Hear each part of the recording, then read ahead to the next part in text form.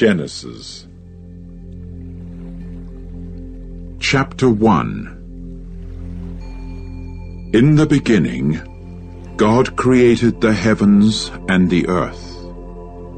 Now the earth proved to be formless and waste, and there was darkness upon the surface of the watery deep. And God's active force was moving to and fro over the surface of the waters. And God proceeded to say, "Let light come to be." Then there came to be light. After that, God saw that the light was good. And God brought about a division between the light and the darkness. And God began calling the light day, but the darkness he called night. And there came to be evening, and there came to be morning, a first day. And God went on to say, "Let an expanse come to be in between the waters, and let a dividing occur between the waters and the waters." Then God proceeded to make the expanse, and to make a division between the waters that should be beneath the expanse, and the waters that should be above the expanse. And it came to be so. And God began to call the expanse heaven. And there came to be evening, and there came to be morning, a second day. And God went on to say, "Let the waters under the heavens be brought together into one place, and let the dry land appear." And it came to be so. And God began calling the dry land earth, but the bringing together of the waters he called seas. Further, God saw that it was good. And God went on to say, "Let the earth cause grass to shoot forth, vegetation bearing seed, fruit trees yielding fruit according to their kinds, the seed of which is in it upon the earth." And it came to be so. And the earth began to put forth grass, vegetation bearing seed according to its kind, and trees yielding fruit, the seed of which is in it, according to its kind. Then God saw that it was good. And there came to be evening, and there came to be morning, a third day. And God went on to say, "Let luminaries come to be in the expanse of the heavens, to make a division between the day and the night. And they must serve as signs, and for seasons, and for days, and years. And they must serve as luminaries in the expanse of the heavens, to shine upon the earth." And it came to be so. And God proceeded to make the two great luminaries, the greater luminary for dominating the day, and the lesser luminary for dominating the night, and also the stars. Thus God put them in the expanse of the heavens to shine upon the earth, and to dominate by day and by night, and to make a division between the light and the darkness. Then God saw that it was good.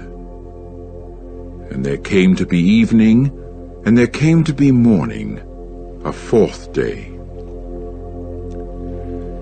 And God went on to say, "Let the waters swarm forth, a swarm of living souls, and let flying creatures fly over the earth upon the face of the expanse of the heavens."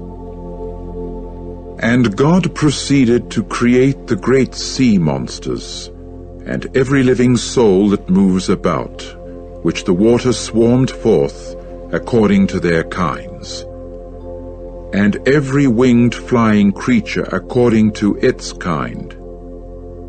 And God got to see that it was good. With that God blessed them, saying, "Be fruitful, and become many, and fill the waters in the sea basins, and let the flying creatures become many in the earth." And there came to be evening, and there came to be morning, a fifth day. And God went on to say, "Let the earth put forth living souls according to their kinds, domestic animal and moving animal and wild beast of the earth, according to its kind." And it came to be so. And God proceeded to make the wild beast of the earth according to its kind, and the domestic animal according to its kind, and every moving animal of the ground according to its kind. And God got to see that it was good. And God went on to say, "Let us make man in our image, according to our likeness, and let them have in subjection the fish of the sea, and the flying creatures of the heavens, and the domestic animals, and all the earth, and every moving animal that is moving upon the earth." And God proceeded to create the man in his image. In God's image he created him. Male and female he created them. Further God blessed them, and God said to them, "Be fruitful and become many, and fill the earth and subdue it, and have in subjection the fish of the sea, and the flying creatures of the heavens, and every living creature that is moving upon the earth." And God went on to say, "Here I have given to you all vegetation bearing seed, which is on the surface of the whole earth, and every tree on which there is the fruit of a tree bearing seed. To you let it serve as food. And to every wild beast of the earth, and to every flying creature of the heavens, and to everything moving upon the earth in which there is life as a soul, I have given all green vegetation for food." And it came to be so. After that, God saw everything he had made, and look, it was very good. And there came to be evening, and there came to be morning, a sixth day. Chapter 2. Thus the heavens and the earth and all their army came to their completion. And by the seventh day God came to the completion of his work that he had made, and he proceeded to rest on the seventh day from all his work that he had made. And God proceeded to bless the seventh day and make it sacred, because on it he has been resting from all his work that God has created for the purpose of making. This is a history of the heavens and the earth in the time of their being created, in the day that Jehovah God made earth and heaven. Now there was as yet no bush of the field found in the earth, and no vegetation of the field was as yet sprouting, because Jehovah God had not made it rain upon the earth, and there was no man to cultivate the ground. But a mist would go up from the earth, and it watered the entire surface of the ground. And Jehovah God proceeded to form the man out of dust from the ground, and to blow into his nostrils the breath of life, and the man came to be a living soul. Further, Jehovah God planted a garden in Eden toward the east, and there he put the man whom he had formed. Thus Jehovah God made to grow out of the ground every tree desirable to one's sight, and good for food, and also the tree of life in the middle of the garden, and the tree of the knowledge of good and bad. Now there was a river issuing out of Eden to water the garden, and from there it began to be parted, and it became, as it were, 4 heads. The first one's name is Pishon. It is the one encircling the entire land of Havilah, where there is gold. And the gold of that land is good. There also are the bdellium gum and the onyx stone. And the name of the second river is Gihon. It is the one encircling the entire land of Cush. And the name of the third river is Hiddekel. It is the one going to the east of Assyria. And the fourth river is the Euphrates. And Jehovah God proceeded to take the man and settle him in the Garden of Eden to cultivate it and to take care of it. And Jehovah God also laid this command upon the man: From every tree of the garden you may eat to satisfaction, but as for the tree of the knowledge of good and bad, you must not eat from it, for in the day you eat from it, you will positively die.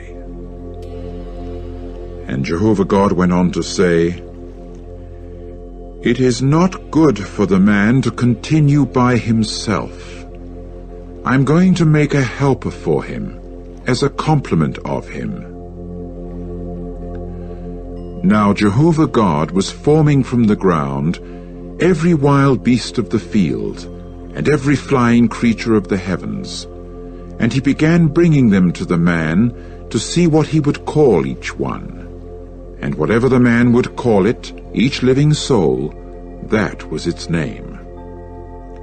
So the man was calling the names of all the domestic animals, and of the flying creatures of the heavens, and of every wild beast of the field.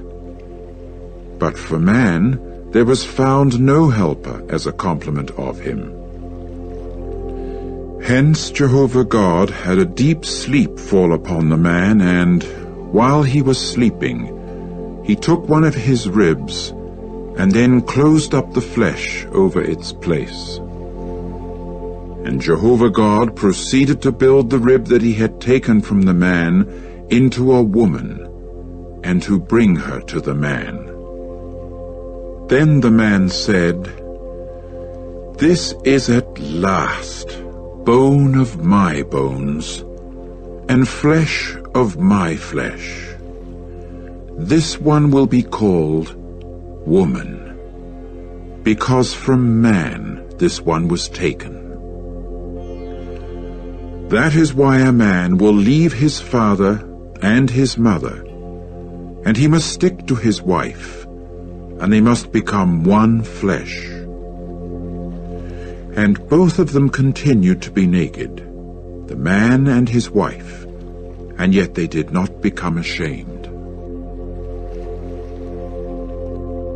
Chapter 3. Now the serpent proved to be the most cautious of all the wild beasts of the field that Jehovah God had made.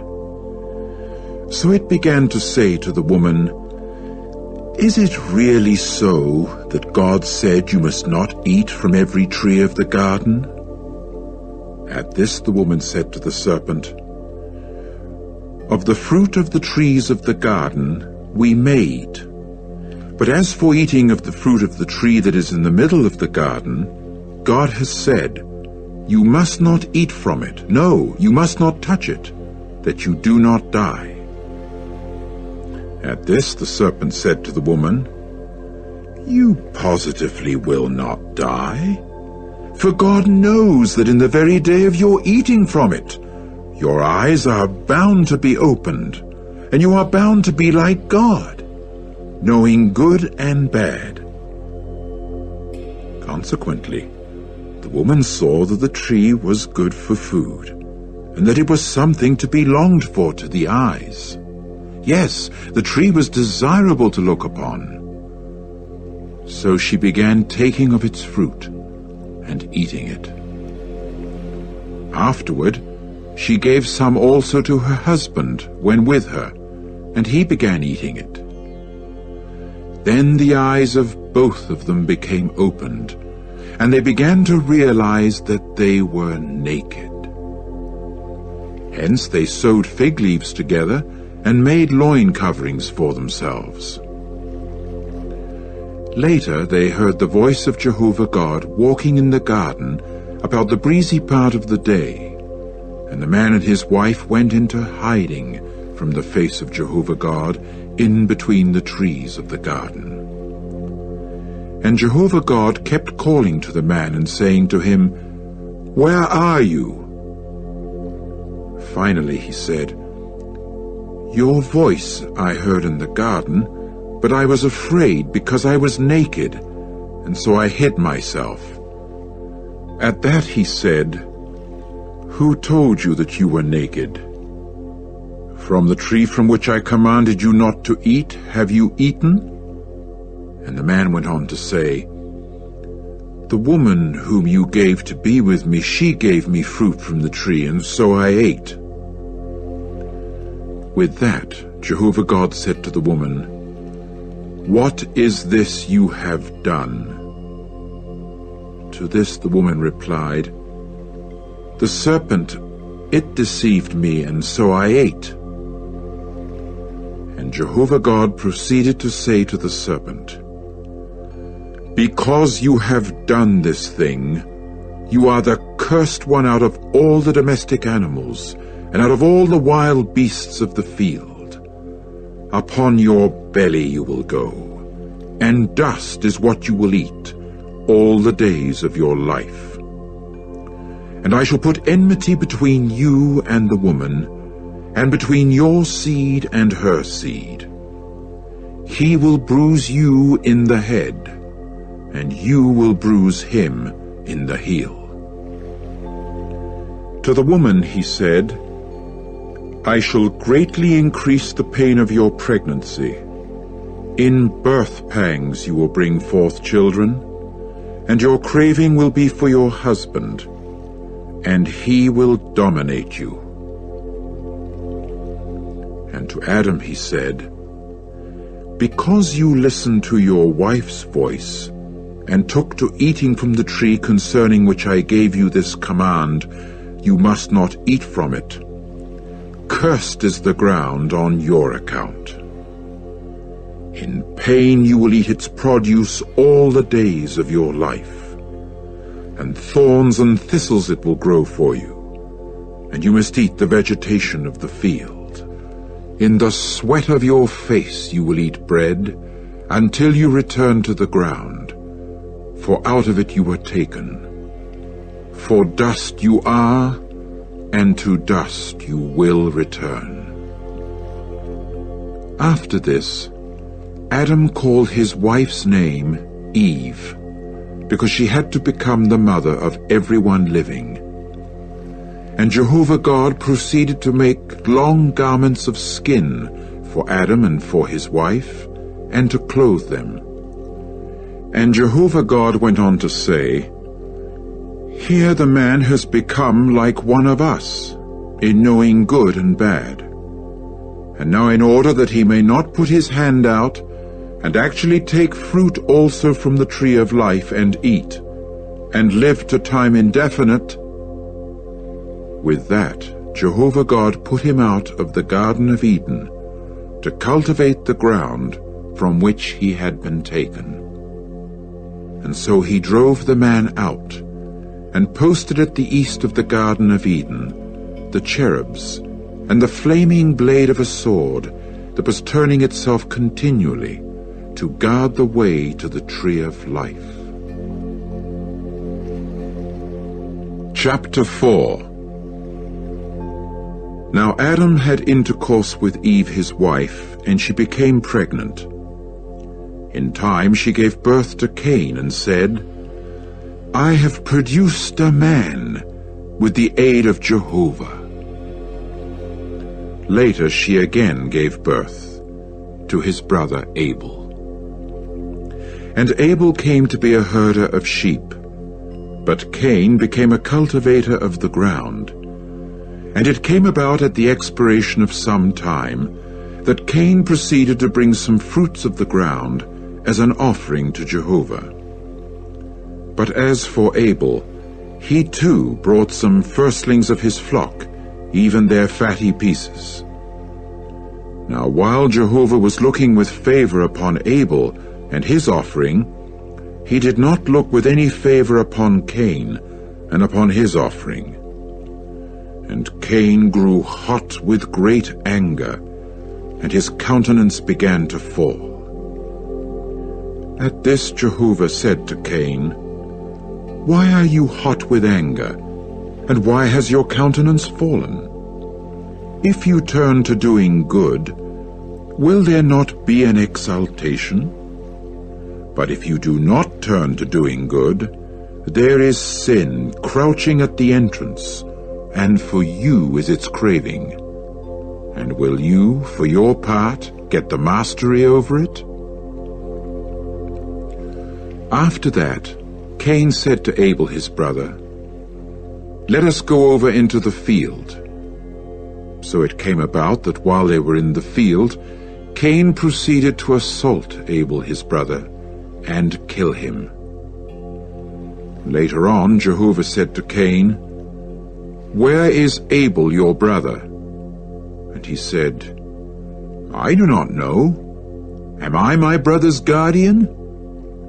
At this he said, "What have you done? Listen, your brother's blood is crying out to me from the ground. And now you are cursed in banishment from the ground, which has opened its mouth to receive your brother's blood at your hand. When you cultivate the ground, it will not give you back its power. A wanderer and a fugitive you will become in the earth." At this Cain said to Jehovah, "My punishment for error is too great to carry. Here you are actually driving me this day from off the surface of the ground, and from your face I shall be concealed, and I must become a wanderer and fugitive on the earth, and it is certain that anyone finding me will kill me." At this Jehovah said to him, "For that reason, anyone killing Cain must suffer vengeance 7 times.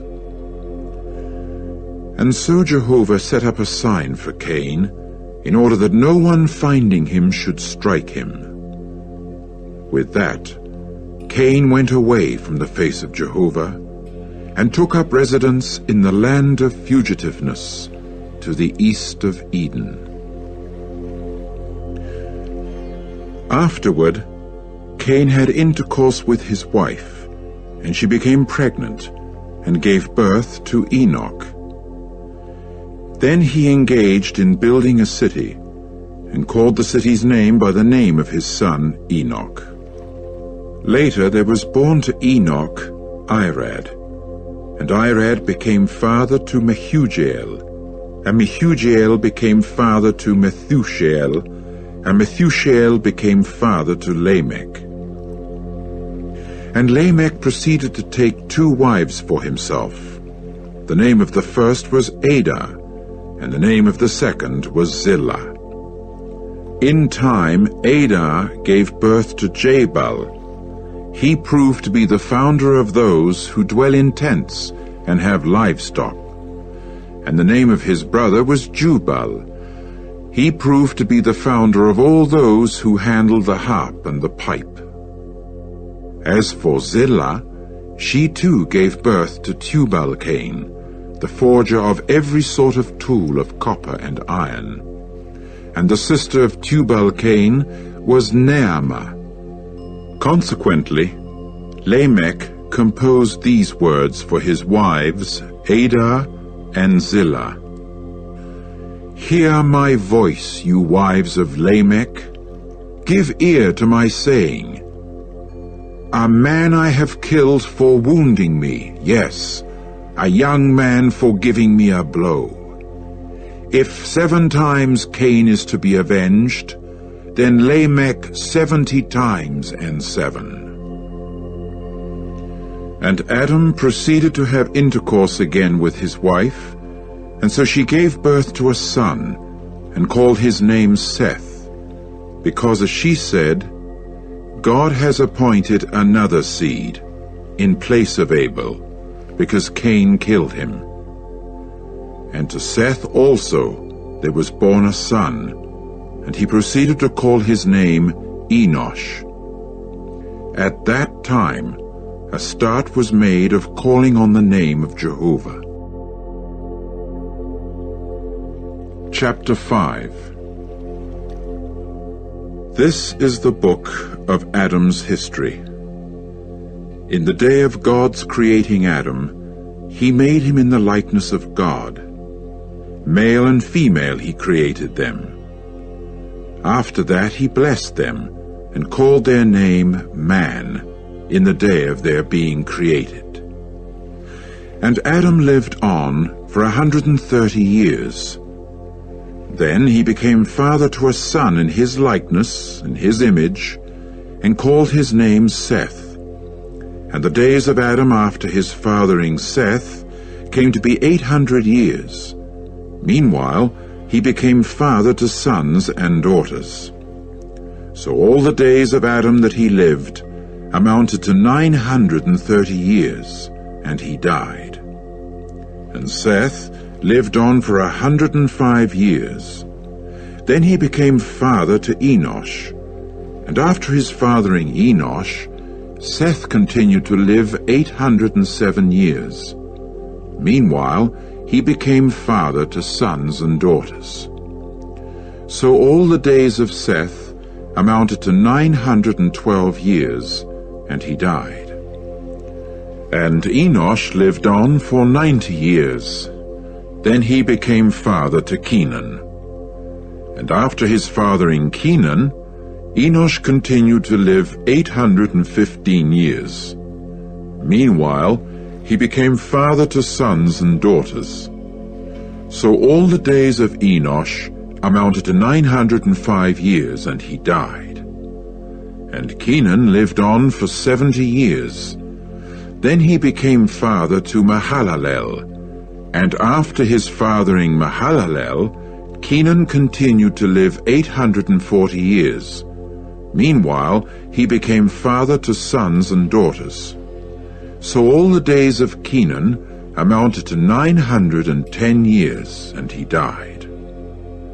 And Mahalalel lived on for 65 years. Then he became father to Jared. And after his fathering Jared, Mahalalel continued to live 830 years. Meanwhile he became father to sons and daughters. So all the days of Mahalalel amounted to 895 years, and he died. And Jared lived on for 162 years. Then he became father to Enoch. And after his fathering Enoch, Jared continued to live 800 years. Meanwhile he became father to sons and daughters. So all the days of Jared amounted to 962 years, and he died. And Enoch lived on for 65 years. Then he became father to Methuselah. And after his fathering Methuselah, Enoch went on walking with the true God 300 years.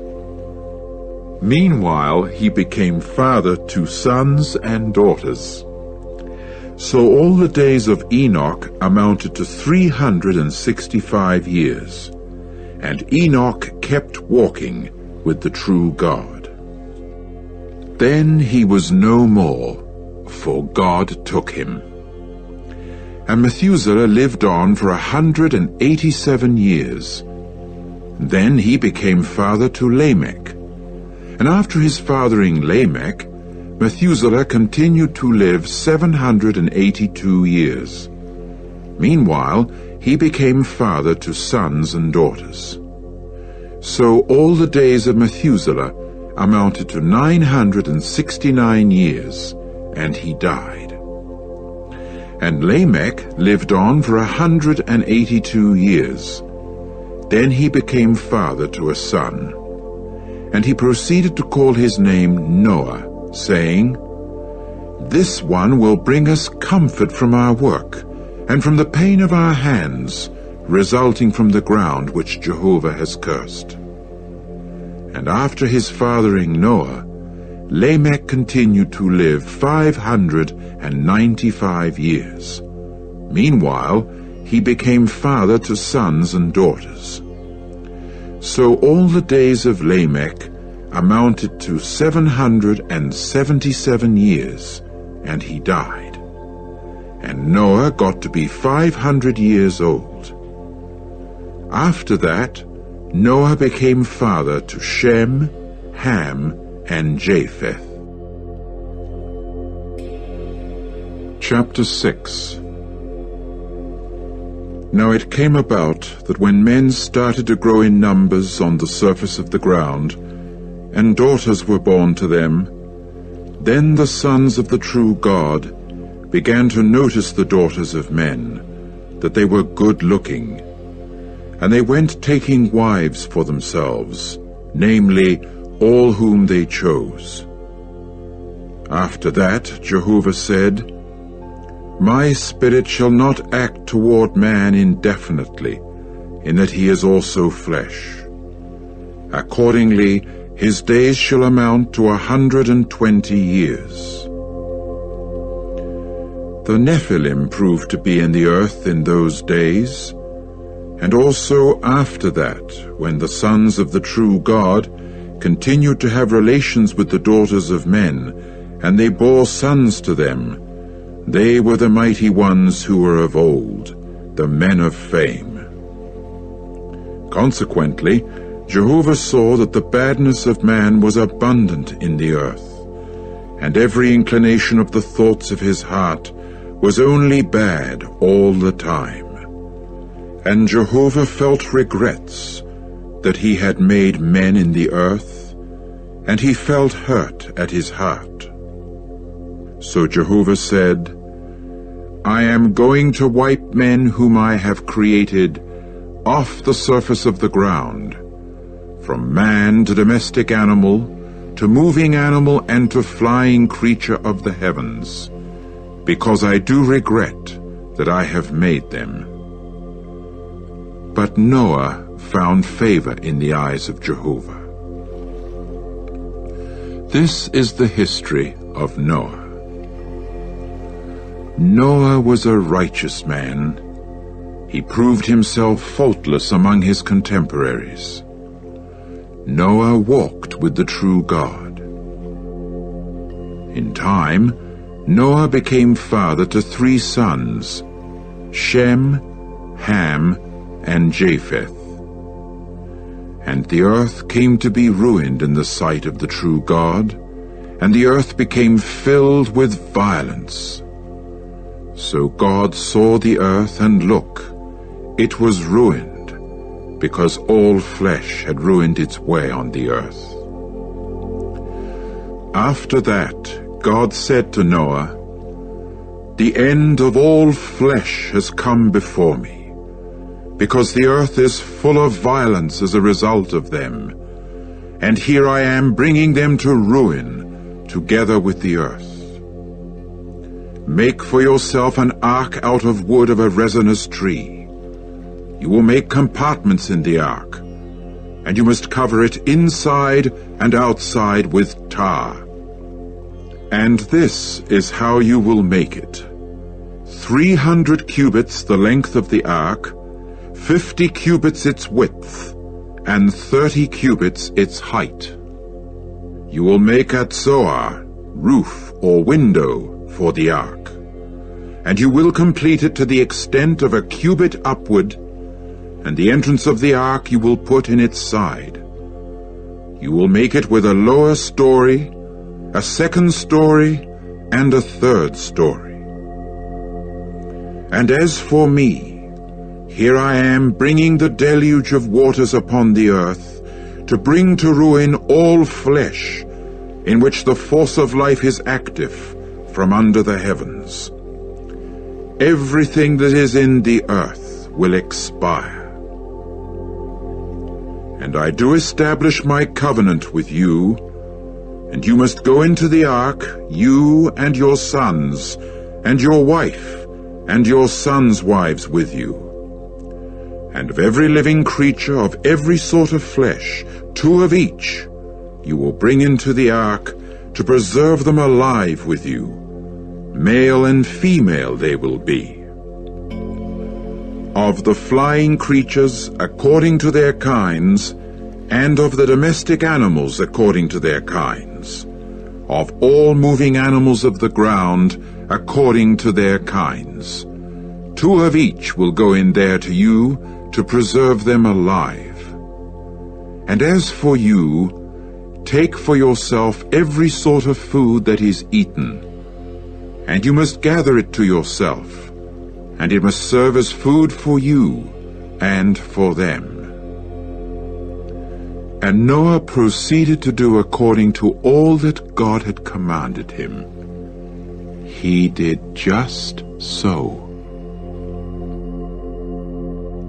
Chapter 7. After that, Jehovah said to Noah, "Go, you and all your household into the ark, because you are the one I have seen to be righteous before me among this generation. Of every clean beast you must take to yourself by 7s, the sire and its mate, and of every beast that is not clean, just 2, the sire and its mate.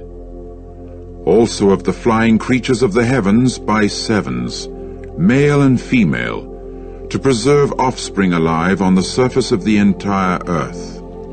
For in just 7 days more, I am making it rain upon the earth 40 days and 40 nights, and I will wipe every existing thing that I have made off the surface of the ground." And Noah proceeded to do according to all that Jehovah had commanded him. And Noah was 600 years old when the deluge of waters occurred on the earth. So Noah went in, and his sons and his wife, and his sons' wives with him, into the ark ahead of the waters of the deluge. Of every clean beast, and of every beast that is not clean, and of the flying creatures and everything that moves on the ground, they went in by 2s to Noah inside the ark, male and female, just as God had commanded Noah. And 7 days later, it turned out that the waters of the deluge came upon the earth. In the 600th year of Noah's life, in the 2nd month, on the 17th day of the month, on this day, all the springs of the vast watery deep were broken open, and the floodgates of the heavens were opened, and the downpour upon the earth went on for 40 days and 40 nights. On this very day Noah went in, and Shem and Ham and Japheth, Noah's sons, and the wife of Noah, and the 3 wives of his sons with him, into the ark. They, and every wild beast according to its kind, and every domestic animal according to its kind, and every moving animal that moves on the earth according to its kind, and every flying creature of the heavens according to its kind, every bird, every winged creature. And they kept going to Noah inside the ark, 2 by 2, of every sort of flesh in which the force of life was active.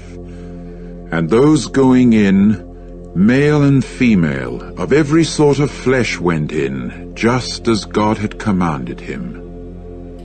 After that, Jehovah shut the door behind him. And the deluge went on for 40 days upon the earth, and the waters kept increasing, and began carrying the ark, and it was floating high above the earth. And the waters became overwhelming, and kept increasing greatly upon the earth. But the ark kept going on the surface of the waters. And the waters overwhelmed the earth so greatly, that all the tall mountains that were under the whole heavens came to be covered. Up to 15 cubits the waters overwhelmed them, and the mountains became covered. So all flesh that was moving upon the earth expired, among the flying creatures, and among the domestic animals, and among the wild beasts, and among all the swarms that were swarming upon the earth, and all mankind. Everything in which the breath of the force of life was active in its nostrils, namely, all that were on the dry ground, died. Thus he wiped out every existing thing that was on the surface of the ground, from man to beast, to moving animal, and to flying creature of the heavens, and they were wiped off the earth. And only Noah and those who were with him in the ark kept on surviving. And the waters continued overwhelming the earth 150 days. Chapter 8. After that, God remembered Noah, and every wild beast and every domestic animal that was with him in the ark. And God caused a wind to pass over the earth, and the waters began to subside. And the springs of the watery deep, and the floodgates of the heavens became stopped up, and so the downpour from the heavens was restrained. And the waters began receding from off the earth, progressively receding, and at the end of 150 days, the waters were lacking. And in the 7th month, on the 17th day of the month, the ark came to rest on the mountains of Ararat. And the waters kept on progressively lessening until the 10th month. In the 10th month, on the 1st of the month, the tops of the mountains appeared. So it occurred that at the end of 40 days, Noah proceeded to open the window of the ark that he had made. After that, he sent out a raven, and it continued flying outdoors, going and returning, until the waters dried off the earth. Later, he sent out from him a dove, to see whether the waters had abated from the surface of the ground. And the dove did not find any resting place for the sole of its foot, and so it returned to him into the ark, because the waters were yet upon the surface of the whole earth. At that he put his hand out and took it, and brought it to himself inside the ark. And he went on waiting still another 7 days, and once again he sent out the dove from the ark. Later on the dove came to him about the time of evening, and look, there was an olive leaf freshly plucked in its bill. And so Noah got to know that the waters had abated from the earth.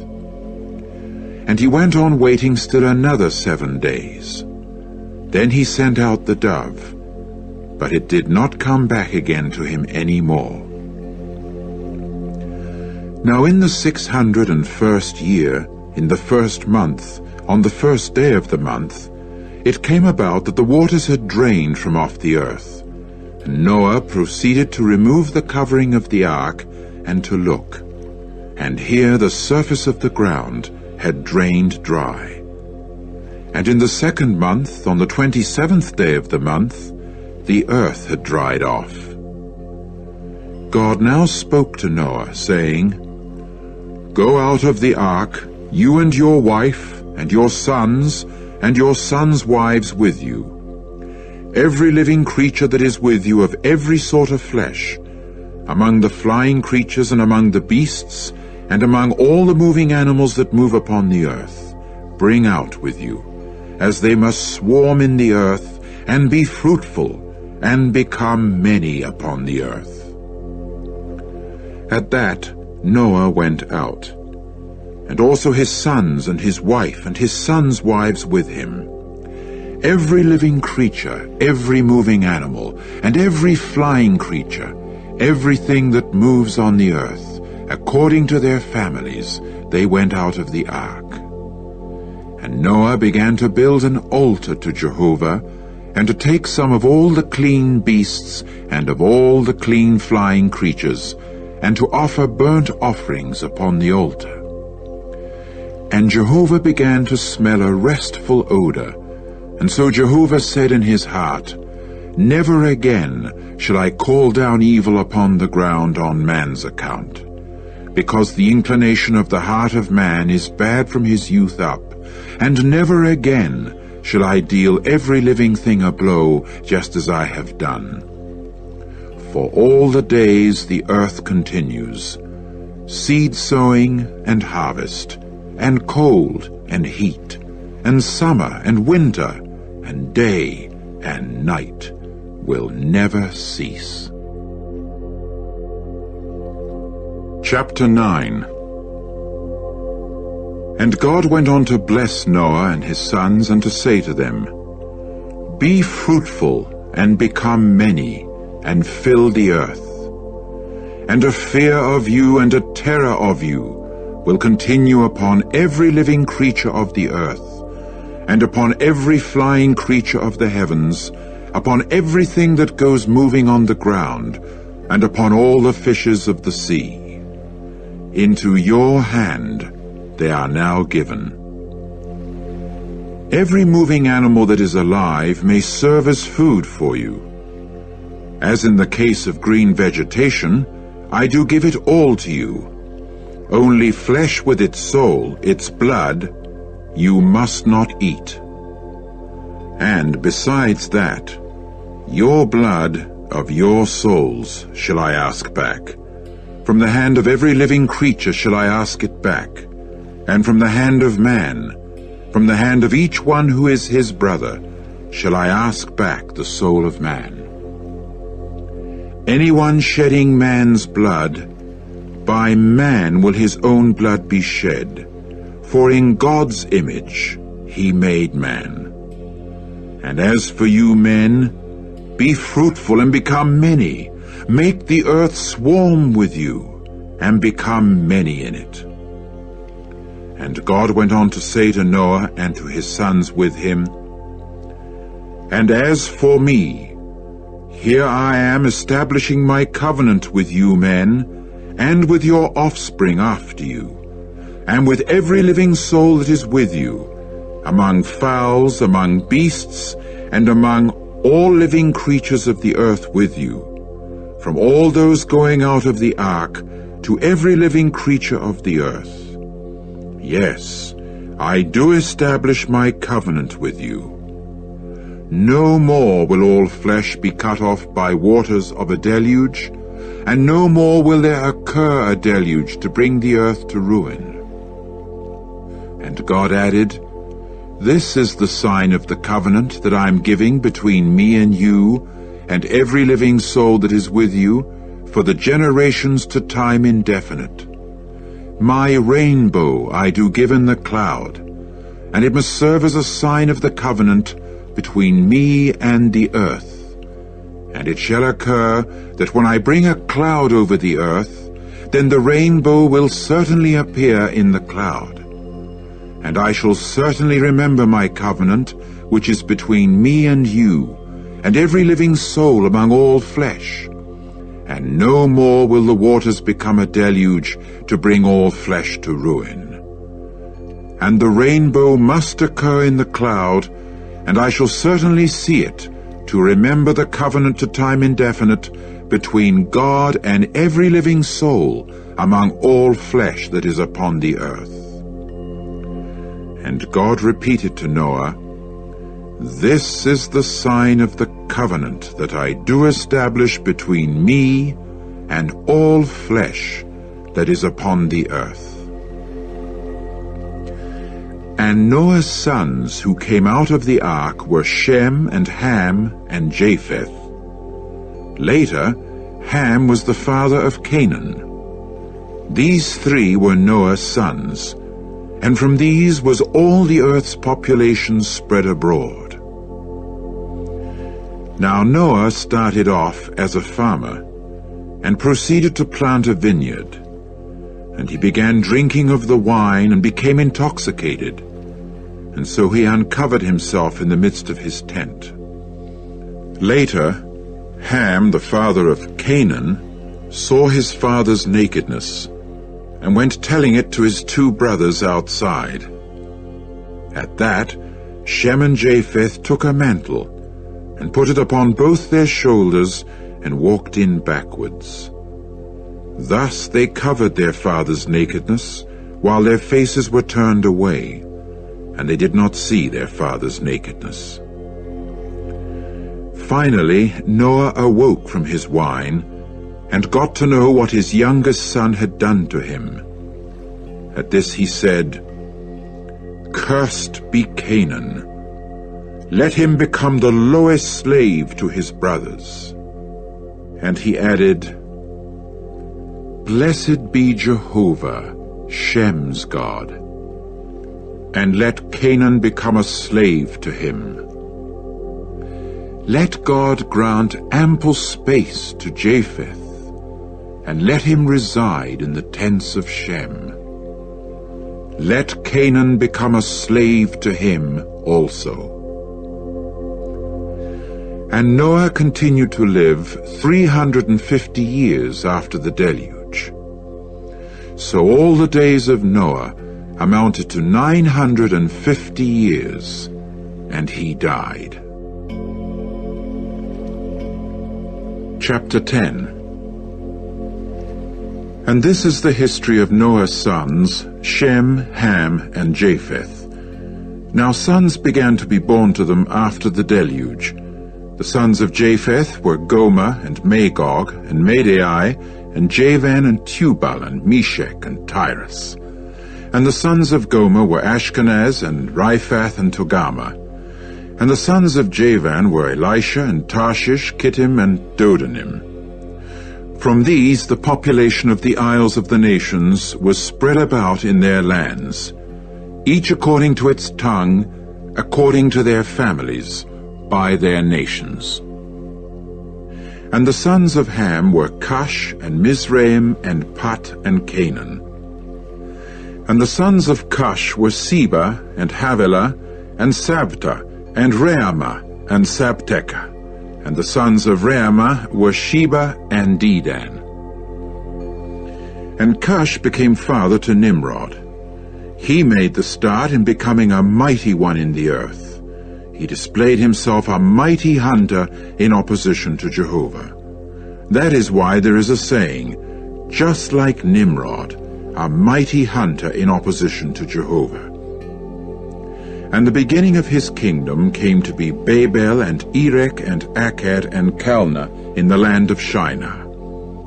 Out of that land he went forth into Assyria, and set himself to building Nineveh and Rehoboth-ir and Calah, and Resen between Nineveh and Calah. This is the great city.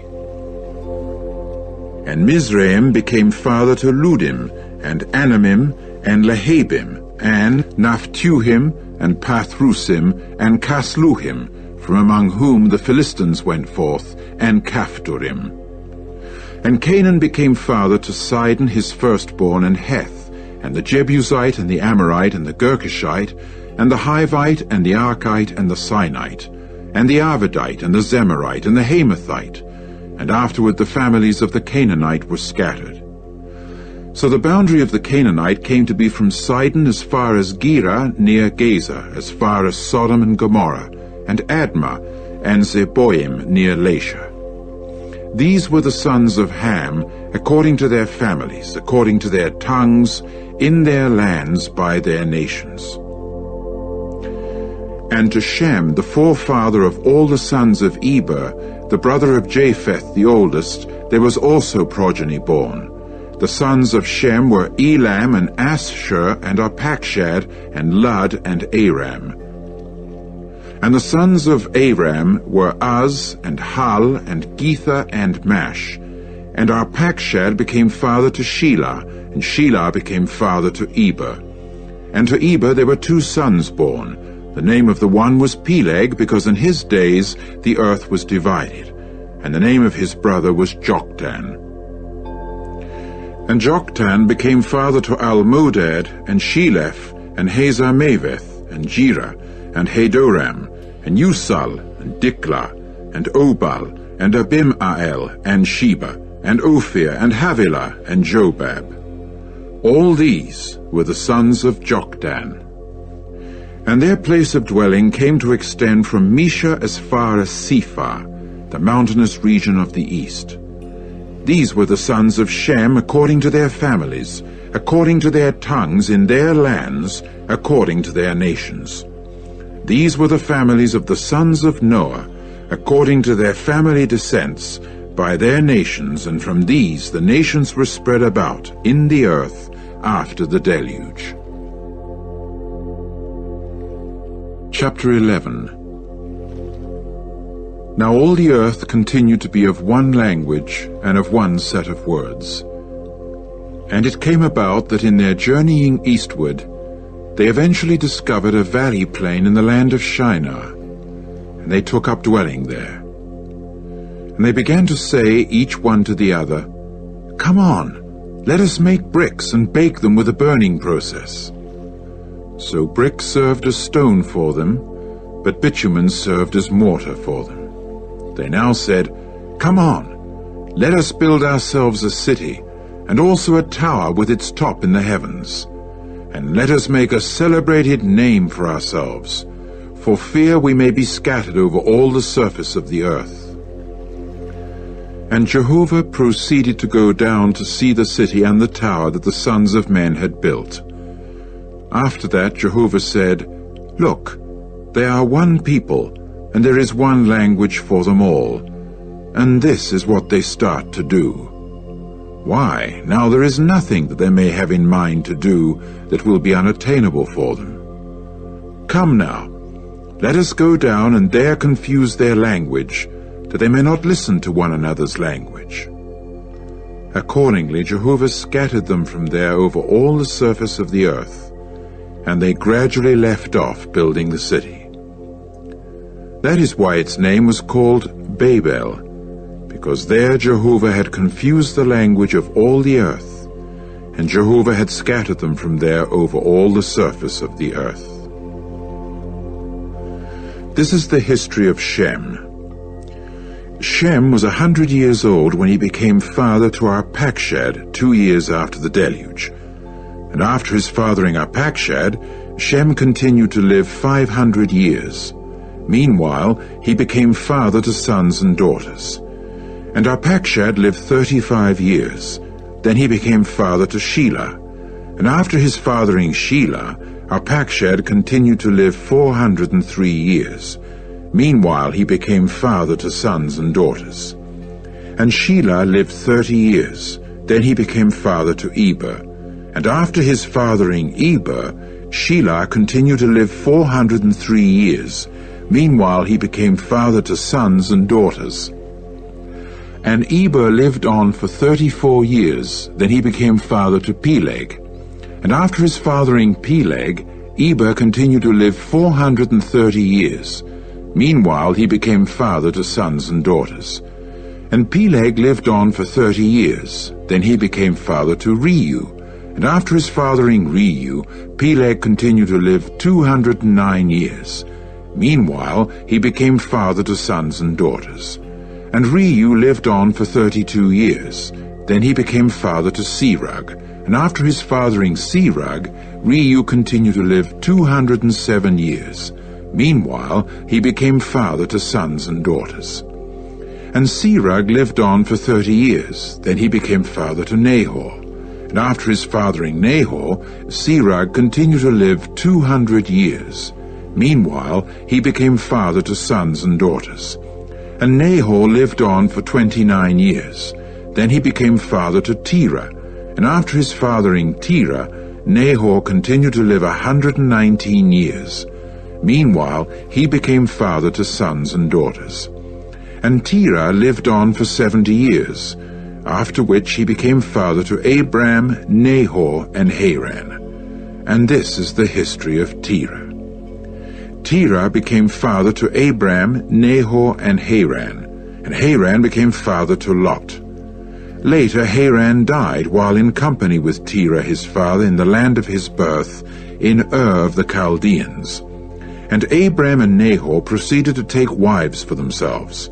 The name of Abram's wife was Sarai, while the name of Nahor's wife was Milcah, the daughter of Haran, the father of Milcah and father of Iscah. But Sarai continued to be barren. She had no child. After that, Terah took Abram his son, and Lot, the son of Haran, his grandson, and Sarai his daughter-in-law, the wife of Abram his son, and they went with him out of Ur of the Chaldeans to go to the land of Canaan. In time they came to Haran and took up dwelling there. And the days of Terah came to be 205 years. Then Terah died in Haran. Chapter 12. And Jehovah proceeded to say to Abram, Go your way out of your country and from your relatives and from the house of your father to the country that I shall show you. And I shall make a great nation out of you, and I shall bless you, and I will make your name great. And prove yourself a blessing. And I will bless those who bless you, and him that calls down evil upon you I shall curse. And all the families of the ground will certainly bless themselves by means of you. At that, Abram went just as Jehovah had spoken to him, and Lot went with him. And Abram was 75 years old when he went out from Haran. So Abram took Sarai his wife, and Lot the son of his brother, and all the goods that they had accumulated, and the souls whom they had acquired in Haran, and they got on their way out to go to the land of Canaan. Finally they came to the land of Canaan. And Abram went on through the land as far as the site of Shechem, near the big trees of Moreh. And at that time the Canaanite was in the land. Jehovah now appeared to Abram and said, To your seed I am going to give this land. After that, he built an altar there to Jehovah who had appeared to him. Later he moved from there to the mountainous region to the east of Bethel, and pitched his tent with Bethel on the west and Ai on the east. Then he built an altar there to Jehovah, and began to call on the name of Jehovah. Afterward, Abram broke camp, going then from encampment to encampment toward the Negeb. Now a famine arose in the land, and Abram made his way down toward Egypt to reside there as an alien, because the famine was severe in the land.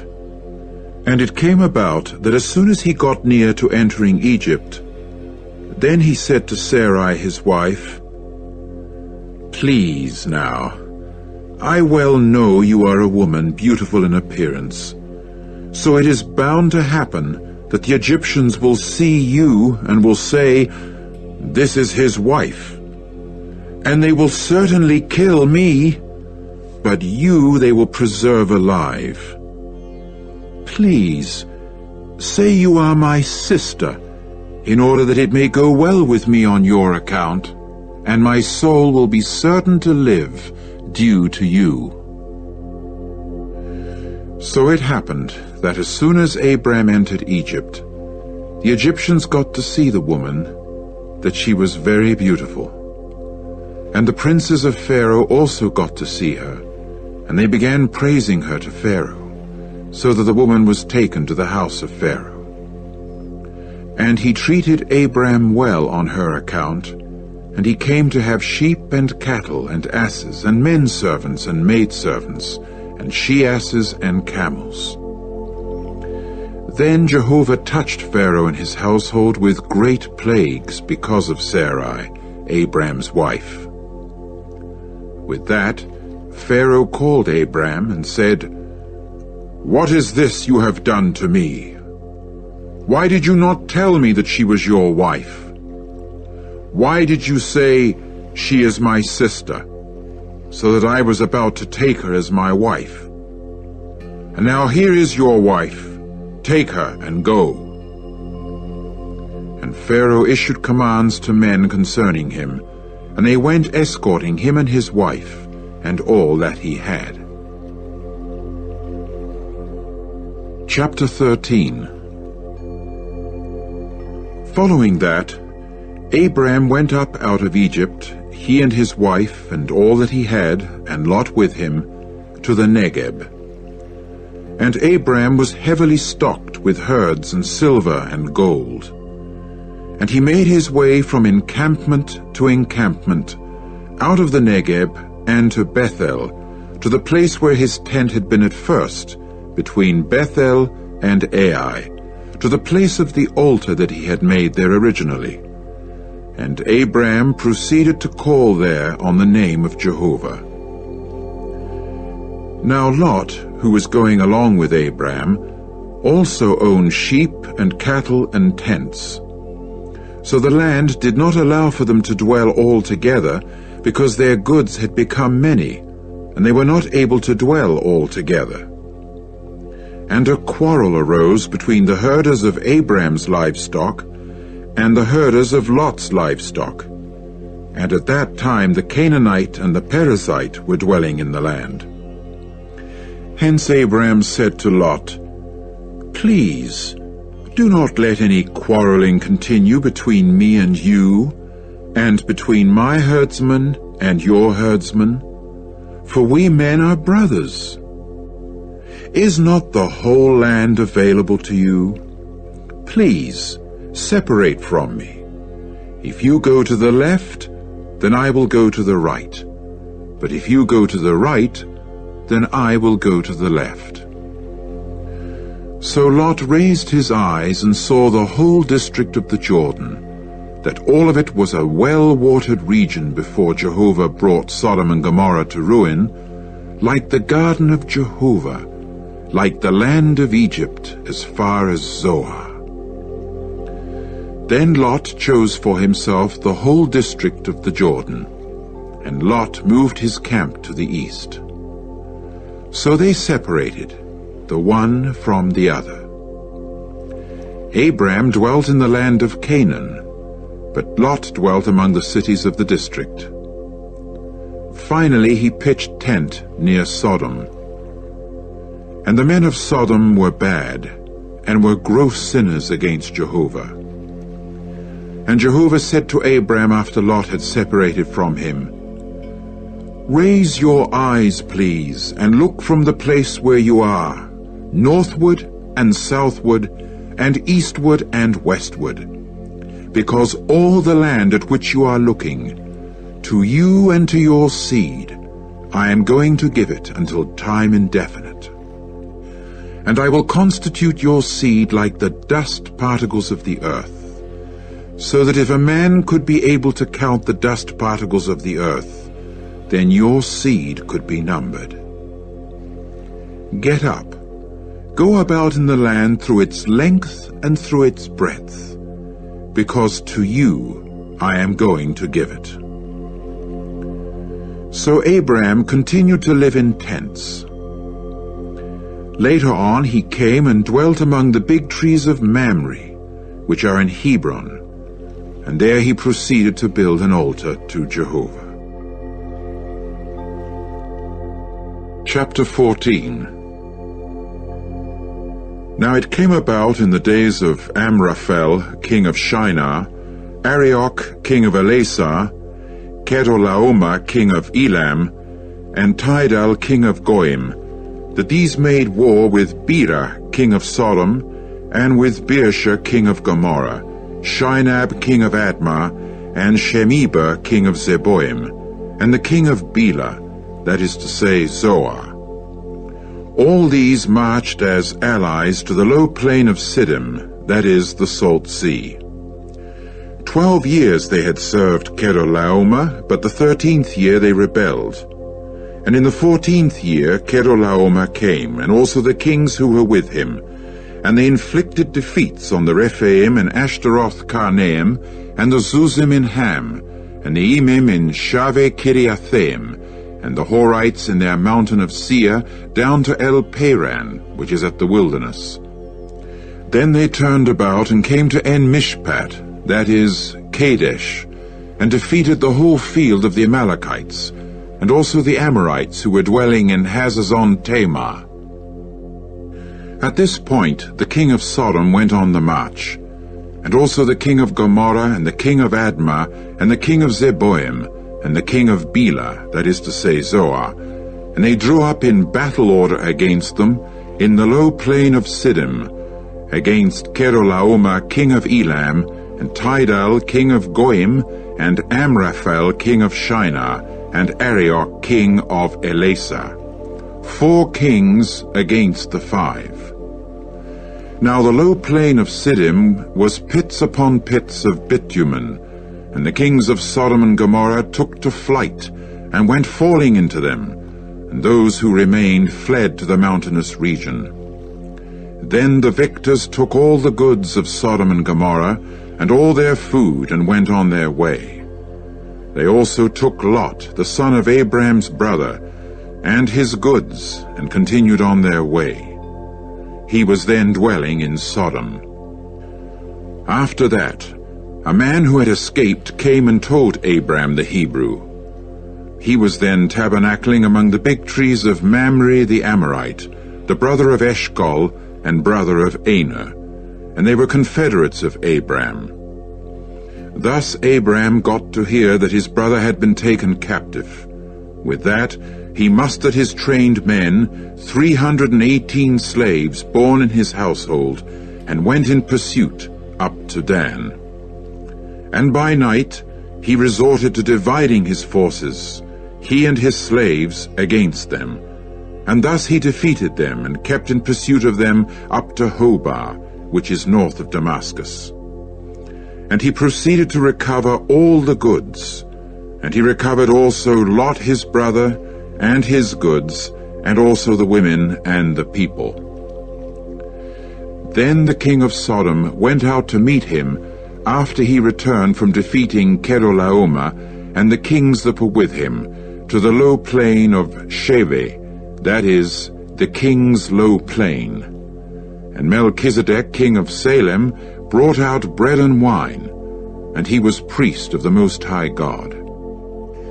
Then he blessed him and said, Blessed be Abram of the Most High God, producer of heaven and earth. And blessed be the Most High God, who has delivered your oppressors into your hand. At that, Abram gave him 1/10 of everything.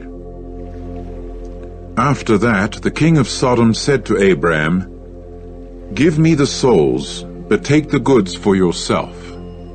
At this, Abram said to the king of Sodom, I do lift up my hand in an oath to Jehovah, the Most High God, producer of heaven and earth, that from a thread to a sandal lace, no, I shall take nothing from anything that is yours, in order that you may not say, It was I who made Abram rich. Nothing for me.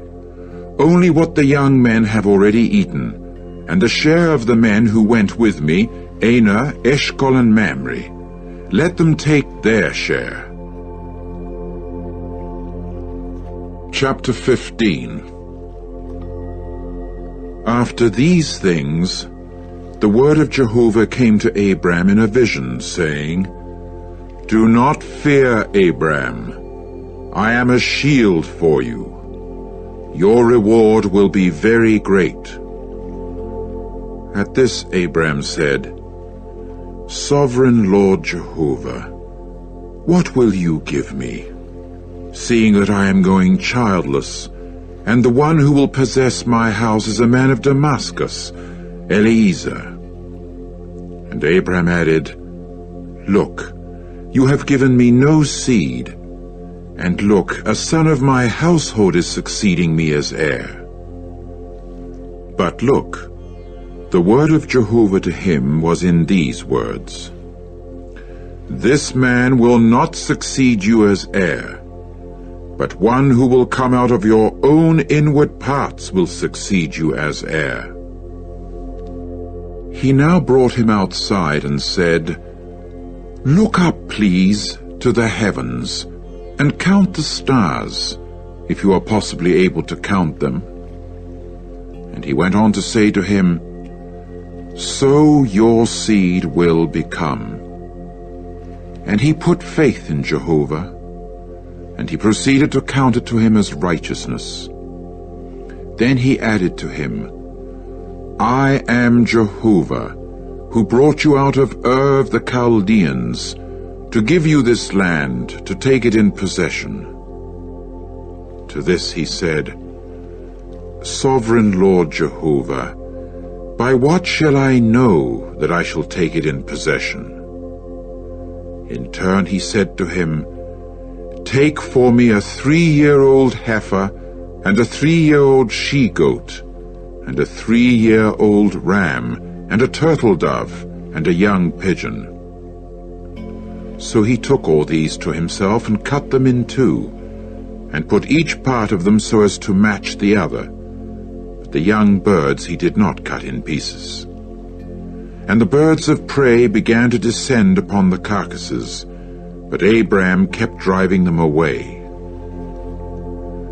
After a while, the sun was about to set, and a deep sleep fell upon Abram, and look, a frightfully great darkness was falling upon him. And he began to say to Abram, "You may know for sure that your seed will become an alien resident in a land not theirs, and they will have to serve them, and these will certainly afflict them for 400 years. But the nation that they will serve I am judging, and after that they will go out with many goods. As for you, you will go to your forefathers in peace. You will be buried at a good old age.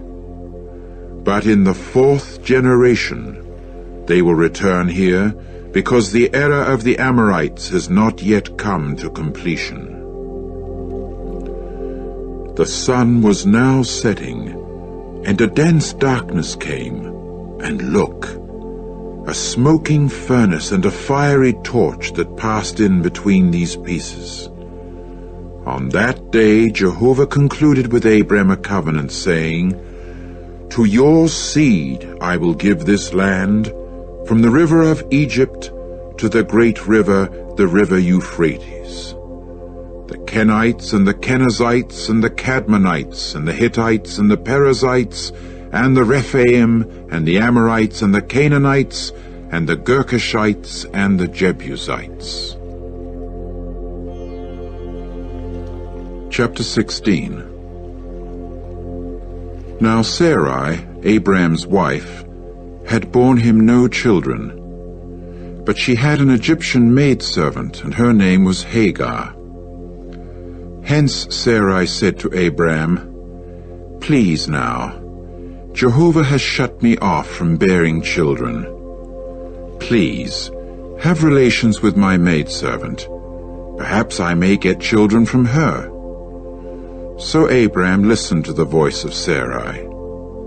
Then Sarai, Abram's wife, took Hagar, her Egyptian maidservant, at the end of 10 years of Abram's dwelling in the land of Canaan, and gave her to Abram, her husband, as his wife.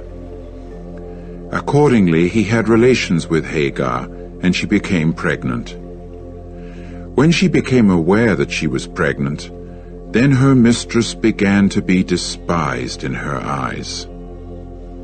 At this Sarai said to Abram, "The violence done me be upon you. I myself gave my maidservant over to your bosom, and she became aware that she was pregnant, and I began to be despised in her eyes.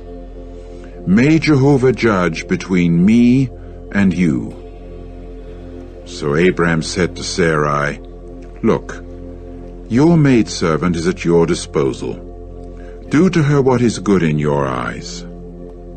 Then Sarai began to humiliate her, so that she ran away from her. Later, Jehovah's angel found her at a fountain of waters in the wilderness, at the fountain on the way to Shur. And he began to say, "Hagar, maidservant of Sarai, just where have you come from, and where are you going?" To this she said, "Why, from Sarai my mistress I am running away." And Jehovah's angel went on to say to her, "Return to your mistress, and humble yourself under her hand." Then Jehovah's angel said to her, "I shall greatly multiply your seed, so that it will not be numbered for multitude." Further, Jehovah's angel added to her, "Here you are pregnant, and you shall give birth to a son, and must call his name Ishmael, for Jehovah has heard your affliction. As for him, he will become a zebra of a man. His hand will be against everyone, and the hand of everyone will be against him, and before the face of all his brothers he will tabernacle." Then she began to call the name of Jehovah who was speaking to her. "You are a God of sight," for she said, "Have I here actually looked upon him who sees me?" That is why the well was called Beer Lahai Roi. Here it is between Kadesh and Bered. Later on, Hagar bore to Abram a son, and Abram called the name of his son whom Hagar bore Ishmael. And Abram was 86 years old at Hagar's bearing Ishmael to Abram. Chapter 17. When Abram got to be 99 years old, then Jehovah appeared to Abram and said to him, "I am God Almighty. Walk before me and prove yourself faultless. And I will give my covenant between me and you, that I may multiply you very, very much." At this, Abram fell upon his face, and God continued to speak with him, saying, "As for me, look, my covenant is with you, and you will certainly become a father of a crowd of nations.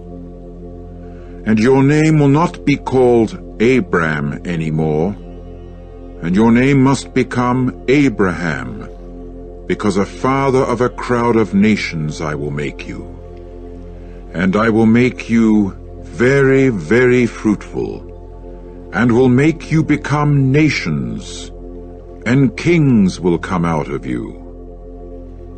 And I will carry out my covenant between me and you, and your seed after you, according to their generations, for a covenant to time indefinite, to prove myself God to you, and to your seed after you. And I will give to you and to your seed after you the land of your alien residences, even the entire land of Canaan, for a possession to time indefinite, and I will prove myself God to them."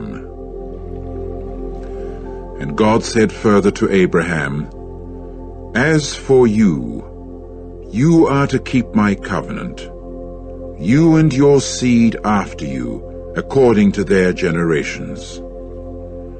This is my covenant that you men will keep between me and you men, even your seed after you. Every male of yours must get circumcised, and you must get circumcised in the flesh of your foreskins, and it must serve as a sign of the covenant between me and you.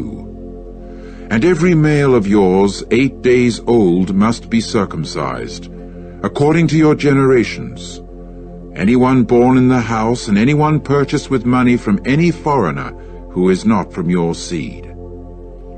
Every man born in your house, and every man purchased with money of yours, must without fail get circumcised. And my covenant in the flesh of you men must serve as a covenant to time indefinite.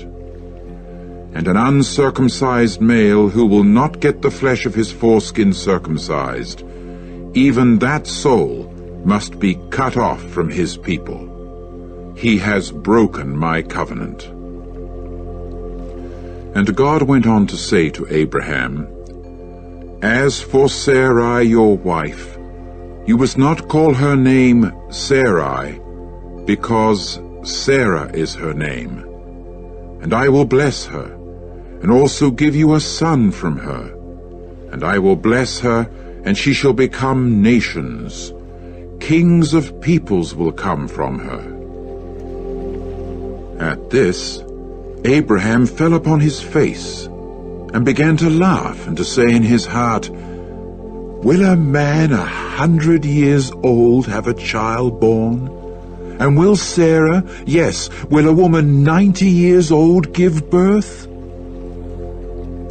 After that, Abraham said to the true God, O that Ishmael might live before you. To this God said, Sarah your wife is indeed bearing you a son, and you must call his name Isaac. And I will establish my covenant with him for a covenant to time indefinite, to his seed after him. But as regards Ishmael, I have heard you. Look, I will bless him, and will make him fruitful, and will multiply him very, very much. He will certainly produce 12 chieftains, and I will make him become a great nation. However, my covenant I shall establish with Isaac, whom Sarah will bear to you at this appointed time next year. With that, God finished speaking with him, and went up from Abraham. Abraham then proceeded to take Ishmael his son, and all the men born in his house, and every one purchased with money of his, every male among the men of the household of Abraham, and he went to circumcising the flesh of their foreskins in this very day, just as God had spoken with him. And Abraham was 99 years old when he had the flesh of his foreskin circumcised. And Ishmael, his son, was 13 years old when he had the flesh of his foreskin circumcised. In this very day Abraham got circumcised, and also Ishmael his son. And all the men of his household, anyone born in the house, and anyone purchased with money from a foreigner, got circumcised with him. Chapter 18. Afterward, Jehovah appeared to him among the big trees of Mamre, while he was sitting at the entrance of the tent, about the heat of the day. When he raised his eyes, then he looked, and there 3 men were standing some distance from him. When he caught sight of them, he began running to meet them from the entrance of the tent, and proceeded to bow down to the earth. Then he said, Jehovah, if now I have found favor in your eyes, please do not pass by your servant. Let a little water be taken, please, and you must have your feet washed. Then recline under the tree, and let me get a piece of bread, and refresh your hearts. Following that, you can pass on, because that is why you have passed this way to your servant. At this they said, All right, you may do just as you have spoken.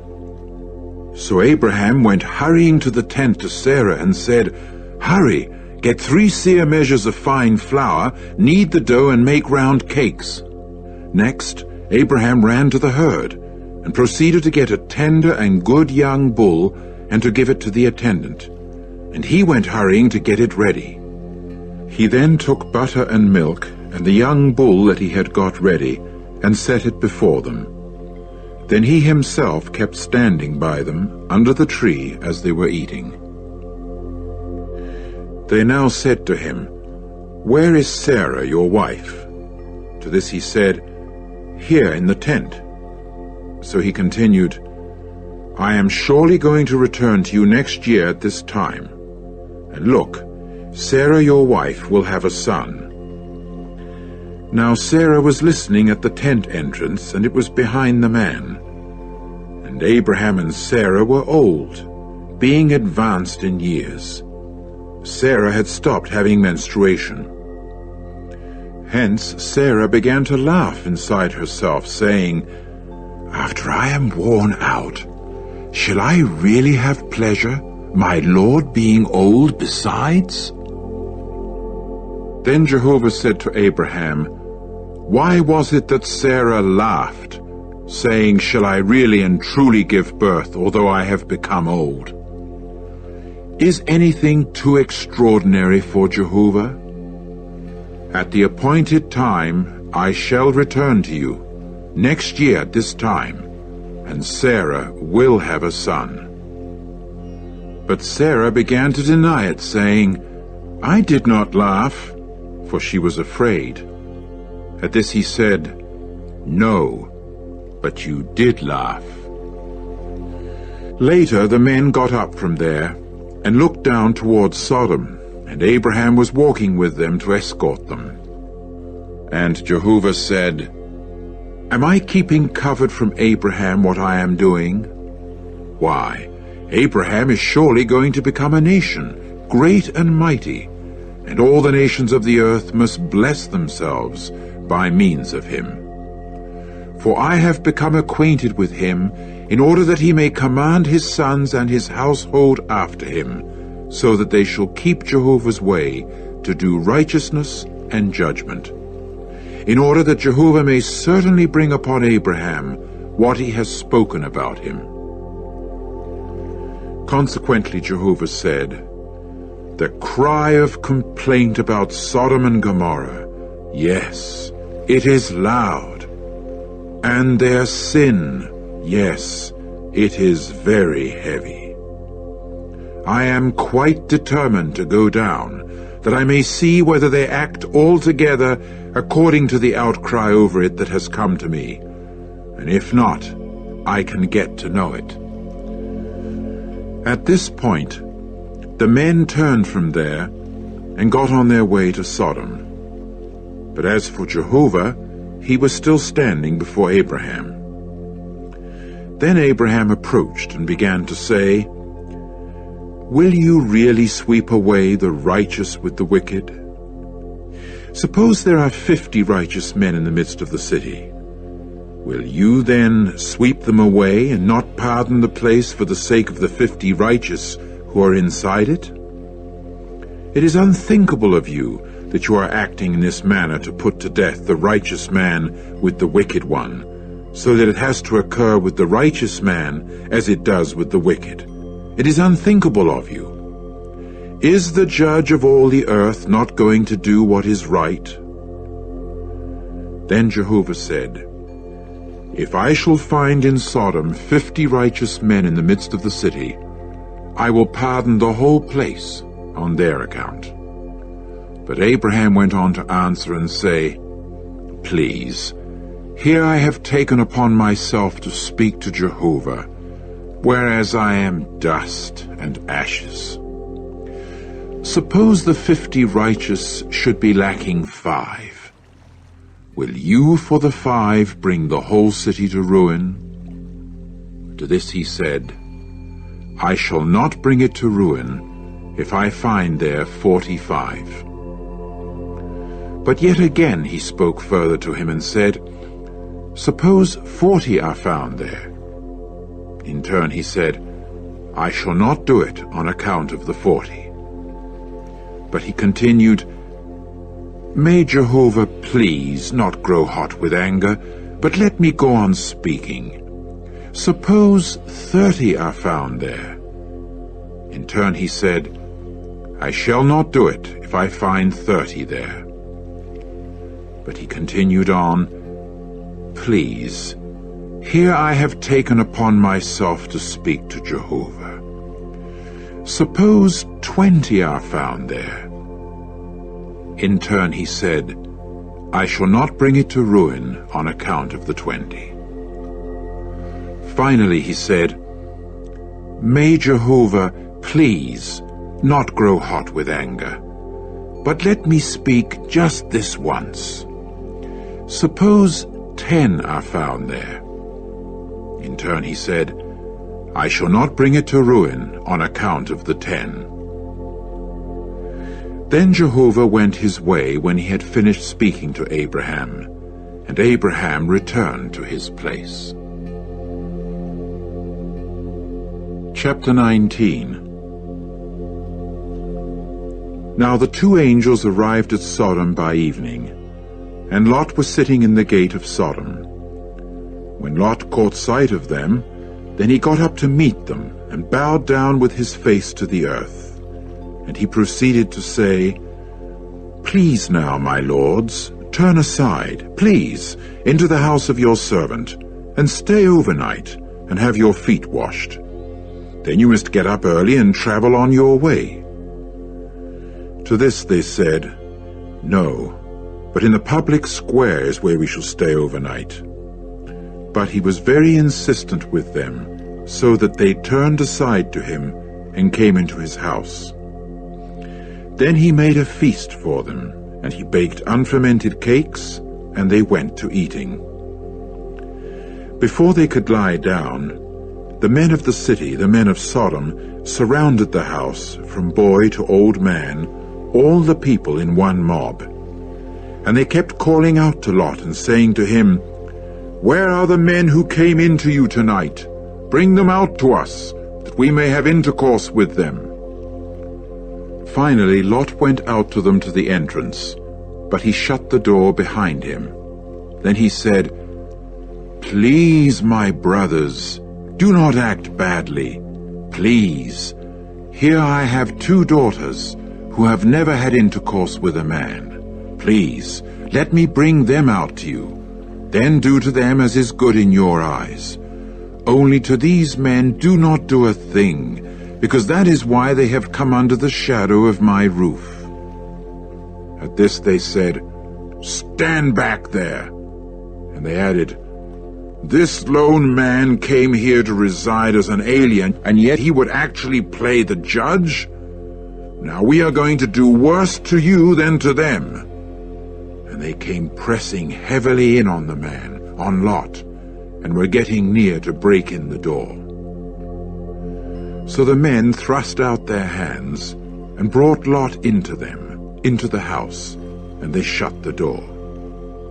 But they struck with blindness the men who were at the entrance of the house, from the least to the greatest, so that they were wearing themselves out trying to find the entrance. Then the men said to Lot, "Do you have anyone else here? Son-in-law and your sons and your daughters and all who are yours in the city, bring out of the place. For we are bringing this place to ruin, because the outcry against them has grown loud before Jehovah, so that Jehovah sent us to bring the city to ruin." Hence Lot went on out and began to speak to his sons-in-law, who were to take his daughters, and he kept on saying, "Get up, get out of this place, because Jehovah is bringing the city to ruin." But in the eyes of his sons-in-law, he seemed like a man who was joking. However, when the dawn ascended, then the angels became urgent with Lot, saying, "Get up, take your wife and your 2 daughters who are found here, for fear you may be swept away in the error of the city." When he kept lingering, then in the compassion of Jehovah upon him, the men seized hold of his hand, and of the hand of his wife, and of the hands of his 2 daughters, and they proceeded to bring him out, and to station him outside the city. And it came about that as soon as they had brought them forth to the outskirts, he began to say, Escape for your soul. Do not look behind you, and do not stand still in all the district. Escape to the mountainous region, for fear you may be swept away." Then Lot said to them, "Not that, please, Jehovah. Please now, your servant has found favor in your eyes, so that you are magnifying your loving kindness, which you have exercised with me to preserve my soul alive. But I am not able to escape to the mountainous region, for fear calamity may keep close to me, and I certainly die. Please now, this city is nearby to flee there, and it is a small thing. May I, please, escape there? Is it not a small thing? And my soul will live on." So he said to him, "Here I do show you consideration to this extent also, by my not overthrowing the city of which you have spoken. Hurry, escape there, because I am not able to do a thing until your arriving there." That is why he called the name of the city Zoar. The sun had gone forth over the land when Lot arrived at Zoar. Then Jehovah made it rain sulfur and fire from Jehovah, from the heavens, upon Sodom and upon Gomorrah. So he went ahead, overthrowing these cities, even the entire district, and all the inhabitants of the cities and the plants of the ground. And his wife began to look around from behind him, and she became a pillar of salt. Now Abraham made his way early in the morning to the place where he had stood before Jehovah. Then he looked down toward Sodom and Gomorrah, and toward all the land of the district, and saw a sight. Why, here thick smoke ascended from the land, like the thick smoke of a kiln. And it came about that when God brought the cities of the district to ruin, God kept Abraham in mind, in that he took steps to send Lot out of the midst of the overthrow, when overthrowing the cities among which Lot had been dwelling. Later, Lot went up from Zoar, and began dwelling in the mountainous region, and his 2 daughters along with him, because he got afraid of dwelling in Zoar. So he began dwelling in a cave, he and his 2 daughters. And the firstborn proceeded to say to the younger woman, "Our father is old, and there is not a man in the land to have relations with us according to the way of the whole earth. Come, let us give our father wine to drink, and let us lie down with him, and preserve offspring from our father." So they kept giving their father wine to drink during that night.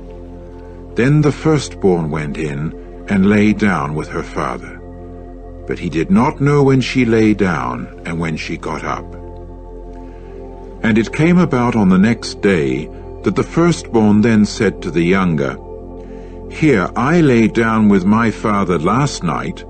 Let us give him wine to drink tonight also. Then you go in, lie down with him, and let us preserve offspring from our father." So they repeatedly gave their father wine to drink during that night also. Then the younger got up and lay down with him, but he did not know when she lay down and when she got up. And both the daughters of Lot became pregnant from their father. In time, the firstborn became mother to a son, and called his name Moab. He is the father of Moab to this day. As for the younger, she too gave birth to a son, and then called his name Ben-Ammi. He is the father of the sons of Ammon to this day. Chapter 20. Now Abraham moved camp from there to the land of the Negeb, and took up dwelling between Kadesh and Shur, and residing as an alien at Gerar. And Abraham repeated concerning Sarah his wife, "She is my sister." With that, Abimelech, king of Gerar, sent and took Sarah. Afterward God came to Abimelech in a dream by night, and said to him, "Here you are as good as dead, because of the woman whom you have taken, since she is owned by another owner as his wife." However, Abimelech had not gone near her. Hence he said, "Jehovah, will you kill a nation that is really righteous? Did not he say to me, 'She is my sister'? And did not she too say, 'He is my brother'? In the honesty of my heart and with innocency of my hands I have done this." At that the true God said to him in the dream, "I too have known that in the honesty of your heart you have done this, and I was also holding you back from sinning against me. That is why I did not allow you to touch her. But now return the man's wife, for he is a prophet, and he will make supplication for you, so keep living. But if you are not returning her, know that you will positively die, you and all who are yours." So Abimelech got up early in the morning, and proceeded to call all his servants, and to speak of all these things in their ears. And the men got very much afraid. Then Abimelech called Abraham and said to him, "What have you done to us, and what sin have I committed against you, in that you have brought upon me and my kingdom a great sin? Deeds that should not have been done you have done in connection with me." And Abimelech went on to say to Abraham, "What did you have in view in that you have done this thing?" To this Abraham said, "It was because I said to myself, 'Doubtless there is no fear of God in this place, and they will certainly kill me because of my wife. And besides, she is truly my sister, the daughter of my father, only not the daughter of my mother. And she became my wife. And it came about that when God caused me to wander from the house of my father, then I said to her, This is your loving kindness which you may exercise toward me. At every place where we shall come, say of me, He is my brother." Following that, Abimelech took sheep and cattle, and men servants and maidservants, and gave them to Abraham, and returned to him Sarah his wife. Further Abimelech said, "Here my land is available to you. Dwell where it is good in your eyes." And to Sarah he said, "Here I do give 1,000 silver pieces of money to your brother. Here it is for you a covering of the eyes to all who are with you, and before everybody, and you are cleared of reproach." And Abraham began to make supplication to the true God, and God proceeded to heal Abimelech, and his wife and his slave girls, and they began bearing children. For Jehovah had tightly shut up every womb of the house of Abimelech, because of Sarah, Abraham's wife. Chapter 21. And Jehovah turned his attention to Sarah, just as he had said. And Jehovah now did to Sarah just as he had spoken. And Sarah became pregnant, and then bore a son to Abraham in his old age, at the appointed time of which God had spoken to him. Accordingly, Abraham called the name of his son who had been born to him, whom Sarah had borne to him, Isaac. And Abraham proceeded to circumcise Isaac his son when 8 days old, just as God had commanded him. And Abraham was 100 years old when Isaac his son was born to him. Then Sarah said, "God has prepared laughter for me. Everybody hearing of it will laugh at me." And she added, "Who would have uttered to Abraham, 'Sarah will certainly suckle children,' whereas I have given birth to a son in his old age?" Now the child kept growing and came to be weaned. And Abraham then prepared a big feast on the day of Isaac's being weaned. and Sarah kept noticing the son of Hagar the Egyptian, whom she had borne to Abraham, poking fun. So she began to say to Abraham, "Drive out this slave girl and her son, for the son of this slave girl is not going to be an heir with my son, with Isaac." But the thing proved to be very displeasing to Abraham as regards his son. Then God said to Abraham, "Do not let anything that Sarah keeps saying to you be displeasing to you about the boy and about your slave girl. Listen to her voice, because it is by means of Isaac that what will be called your seed will be. And as for the son of the slave girl, I shall also constitute him a nation, because he is your offspring." So Abraham got up early in the morning and took bread and a skin water bottle and gave it to Hagar, setting it upon her shoulder and the child, and then dismissed her. And she went her way and wandered about in the wilderness of Beersheba. Finally, the water became exhausted in the skin bottle, and she threw the child under one of the bushes. Then she went on and sat down by herself, about the distance of a bowshot away, because she said, "Let me not see it when the child dies." So she sat down at a distance and began to raise her voice and weep. At that, God heard the voice of the boy, and God's angel called to Hagar out of the heavens and said to her, "What is the matter with you, Hagar? Do not be afraid, because God has listened to the voice of the boy there where he is. Get up, lift up the boy, and take hold of him with your hand, because I shall constitute him a great nation." Then God opened her eyes so that she caught sight of a well of water, and she went and began to fill the skin bottle with water and to give the boy a drink. And God continued to be with the boy, and he kept growing and dwelling in the wilderness, and he became an archer. And he took up dwelling in the wilderness of Paran, and his mother proceeded to take a wife for him from the land of Egypt.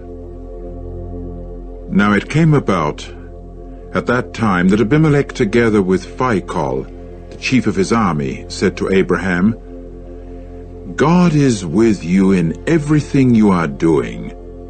So now swear to me here by God that you will not prove false to me and to my offspring and to my posterity, that, according to the loyal love with which I have dealt with you, you will deal with me, and with the land in which you have been residing as an alien."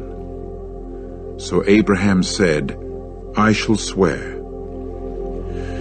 When Abraham criticized Abimelech severely as regards the well of water that the servants of Abimelech had seized by violence, then Abimelech said, "I do not know who did this thing, neither did you yourself tell it to me, and I myself have also not heard of it except today."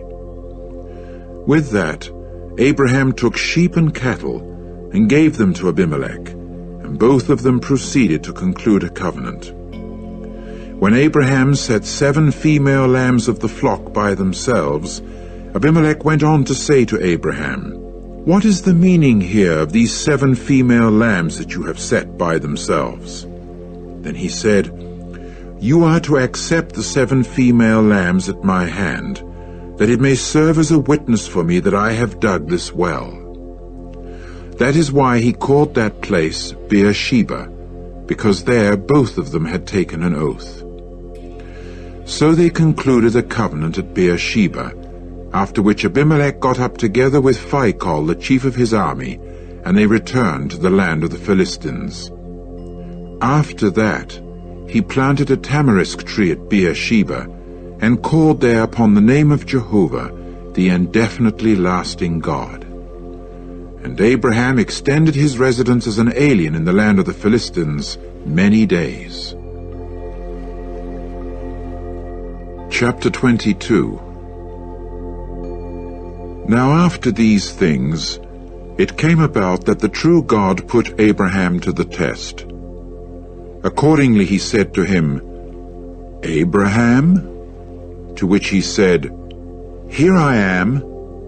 And he went on to say, "Take, please, your son, your only son whom you so love, Isaac, and make a trip to the land of Moriah, and there offer him up as a burnt offering on one of the mountains that I shall designate to you."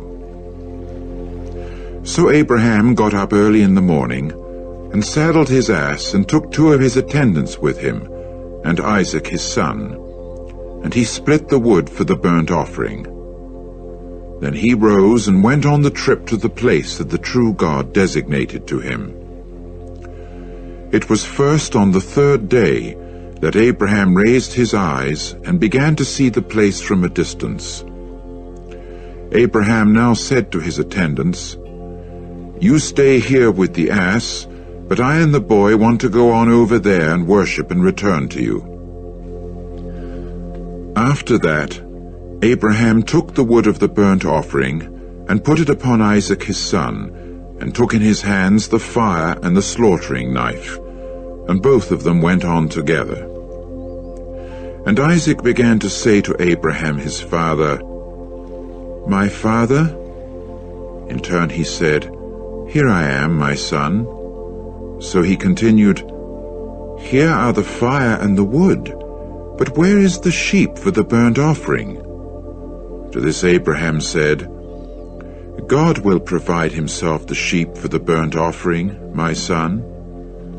And both of them walked on together. Finally they reached the place that the true God had designated to him, and Abraham built an altar there, and set the wood in order, and bound Isaac his son, hand and foot, and put him upon the altar on top of the wood. Then Abraham put out his hand, and took the slaughtering knife to kill his son.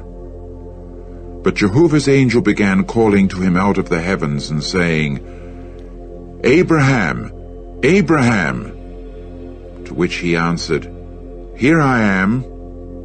And he went on to say, "Do not put out your hand against the boy, and do not do anything at all to him. For now I do know that you are God-fearing, in that you have not withheld your son, your only one, from me." At that Abraham raised his eyes and looked, and there, deep in the foreground, there was a ram caught by its horns in a thicket. So Abraham went and took the ram and offered it up for a burnt offering in place of his son. And Abraham began to call the name of that place Jehovah-Jireh. This is why it is customarily said today, "In the mountain of Jehovah it will be provided." And Jehovah's angel proceeded to call to Abraham the 2nd time out of the heavens, and to say, "By myself I do swear," is the utterance of Jehovah, "that by reason of the fact that you have done this thing, and you have not withheld your son, your only one, I shall surely bless you, and I shall surely multiply your seed like the stars of the heavens and like the grains of sand that are on the seashore. And your seed will take possession of the gate of his enemies. And by means of your seed, all nations of the earth will certainly bless themselves, due to the fact that you have listened to my voice." After that, Abraham returned to his attendants, and they got up and went their way together to Beersheba, and Abraham continued to dwell at Beersheba. Now it came about after these things that the report got through to Abraham, "Here Milcah herself has also borne sons to Nahor your brother, Az his firstborn, and Buz his brother, and Kemuel the father of Aram, and Chesed, and Hazo, and Pildash, and Jidlaph, and Bethuel. And Bethuel became the father of Rebekah. These 8 Milcah bore to Nahor, the brother of Abraham. There was his concubine too, whose name was Reumah. In time she herself also gave birth to Tebah, and Gaham, and Tahash, and Maacah. Chapter 23. And Sarah's life got to be 127 years long. They were the years of Sarah's life. So Sarah died in Kiriath Arba, that is to say, Hebron, in the land of Canaan. And Abraham came in to bewail Sarah, and to weep over her. Then Abraham got up from before his dead, and proceeded to speak to the sons of Heth, saying, An alien resident and settler I am among you. Give me the possession of a burial place among you, that I may bury my dead out of my sight. At this the sons of Heth answered Abraham, saying to him, Hear us, my lord. A chieftain of God you are in the midst of us. In the choicest of our burial places bury your dead. None of us will hold back his burial place from you to prevent burying your dead. Thereupon Abraham got up and bowed down to the natives, to the sons of Heth, and spoke with them, saying, If your souls agree to bury my dead out of my sight, listen to me, and urge Ephron the son of Zohar for me, that he may give me the cave of Machpelah, which is his, which is at the extremity of his field. For the full amount of silver let him give it to me in the midst of you, for the possession of a burial place. As it was, Ephron was sitting among the sons of Heth. So Ephron the Hittite answered Abraham in the hearing of the sons of Heth, with all those entering the gate of his city, saying, No, my lord, listen to me.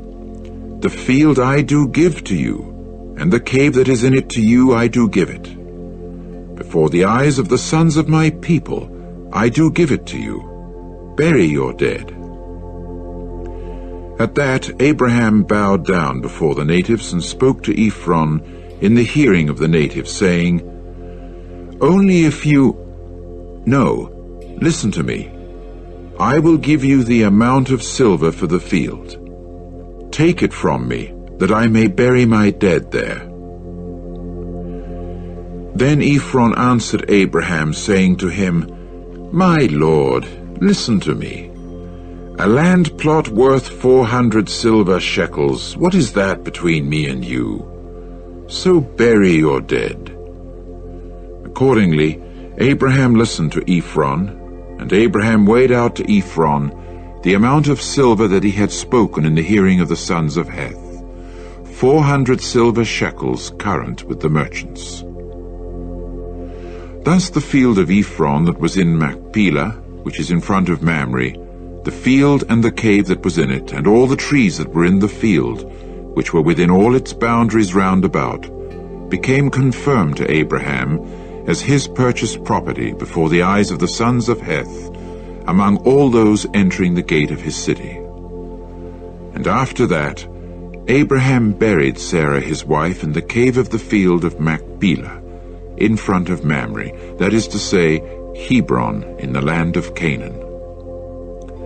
Thus the field and the cave that was in it became confirmed to Abraham for the possession of a burial place at the hands of the sons of Heth.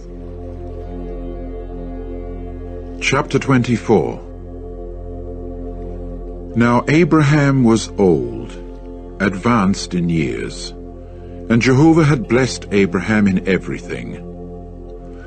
Hence Abraham said to his servant, the oldest one of his household, who was managing all he had, Put your hand, please, under my thigh, as I must have you swear by Jehovah, the God of the heavens and the God of the earth, that you will not take a wife for my son from the daughters of the Canaanites, in among whom I am dwelling, but you will go to my country and to my relatives, and you will certainly take a wife for my son, for Isaac. However, the servant said to him, What if the woman does not wish to come with me to this land? Must I be sure to return your son to the land from where you went out? At this Abraham said to him, "Be on your guard that you do not return my son there. Jehovah, the God of the heavens, who took me from my father's house and from the land of my relatives, and who spoke to me and who swore to me, saying, 'To your seed I am going to give this land,' he will send his angel ahead of you, and you will certainly take a wife for my son from there. But if the woman should not wish to come with you, you also will have become free from this oath you gave me. Only you must not return my son there." With that, the servant put his hand under the thigh of Abraham his master, and swore to him concerning this matter. So the servant took 10 camels from the camels of his master, and proceeded to go with every sort of good thing of his master's in his hand. Then he rose, and got on his way to Mesopotamia, to the city of Nahor. Eventually he had the camels kneel down outside the city at a well of water about evening time, about the time that the women who draw water were accustomed to go out. And he went on to say, "Jehovah, the God of my master Abraham, cause it to happen, please, before me this day, and perform loving kindness with my master Abraham. Here I am stationed at a fountain of water, and the daughters of the men of the city are coming out to draw water. What must occur is that the young woman to whom I shall say, 'Let your water jar down, please, that I may take a drink,' and who will indeed say, 'Take a drink, and I shall also water your camels,' this is the one you must assign to your servant, to Isaac. And by this let me know that you have performed loyal love with my master." Well, it came about that before he had finished speaking, why, here coming out was Rebekah, who had been born to Bethuel, the son of Milcah, the wife of Nahor, Abraham's brother, and her water jar was upon her shoulder. Now the young woman was very attractive in appearance, a virgin, and no man had had sexual intercourse with her. And she made her way down to the fountain and began to fill her water jar, and then came up. At once the servant ran to meet her and said, "Give me, please, a little sip of water from your jar." In turn she said, "Drink, my lord." With that, she quickly lowered her jar upon her hand and gave him a drink. When she was finished giving him a drink, then she said, "For your camels too I shall draw water until they are done drinking." So she quickly emptied her jar into the drinking trough and ran, yet again and again, to the well to draw water, and kept drawing for all his camels.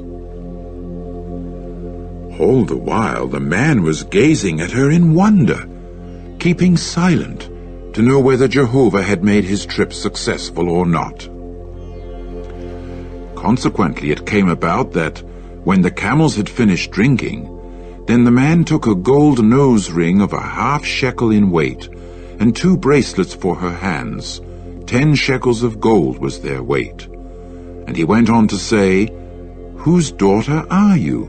Tell me, please. Is there any room at the house of your father for us to spend the night?" At that she said to him, "I am the daughter of Bethuel, the son of Milcah, whom she bore to Nahor."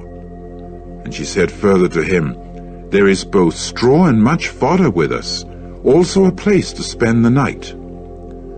And the man proceeded to bow down and prostrate himself before Jehovah and say, "Blessed be Jehovah, the God of my master Abraham, who has not left his loving kindness and his trustworthiness toward my master. I being on the way, Jehovah has led me to the house of the brothers of my master." And the young woman went running and telling the household of her mother about these things.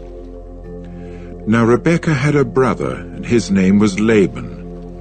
So Laban went running to the man who was outside at the fountain. And it came about that on seeing the nose ring and the bracelets on the hands of his sister, and on hearing the words of Rebekah his sister, saying, "This is the way the man spoke to me," then he came to the man, and there he was, standing by the camels at the fountain. At once he said, "Come, you blessed one of Jehovah.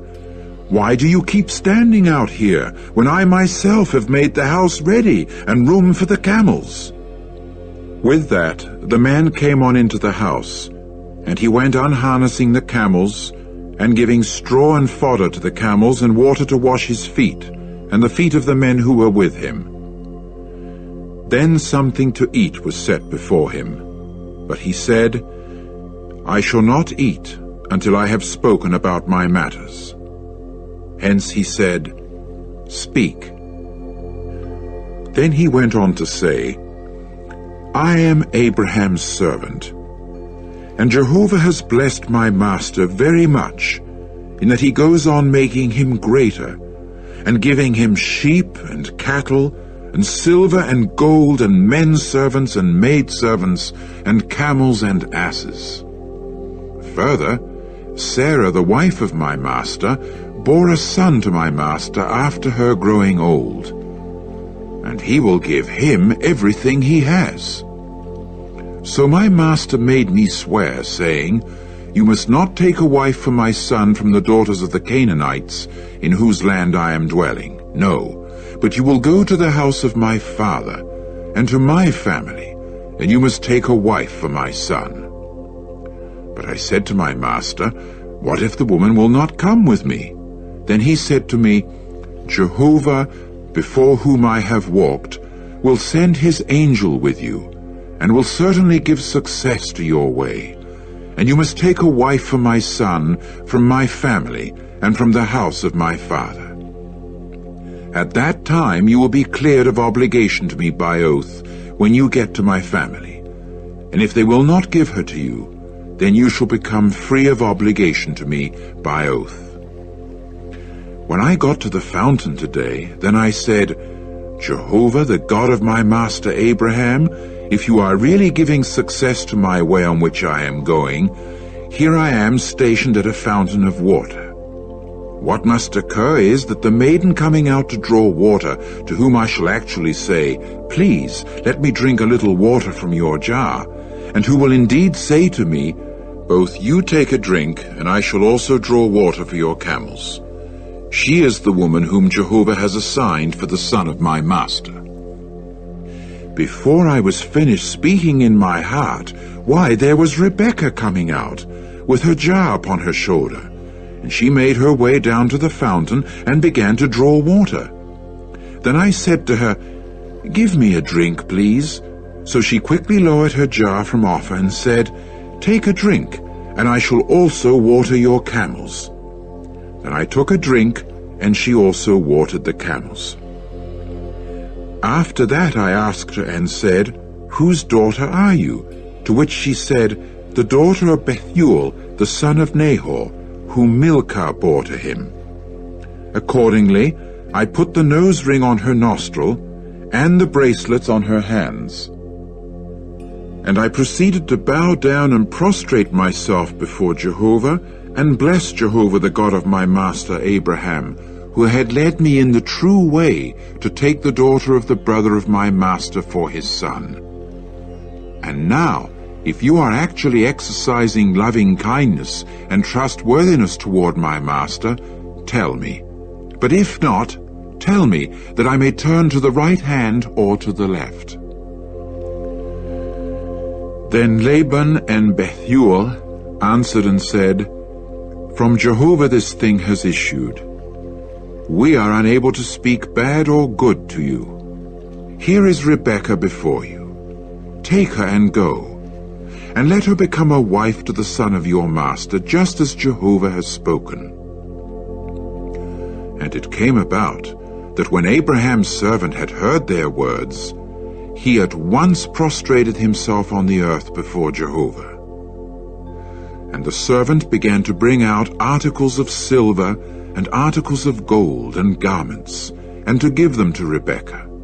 And he gave choice things to her brother and to her mother. After that, they ate and drank, he and the men who were with him, and they spent the night there and got up in the morning. Then he said, "Send me off to my master." To this her brother and her mother said, "Let the young woman stay with us at least 10 days. Afterward she can go." But he said to them, "Do not detain me, seeing that Jehovah has given success to my way. Send me off, that I may go to my master." So they said, "Let us call the young woman and inquire at her mouth." Then they called Rebekah and said to her, "Will you go with this man?" In turn she said, "I am willing to go."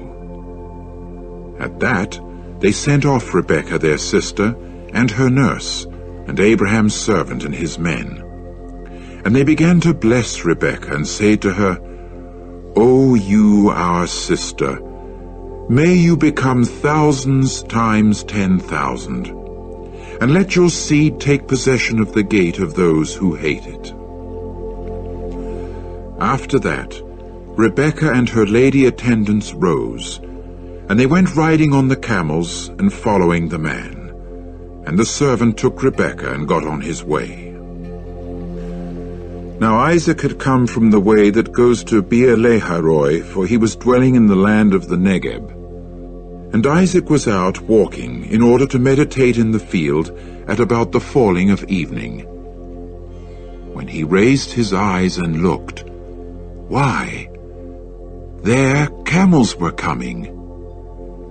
When Rebekah raised her eyes, she caught sight of Isaac, and she swung herself down from off the camel. Then she said to the servant, "Who is that man there walking in the field to meet us?" And the servant said, "It is my master." And she proceeded to take a headcloth and to cover herself. And the servant went relating to Isaac all the things he had done. After that, Isaac brought her into the tent of Sarah, his mother. Thus he took Rebekah, and she became his wife. And he fell in love with her, and Isaac found comfort after the loss of his mother. Chapter 25. Furthermore, Abraham again took a wife, and her name was Keturah. In time she bore him Zimran, and Jokshan, and Medan, and Midian, and Ishbak, and Shua. And Jokshan became father to Sheba and Dedan, and the sons of Dedan became Ashurim, and Letushim, and Leumim. And the sons of Midian were Ephah, and Ephah, and Hanok, and Abida, and Eldaah. All these were the sons of Keturah. Later on, Abraham gave everything he had to Isaac. But to the sons of the concubines that Abraham had, Abraham gave gifts. Then he sent them away from Isaac his son while he was still alive, eastward to the land of the east. And these are the days of the years of Abraham's life which he lived, 175 years. Then Abraham expired and died in a good old age, old and satisfied, and was gathered to his people. So Isaac and Ishmael, his sons, buried him in the cave of Machpelah, in the field of Ephron, the son of Zohar the Hittite, that is in front of Mamre, the field that Abraham had purchased from the sons of Heth. There Abraham was buried, and also Sarah his wife. And it developed that after Abraham's death, God continued to bless Isaac his son, and Isaac was dwelling close by Beer-lahai-roi. And this is the history of Ishmael, the son of Abraham, whom Hagar the Egyptian, the maidservant of Sarah, bore to Abraham. Now these are the names of the sons of Ishmael, by their names, according to their family origins. Ishmael's firstborn, Nebaioth, and Kedah, and Adbaal, and Mibsam, and Mishma, and Dumah, and Massa, Hadad and Tema, Jetur, Naphish, and Kedemah. These are the sons of Ishmael, and these are their names by their courtyards and by their walled camps, 12 chieftains according to their clans. And these are the years of Ishmael's life, 137 years. Then he expired and died, and was gathered to his people. And they took up tabernacling from Havilah near Shur, which is in front of Egypt, as far as Assyria. In front of all his brothers he settled down. And this is the history of Isaac, the son of Abraham. Abraham became father to Isaac. And Isaac happened to be 40 years old at his taking Rebekah, the daughter of Bethuel the Syrian, of Paddan Aram, the sister of Laban the Syrian, as his wife.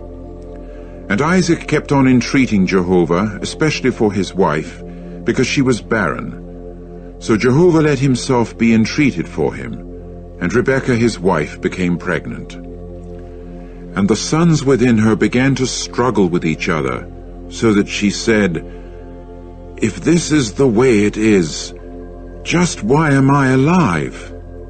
With that, she went to inquire of Jehovah. And Jehovah proceeded to say to her, "2 nations are in your belly, and 2 national groups will be separated from your inward parts. And the one national group will be stronger than the other national group, and the older will serve the younger." Gradually her days came to the full for giving birth, and look, twins were in her belly. Then the first came out, red all over like an official garment of hair. So they called his name Esau. And after that, his brother came out, and his hand was holding on to the heel of Esau. So he called his name Jacob. And Isaac was 60 years old at her giving them birth.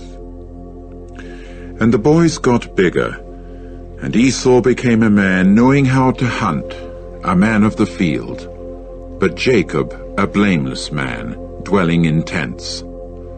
And Isaac had love for Esau, because it meant game in his mouth, whereas Rebekah was a lover of Jacob. Once Jacob was boiling up some stew, when Esau came along from the field, and he was tired. So Esau said to Jacob, "Quick, please, give me a swallow of the red there, for I am tired." That is why his name was called Edom. To this Jacob said, "Sell me, first of all, your right as firstborn." And Esau continued, "Here I am simply going to die, and of what benefit to me is a birthright?" And Jacob added, "Swear to me first of all." And he proceeded to swear to him, and to sell his right as firstborn to Jacob. And Jacob gave Esau bread and lentil stew, and he went to eating and drinking. Then he got up and went his way. So Esau despised the birthright. Chapter 26. Now there arose a famine in the land, besides the first famine that occurred in the days of Abraham, so that Isaac directed himself to Abimelech, king of the Philistines, to Gerar. Then Jehovah appeared to him and said, "Do not go down to Egypt. Tabernacle in the land that I designate to you. Reside as an alien in this land, and I shall continue with you and bless you, because to you and to your seed I shall give all these lands, and I will carry out the sworn statement that I swore to Abraham your father. And I will multiply your seed like the stars of the heavens, and I will give to your seed all these lands.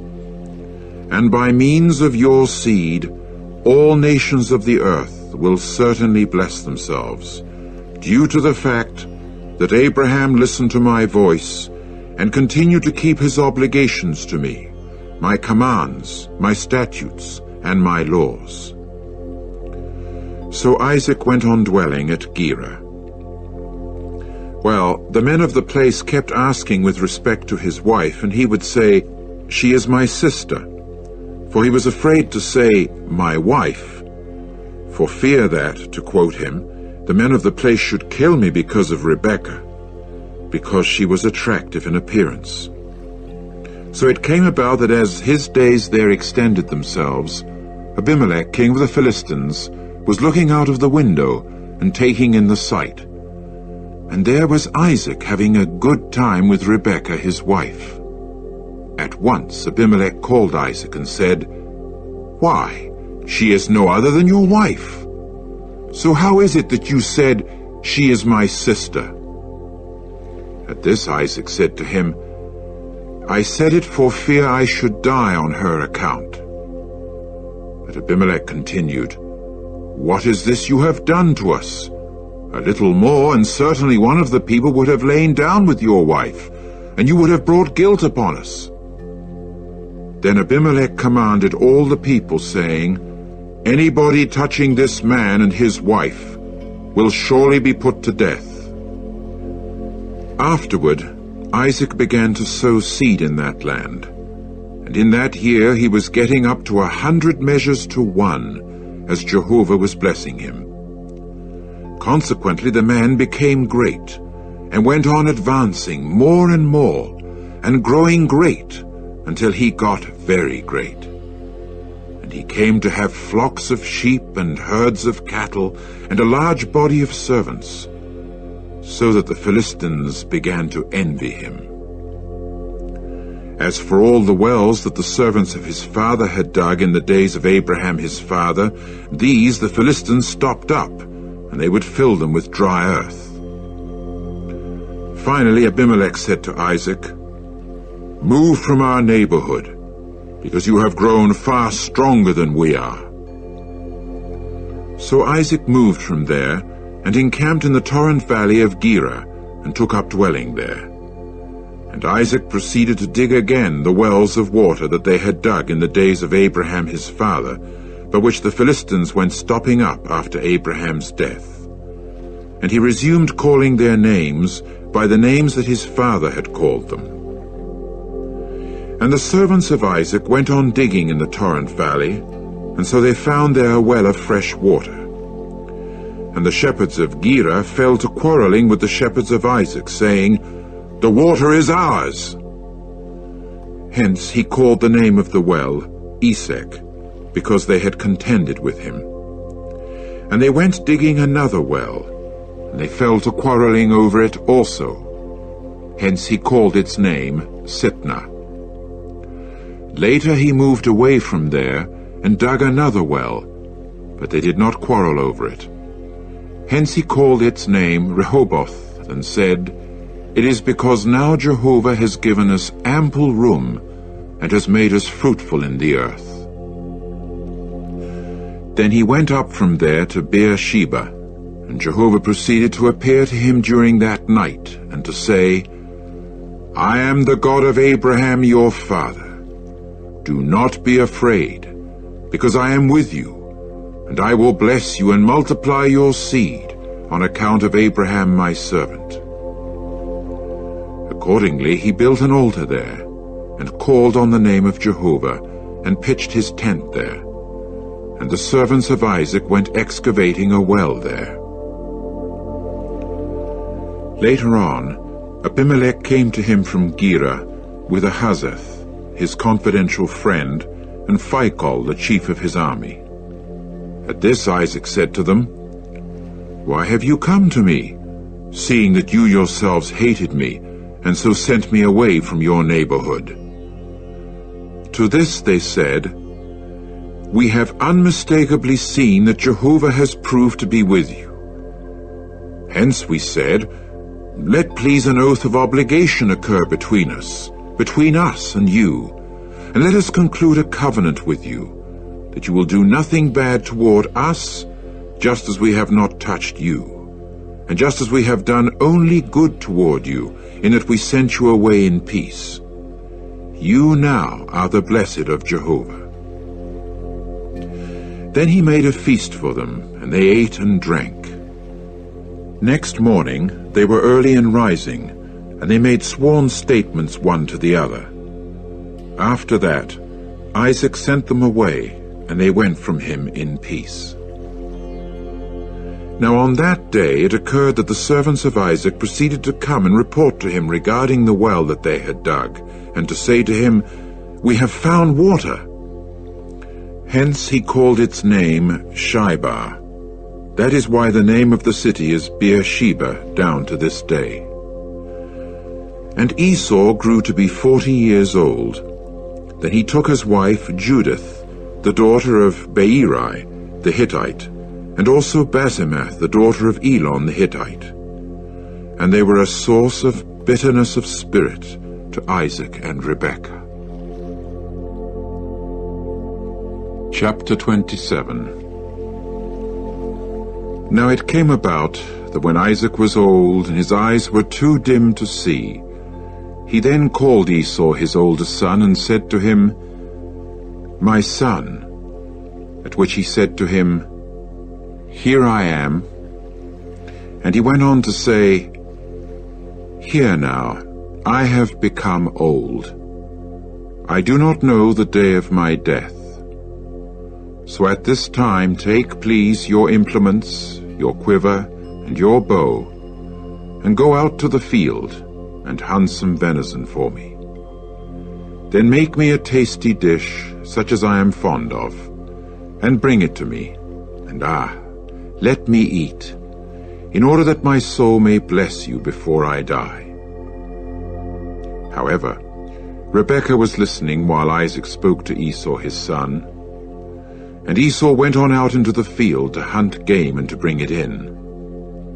And Rebekah said to Jacob her son, "Here, I just heard your father speaking to Esau your brother, saying, 'Bring me some game, and make me a tasty dish, and let me eat, that I may bless you before Jehovah before my death.'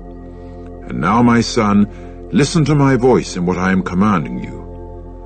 Go please to the herd, and get me from there 2 kids of the goats, good ones, that I may make them up into a tasty dish for your father, such as he is fond of. Then you must bring it to your father, and he must eat it, in order that he may bless you before his death." And Jacob proceeded to say to Rebekah his mother, "But Esau my brother is a hairy man, and I am a smooth man. What if my father feels me? Then I shall certainly become in his eyes like one making a mockery, and I shall certainly bring upon myself a malediction and not a blessing." At this his mother said to him, "Upon me be the malediction meant for you, my son. Only listen to my voice and go, get them for me." Accordingly he went and got them, and brought them to his mother. And his mother made a tasty dish, such as his father was fond of. After that, Rebekah took garments of Esau her older son, the most desirable ones which were with her in the house, and put them on Jacob her younger son. And the skins of the kids of the goats she put upon his hands, and upon the hairless part of his neck. Then she gave the tasty dish and the bread that she had made into the hand of Jacob her son. So he went on into his father and said, "My father," to which he said, "Here I am." "Who are you, my son?" And Jacob went on to say to his father, "I am Esau, your firstborn. I have done just as you have spoken to me. Raise yourself up, please. Sit down and eat some of my game, in order that your soul may bless me." At that Isaac said to his son, "How is it that you have been so quick in finding it, my son?" In turn he said, "Because Jehovah your God caused it to meet up with me." Then Isaac said to Jacob, "Come near, please, that I may feel you, my son, to know whether you are really my son Esau or not." So Jacob came near to Isaac his father, and he went feeling him, after which he said, "The voice is the voice of Jacob, but the hands are the hands of Esau."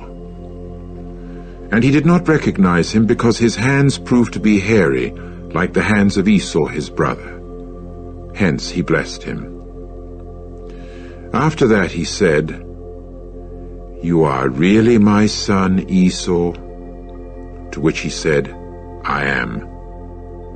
Then he said, "Bring it near to me, that I may eat some of the game of my son, to the end that my soul may bless you." With that he brought it near to him, and he began to eat. And he brought him wine, and he began to drink. Then Isaac his father said to him, "Come near, please, and kiss me, my son." So he came near and kissed him, and he could smell the scent of his garments. And he proceeded to bless him and to say, "See, the scent of my son is like the scent of the field which Jehovah has blessed. And may the true God give you the dews of the heavens and the fertile soils of the earth, and an abundance of grain and new wine. Let peoples serve you, and let national groups bow low to you. Become master over your brothers, and let the sons of your mother bow low to you. Cursed be each one of those cursing you, and blessed be each one of those blessing you." Now it came about, as soon as Isaac had finished blessing Jacob, yes, it indeed came about when Jacob had barely come out from before the face of Isaac his father, that Esau his brother came back from his hunting, and he too went about making a tasty dish. Then he brought it to his father, and said to his father, "Let my father get up and eat some of his son's game, in order that your soul may bless me." At this Isaac his father said to him, "Who are you?" To which he said, "I am your son, your firstborn, Esau." And Isaac began to shake with a great trembling, in extreme measure, and so he said, "Who then was it that hunted for game, and came bringing it to me, so that I ate of everything before you could come in, and I blessed him? Blessed too he will become." On hearing his father's words, Esau began to cry out in an extremely loud and bitter manner, and to say to his father, "Bless me, even me too, my father." But he went on to say, "Your brother came with deception, that he might get the blessing meant for you." At this he said, "Is that not why his name is called Jacob, in that he should supplant me these 2 times? My birthright he has already taken, and here at this time he has taken my blessing." Then he added, "Have you not reserved a blessing for me?" But in answer to Esau, Isaac continued, "Here I have appointed him master over you, and all his brothers I have given to him as servants, and grain and new wine I have bestowed for his support. And where is there anything I can do for you, my son?" Then Esau said to his father, "Is there just one blessing that you have, my father? Bless me, even me too, my father." With that Esau raised his voice and burst into tears. So in answer Isaac his father said to him, "Behold, away from the fertile soils of the earth your dwelling will be found, and away from the dew of the heavens above. And by your sword you will live, and your brother you will serve. But it will certainly occur that when you grow restless, you will indeed break his yoke off your neck. However, Esau harbored animosity for Jacob on account of the blessing with which his father had blessed him. And Esau kept saying in his heart, "The days of the period of mourning for my father are getting closer. After that I am going to kill Jacob my brother."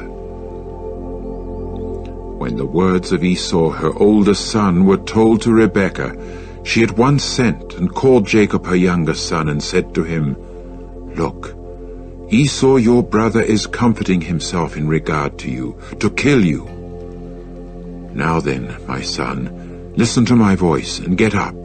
Run away to Laban my brother at Haran. And you must dwell with him for some days, until the rage of your brother calms down, until the anger of your brother turns away from you, and he has forgotten what you have done to him. And I shall certainly send and get you from there. Why should I be bereaved also of both of you in one day?" After that, Rebekah kept saying to Isaac, "I have come to abhor this life of mine because of the daughters of Heth. If Jacob ever takes a wife from the daughters of Heth, like these from the daughters of the land, of what good is life to me?" Chapter 28. Consequently, Isaac called Jacob and blessed him, and commanded him and said to him, "You must not take a wife from the daughters of Canaan. Get up, go to Paddan Aram, to the house of Bethuel, the father of your mother, and from there take yourself a wife from the daughters of Laban, the brother of your mother. And God Almighty will bless you, and make you fruitful, and multiply you, and you will certainly become a congregation of peoples. And he will give to you the blessing of Abraham, to you and to your seed with you, that you may take possession of the land of your alien residences, which God has given to Abraham." So Isaac sent Jacob away, and he struck out for Paddan Aram, for Laban the son of Bethuel the Syrian, the brother of Rebekah, mother of Jacob and Esau. When Esau saw that Isaac had blessed Jacob, and had sent him away to Paddan Aram, to take from there a wife for himself, and that when he blessed him he laid the command upon him, saying, "Do not take a wife from the daughters of Canaan," and that Jacob was obeying his father and his mother, and was on his way to Paddan Aram, then Esau saw that the daughters of Canaan were displeasing in the eyes of Isaac his father. Hence Esau went to Ishmael, and took as wife Mahalath, the daughter of Ishmael the son of Abraham, the sister of Nebaioth, besides his other wives. And Jacob continued on his way out from Beersheba, and kept going to Haran. In time he came across a place, and set about spending the night there, because the sun had set. So he took one of the stones of the place, and set it as his head supporter, and lay down in that place. And he began to dream, and look, there was a ladder stationed upon the earth, and its top reaching up to the heavens. And look, there were God's angels ascending and descending on it. And look, there was Jehovah stationed above it. And he proceeded to say, "I am Jehovah, the God of Abraham your father, and the God of Isaac. The land upon which you are lying, to you I am going to give it, and to your seed. And your seed will certainly become like the dust particles of the earth, and you will certainly spread abroad to the west, and to the east, and to the north, and to the south. And by means of you, and by means of your seed, all the families of the ground will certainly bless themselves.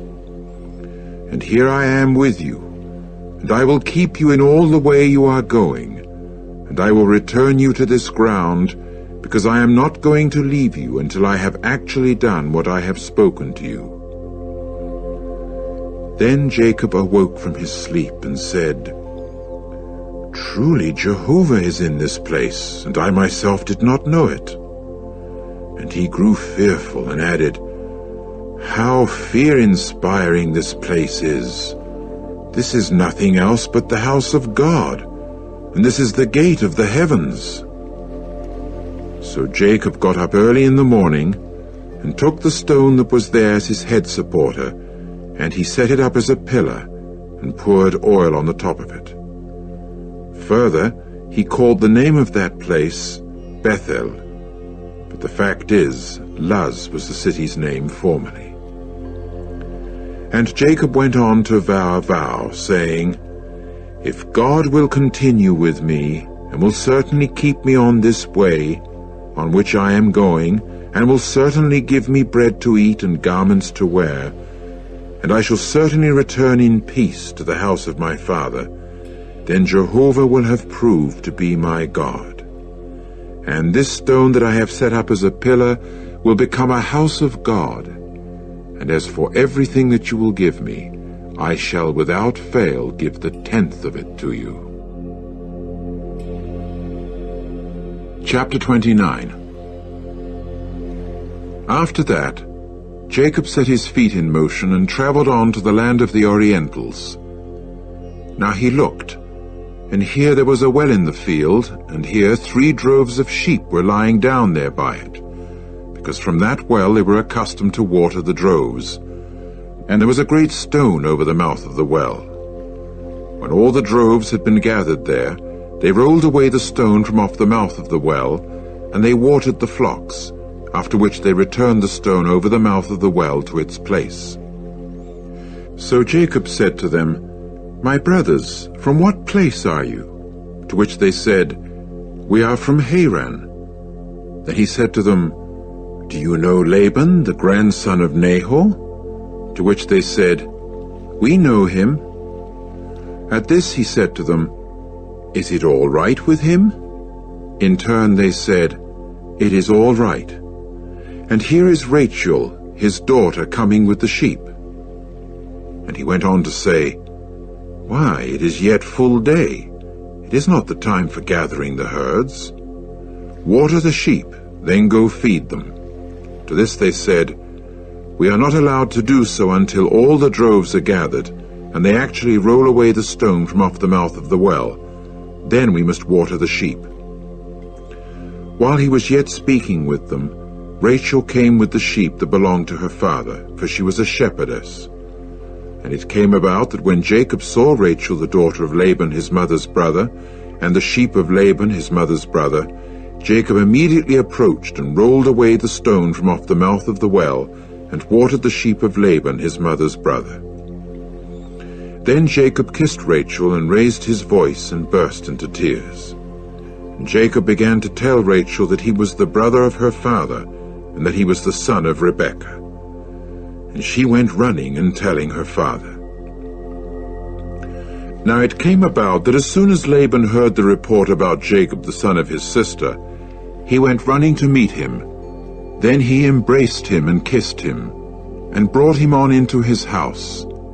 And he began to relate to Laban all these things. After that Laban said to him, "You are indeed my bone and my flesh." So he dwelt with him a full month. After that Laban said to Jacob, "Are you my brother, and must you serve me for nothing? Tell me, what are your wages to be?" As it was, Laban had 2 daughters.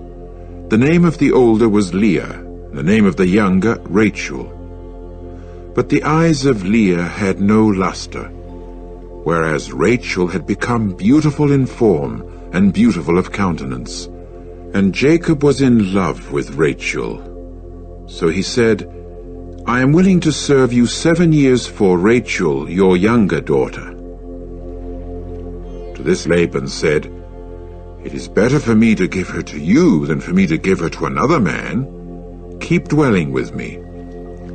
And Jacob proceeded to serve 7 years for Rachel, but in his eyes they proved to be like some few days because of his love for her. Then Jacob said to Laban, "Give over my wife, because my days are up, and let me have relations with her." With that, Laban gathered all the men of the place and made a feast. But it turned out that during the evening he resorted to taking Leah his daughter and bringing her to him, that he might have relations with her. Moreover, Laban gave to her Zilpah his maidservant, even to Leah his daughter as a maidservant. So it followed in the morning that here it was Leah.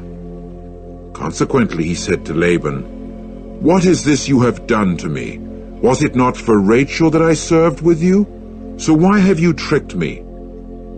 To this Laban said, "It is not customary to do this way in our place, to give the younger woman before the firstborn. Celebrate to the full the week of this woman. After that there shall be given to you also this other woman for the service that you can serve with me for 7 years more." Accordingly Jacob did so, and celebrated fully the week of this woman, after which he gave him Rachel his daughter as his wife.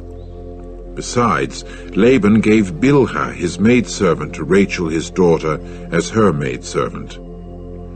Then he had relations also with Rachel, and also expressed more love for Rachel than for Leah, and he went serving with him for yet 7 years more. When Jehovah came to see that Leah was hated, he then opened her womb, but Rachel was barren. And Leah became pregnant, and brought a son to birth, and then called his name Reuben, for she said, "It is because Jehovah has looked upon my wretchedness, in that now my husband will begin to love me." And she became pregnant again, and brought a son to birth, and then said, "It is because Jehovah has listened, in that I was hated, and so he gave me also this one." Hence she called his name Simeon. And she became pregnant yet again, and brought a son to birth, and then said, "Now this time my husband will join himself to me, because I have borne him 3 sons. His name was therefore called Levi. And she became pregnant once more, and brought a son to birth, and then said, "This time I shall laud Jehovah." She therefore called his name Judah. After that, she left off giving birth. Chapter 30. When Rachel came to see that she had borne nothing to Jacob, Rachel got jealous of her sister, and began to say to Jacob, "Give me children, or otherwise I shall be a dead woman." At this, Jacob's anger burned against Rachel, and he said, "Am I in the place of God, who has held back the fruit of the belly from you?" So she said, "Here is my slave girl Bilhah. Have relations with her, that she may give birth upon my knees, and that I, even I, may get children from her." With that, she gave him Bilhah, her maidservant, as wife, and Jacob had relations with her. And Bilhah became pregnant, and in time bore Jacob a son. Then Rachel said, "God has acted as my judge, and has also listened to my voice, so that he gave me a son." That is why she called his name Dan. And Bilhah, Rachel's maidservant, became pregnant once more, and in time bore a second son to Jacob. Then Rachel said, "With strenuous wrestlings I have wrestled with my sister. I have also come off winner." So she called his name Naphtali. When Leah came to see that she had left off giving birth, she proceeded to take Zilpah her maidservant, and to give her to Jacob as wife. In time Zilpah, Leah's maidservant, bore a son to Jacob. Then Leah said, "With good fortune." So she called his name Gad. After that, Zilpah, Leah's maidservant, bore a second son to Jacob. Then Leah said, "With my happiness, for the daughters will certainly pronounce me happy." So she called his name Asher. Now Reuben went walking in the days of the wheat harvest, and got to find mandrakes in the field. So he brought them to Leah his mother. Then Rachel said to Leah, "Give me, please, some of your son's mandrakes." At this she said to her, "Is this a little thing, your having taken my husband, with your now taking also my son's mandrakes?" So Rachel said, "For that reason he is going to lie down with you tonight in exchange for your son's mandrakes." When Jacob was coming from the field in the evening, Leah went on out to meet him and then said, "It is with me you are going to have relations, because I have hired you outright with my son's mandrakes." Accordingly he lay down with her that night. And God heard and answered Leah, and she became pregnant, and in time bore to Jacob a fifth son. Then Leah said, "God has given me a hireling's wages, because I have given my maidservant to my husband." So she called his name Issachar. And Leah became pregnant once more, and in time bore a sixth son to Jacob. Then Leah said, "God has endowed me, yes, me, with a good endowment. At last my husband will tolerate me, because I have borne him 6 sons." So she called his name Zebulun. And afterward she bore a daughter, and then called her name Dinah. Finally, God remembered Rachel, and God heard and answered her in that he opened her womb, and she became pregnant and brought a son to birth. Then she said, "God has taken away my reproach." So she called his name Joseph, saying, "Jehovah is adding another son to me." And it followed that when Rachel had given birth to Joseph, Jacob immediately said to Laban, "Send me away that I may go to my place and to my country. Give over my wives and my children for whom I have served with you, that I may go. For you yourself must know my service which I have rendered you." Then Laban said to him, "If now I have found favor in your eyes, I have taken the omens to the effect that Jehovah is blessing me due to you." And he added, "Stipulate your wages to me, and I shall give them."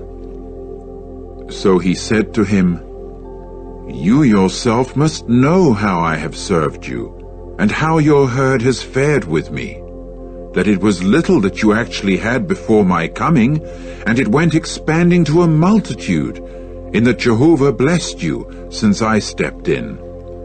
So now, when am I to do something also for my own house?" Then he said, "What shall I give you?"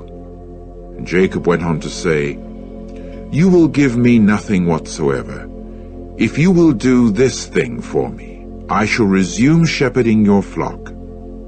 I shall continue guarding it. I will pass among your whole flock today.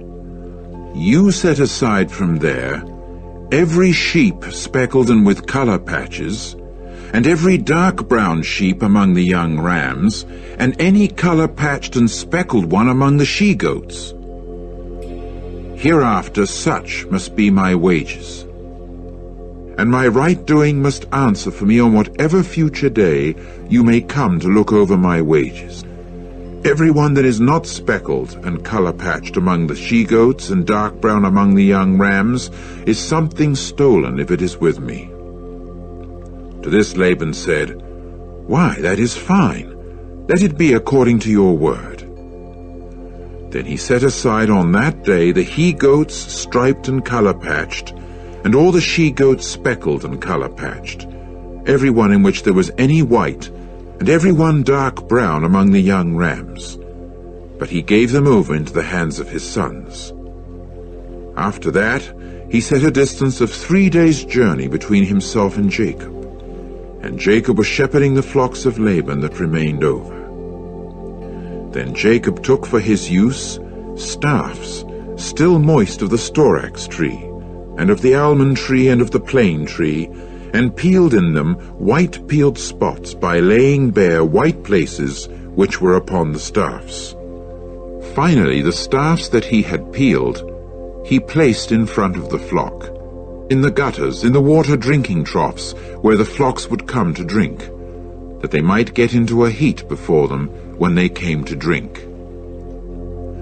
Consequently, the flocks would get in heat before the staffs, and the flocks would produce striped, speckled, and colour-patched ones. And Jacob separated the young rams, and then turned the faces of the flocks to the striped ones, and all the dark brown ones among the flocks of Laban. Then he set his own droves by themselves, and did not set them by the flocks of Laban. And it always occurred that whenever the robust flocks would get in heat, Jacob would locate the staffs in the gutters before the eyes of the flocks, that they might get in heat by the staffs. But when the flocks showed feebleness, he would not locate them there. So the feeble ones always came to be Laban's, but the robust ones Jacob's. And the man went on increasing more and more, and great flocks and maidservants and men servants and camels and asses came to be his. Chapter 31. In time he got to hear the words of the sons of Laban, saying, Jacob has taken everything that belonged to our father, and from what belonged to our father he has amassed all this wealth. When Jacob would look at the face of Laban, here it was not with him as formerly. Finally Jehovah said to Jacob, Return to the land of your fathers and to your relatives, and I shall continue with you. Then Jacob sent and called Rachel and Leah out to the field to his flock. And he said to them, I am seeing the face of your father, that he is not the same toward me as formerly. But the God of my father has proved to be with me. And you yourselves certainly know that with all my power I have served your father. And your father has trifled with me, and he has changed my wages 10 times, but God has not allowed him to do me harm. If on the one hand he would say, The speckled ones will become your wages, then the whole flock produced speckled ones. But if on the other hand he would say, The striped ones will become your wages, then the whole flock produced striped ones. So God kept taking the herd of your father away and giving it to me.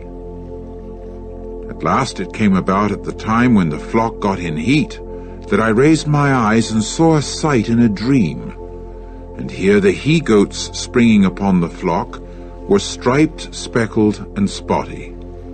Then the angel of the true God said to me in the dream, Jacob, to which I said, Here I am. And he continued, Raise your eyes, please, and see, all the he-goats springing upon the flock are striped, speckled, and spotty. For I have seen all that Laban is doing to you. I am the true God of Bethel, where you anointed a pillar, and where you vowed a vow to me. Now, get up, go out of this land, and return to the land of your birth.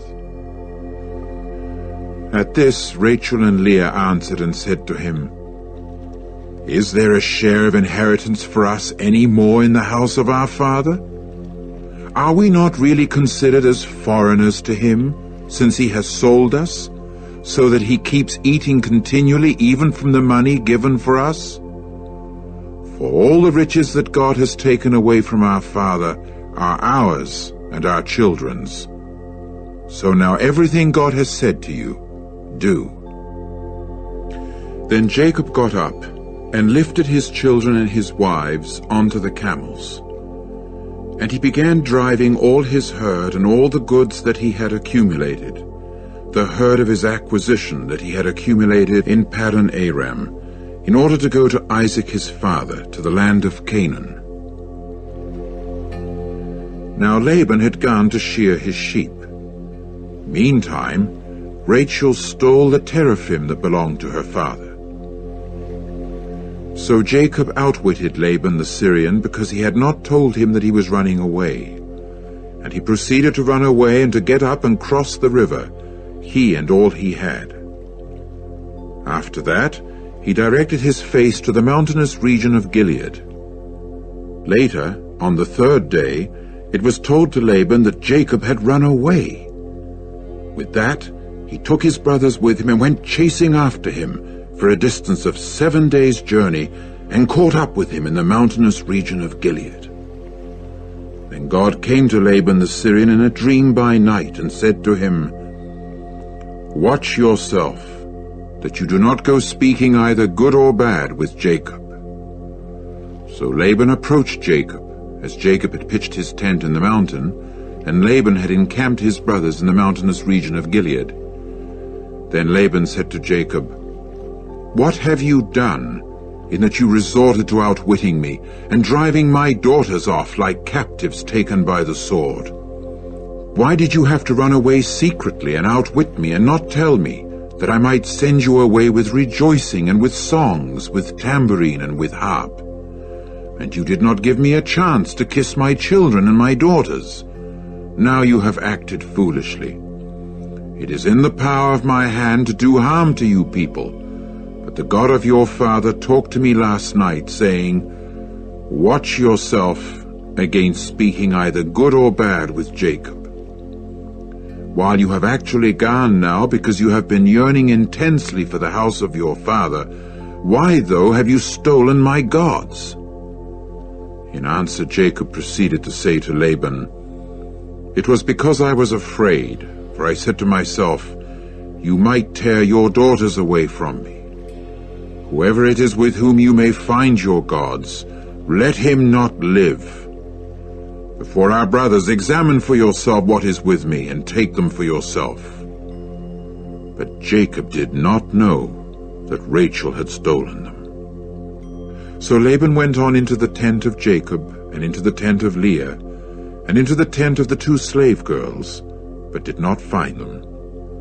Finally he went out of Leah's tent and went on into Rachel's tent. Now Rachel had taken the teraphim, and she resorted to putting them in the woman's saddle basket of the camel, and she kept sitting upon them. So Laban went feeling through the whole tent, but did not find them. Then she said to her father, "Do not let anger gleam in the eyes of my lord, because I am not able to get up before you, for the customary thing with women is upon me." So he searched on carefully, but did not find the teraphim. And Jacob became angry, and began to quarrel with Laban. And in answer Jacob went on to say to Laban, "What is the revolt on my part? What the sin of mine, as a reason why you have hotly pursued after me? Now that you have felt through all my goods, what of all the goods of your house have you found? Put it here in front of my brothers and your brothers, and let them decide between us two. These 20 years I have been with you.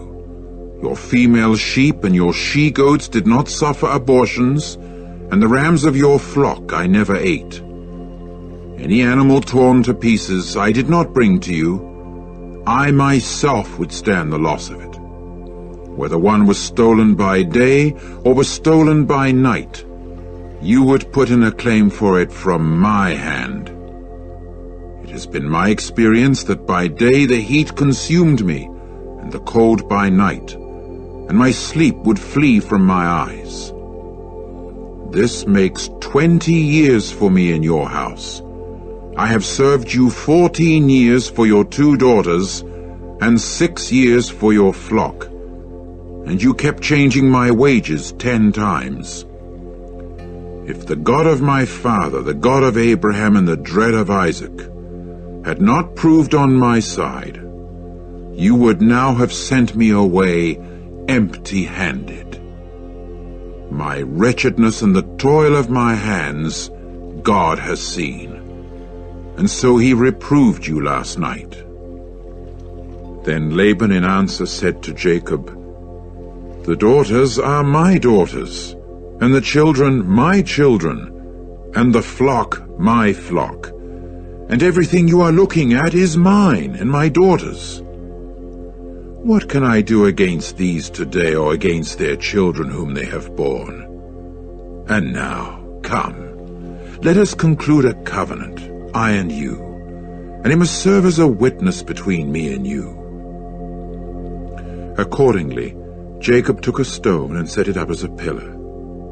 Then Jacob said to his brothers, "Pick up stones." And they went taking stones and making a heap.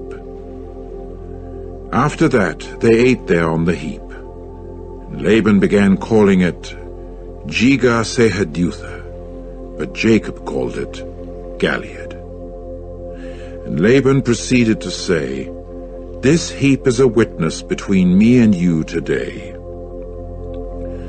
That is why he called its name Galeed, and the watchtower, because he said, "Let Jehovah keep watch between me and you when we are situated unseen the one from the other.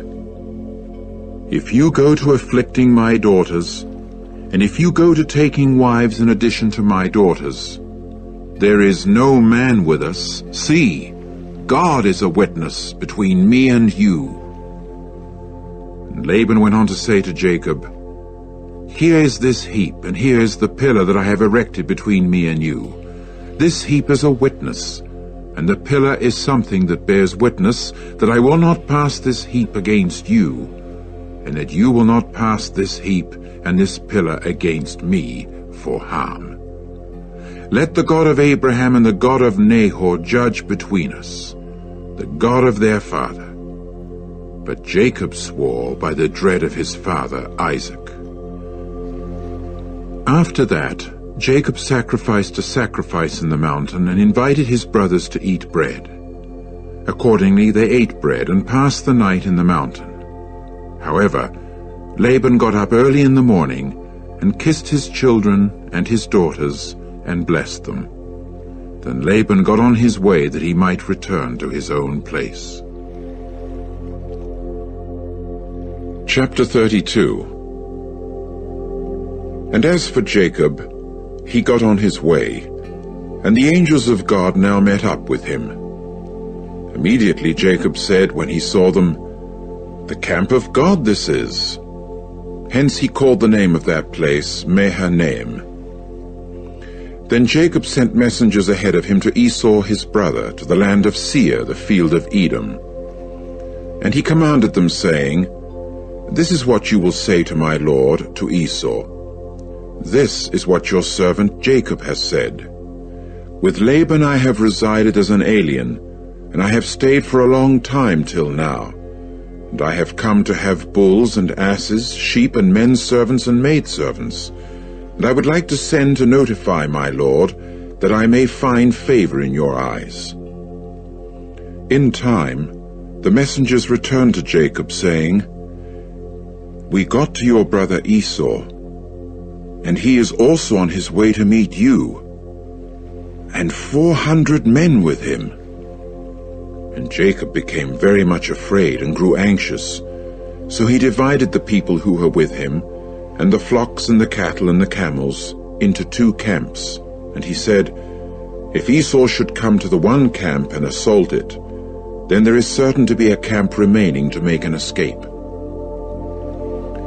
After that Jacob said, "O God of my father Abraham and God of my father Isaac, O Jehovah, you who are saying to me, 'Return to your land and to your relatives, and I will deal well with you,' I am unworthy of all the loving kindnesses and of all the faithfulness that you have exercised toward your servant. For with but my staff I crossed this Jordan, and now I have become two camps. Deliver me, I pray you, from my brother's hand, from Esau's hand, because I am afraid of him, that he may come and certainly assault me, mother together with children.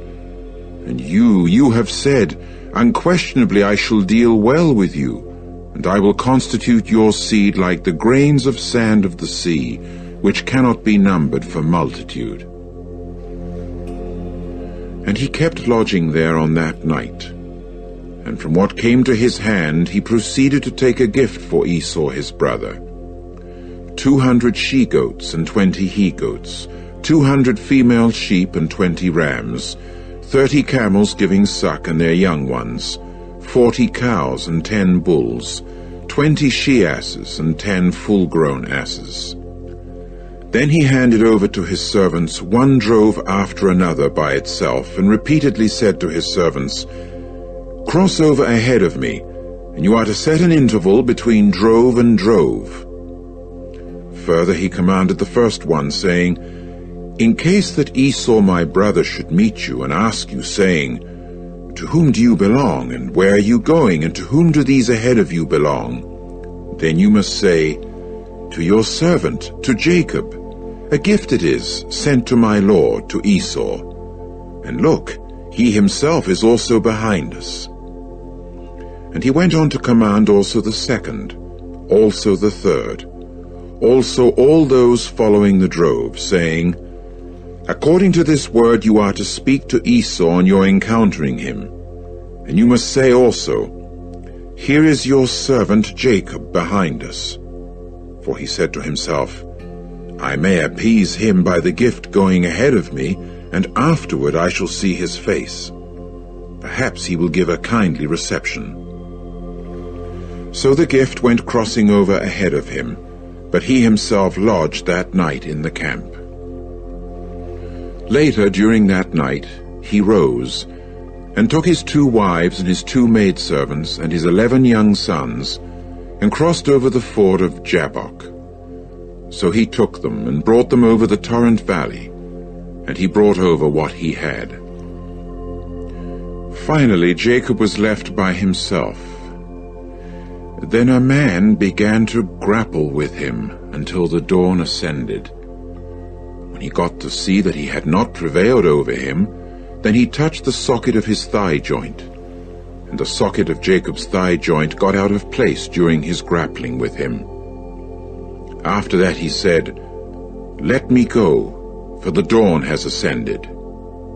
To this he said, "I am not going to let you go until you first bless me."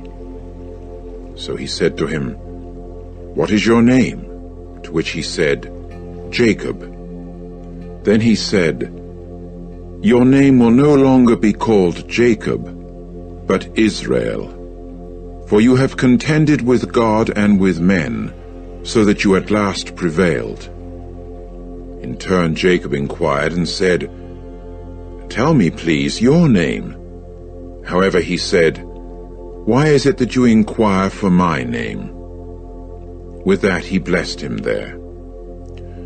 Hence Jacob called the name of the place Peniel, because, to quote him, "I have seen God face to face, and yet my soul was delivered." And the sun began to flash upon him as soon as he passed by Penuel, but he was limping upon his thigh. That is why the sons of Israel are not accustomed to eat the sinew of the thigh nerve, which is on the socket of the thigh joint, down to this day, because he touched the socket of Jacob's thigh joint by the sinew of the thigh nerve. Chapter 33. In time, Jacob raised his eyes and looked, and here Esau was coming, and with him 400 men. Consequently, he divided off the children to Leah and to Rachel, and to the 2 maidservants. And he put the maidservants and their children foremost, and Leah and her children after them, and Rachel and Joseph to the rear of them. And he himself passed on ahead of them, and proceeded to bow down to the earth 7 times, until he got near to his brother. And Esau went running to meet him, and he began to embrace him, and fall upon his neck and kiss him, and they burst into tears. Then he raised his eyes and saw the women and the children, and said, "Who are these with you?"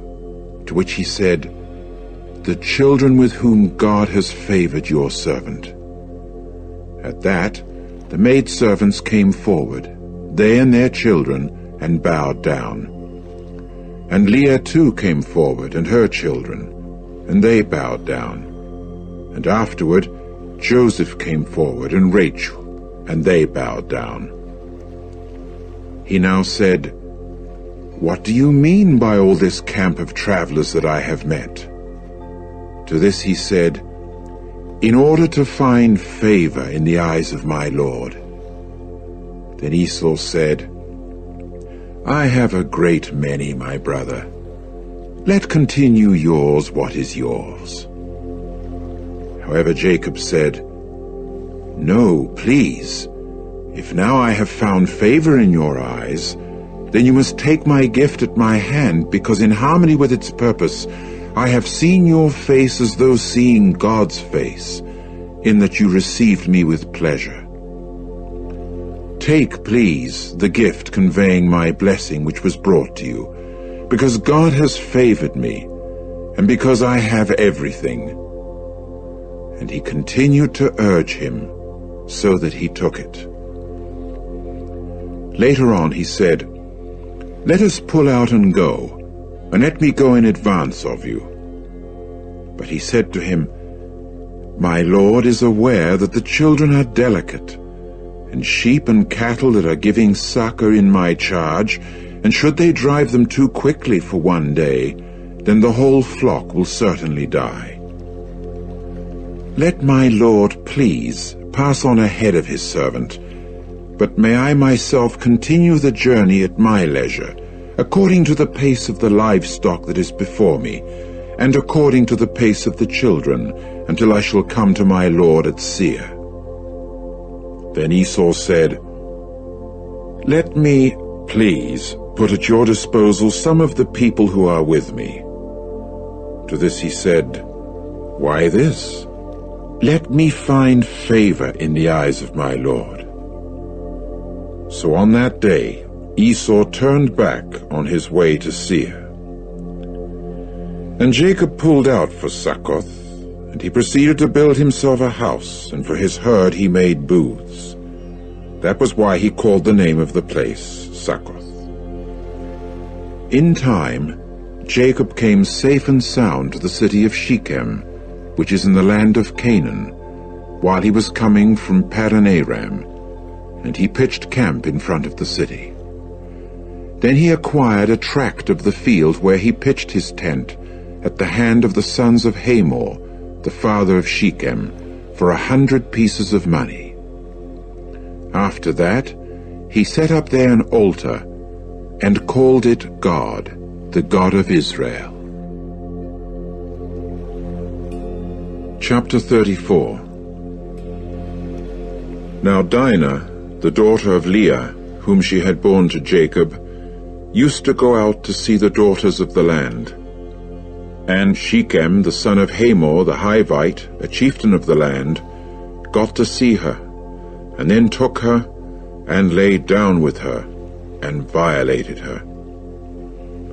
And his soul began clinging to Dinah, the daughter of Jacob, and he fell in love with the young woman, and kept speaking persuasively to the young woman.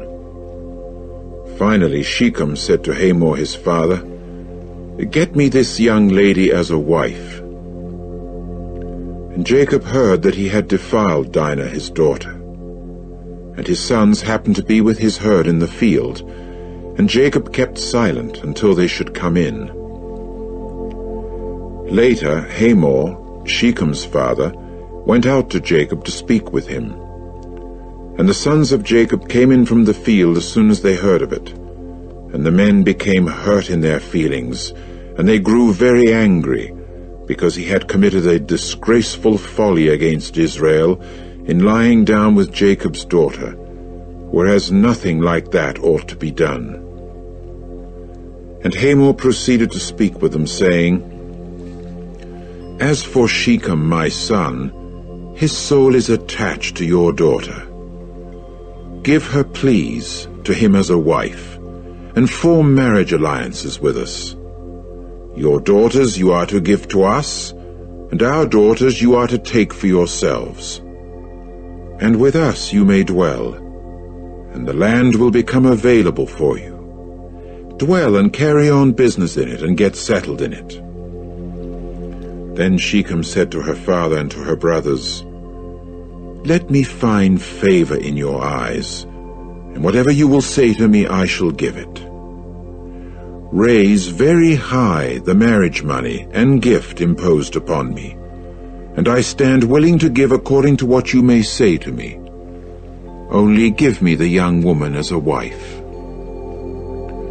And Jacob's sons began to answer Shechem and Hamor his father with deceit, and to speak so because he had defiled Dinah their sister. And they went on to say to them, We cannot possibly do such a thing, to give our sister to a man who has a foreskin, because that is a reproach to us.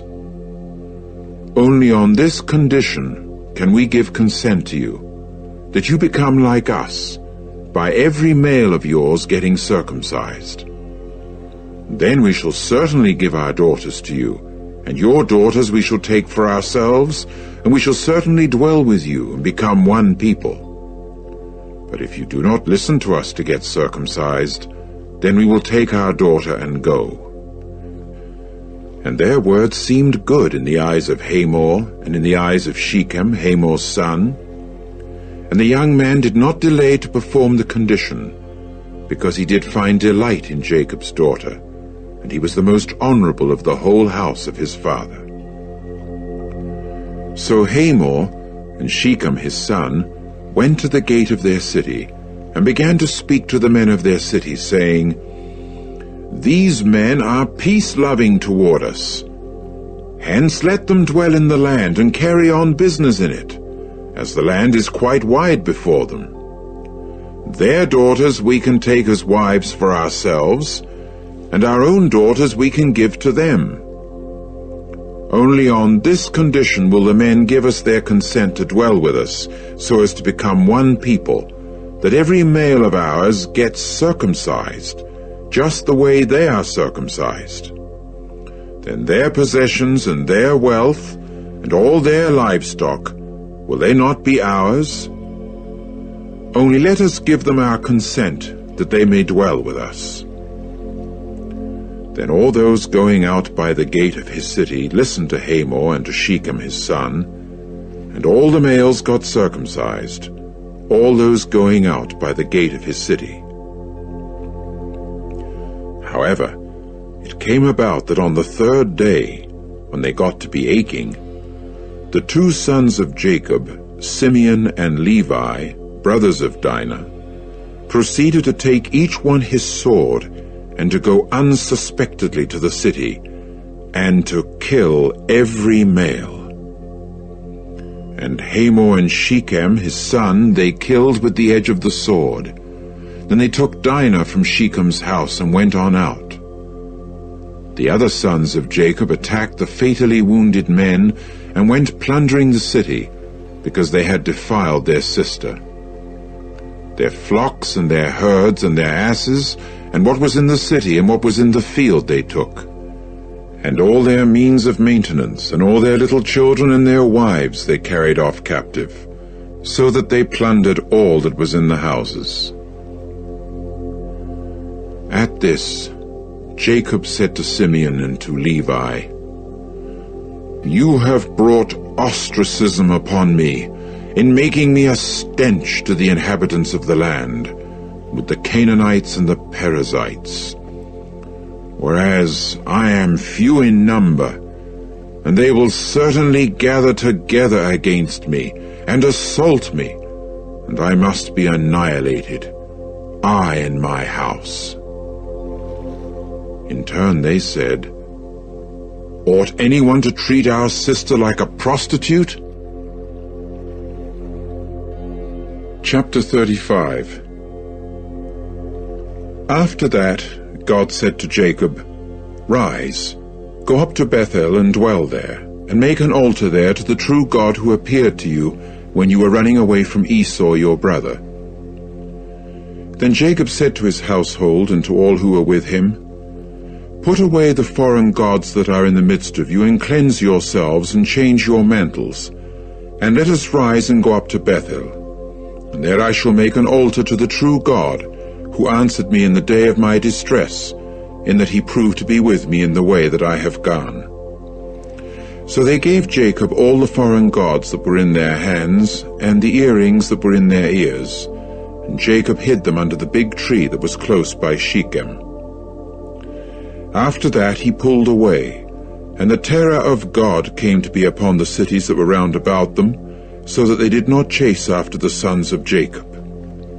Eventually Jacob came to Luz, which is in the land of Canaan, that is to say, Bethel, he and all the people who were with him. Then he built an altar there and began to call the place El Bethel, because there the true God had revealed himself to him at the time of his running away from his brother.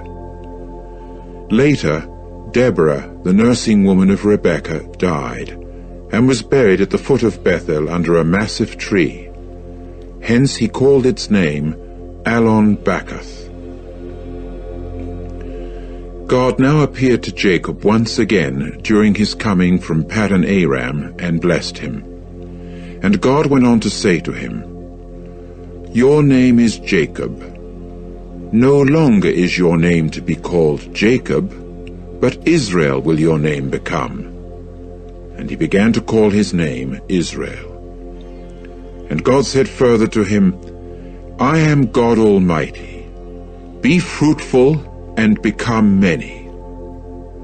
Nations and a congregation of nations will proceed out of you, and kings will come out of your loins. As for the land that I have given to Abraham and to Isaac, to you I shall give it, and to your seed after you I shall give the land." After that, God went up from above him at the place where he had spoken with him. Consequently, Jacob stationed a pillar in the place where he had spoken with him, a pillar of stone, and he poured a drink offering upon it and poured oil upon it. And Jacob continued to call the name of the place where God had spoken with him Bethel.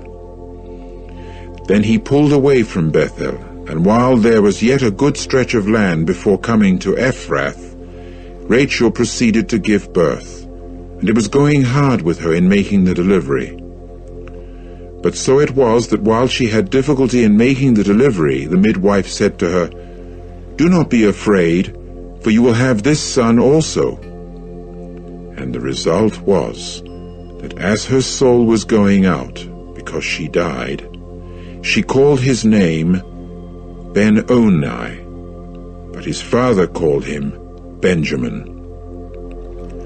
Thus Rachel died, and was buried on the way to Ephrath, that is to say, Bethlehem. Hence Jacob stationed a pillar over her grave. This is the pillar of Rachel's grave down to this day. After that, Israel pulled away and pitched his tent a distance beyond the Tower of Eder. And it came about, while Israel was tabernacling in that land, that once Reuben went and lay down with Bilhah, his father's concubine, and Israel got to hear of it. So there came to be 12 sons of Jacob. The sons by Leah were Jacob's firstborn Reuben, and Simeon, and Levi, and Judah, and Issachar, and Zebulun. The sons by Rachel were Joseph and Benjamin. And the sons by Bilhah, Rachel's maidservant, were Dan and Naphtali. And the sons by Zilpah, Leah's maidservant, were Gad and Asher. These are Jacob's sons who were born to him in Paddan Aram. At length Jacob came to Isaac his father to Mamre, to Kiriath Arba, that is to say Hebron, where Abraham and also Isaac had resided as aliens. And the days of Isaac came to be 180 years. After that Isaac expired and died, and was gathered to his people, old and satisfied with days, and Esau and Jacob his sons buried him. Chapter 36. And this is the history of Esau, that is to say, Edom. Esau took his wives from the daughters of Canaan, Adah, the daughter of Elon the Hittite, and Oholibamah, the daughter of Anah, the granddaughter of Zibeon the Hivite, and Basemath, Ishmael's daughter, the sister of Nebaioth. And Adah proceeded to bear Eliphaz to Esau, and Basemath bore Ruel. And Oholibamah bore Jeush, and Jalem, and Korah. These are the sons of Esau who were born to him in the land of Canaan. After that Esau took his wives and his sons and his daughters, and all the souls of his house and his herd, and all his other beasts, and all his wealth, which he had accumulated in the land of Canaan, and went to a land away from Jacob his brother, because their goods had become too great for them to dwell together, and the land of their alien residences was not able to sustain them as a result of their herds. So Esau took up dwelling in the mountainous region of Seir. Esau is Edom. And this is the history of Esau, the father of Edom, in the mountainous region of Seir. These are the names of the sons of Esau: Eliphaz the son of Adah, Esau's wife; Ruel the son of Basemath, Esau's wife. And the sons of Eliphaz came to be Teman, Omar, Zepho, and Gatam, and Kenaz. And Timnah became the concubine of Eliphaz, Esau's son. In time she bore to Eliphaz Amalek. These are the sons of Adah, Esau's wife. These are the sons of Ruel, Nahath and Zerah, Shammah and Mizah. These came to be the sons of Basemath, Esau's wife. And these came to be the sons of Oholibamah, the daughter of Anah, the granddaughter of Zibeon, Esau's wife, in that she bore to Esau Jeush and Jalem and Korah. These are the sheiks of the sons of Esau, the sons of Eliphaz, Esau's firstborn: Sheik Teman, Sheik Omar, Sheik Zepho, Sheik Kenaz, Sheik Korah, Sheik Gatam, Sheik Amalek. These are the sheiks of Eliphaz in the land of Edom. These are the sons by Adah.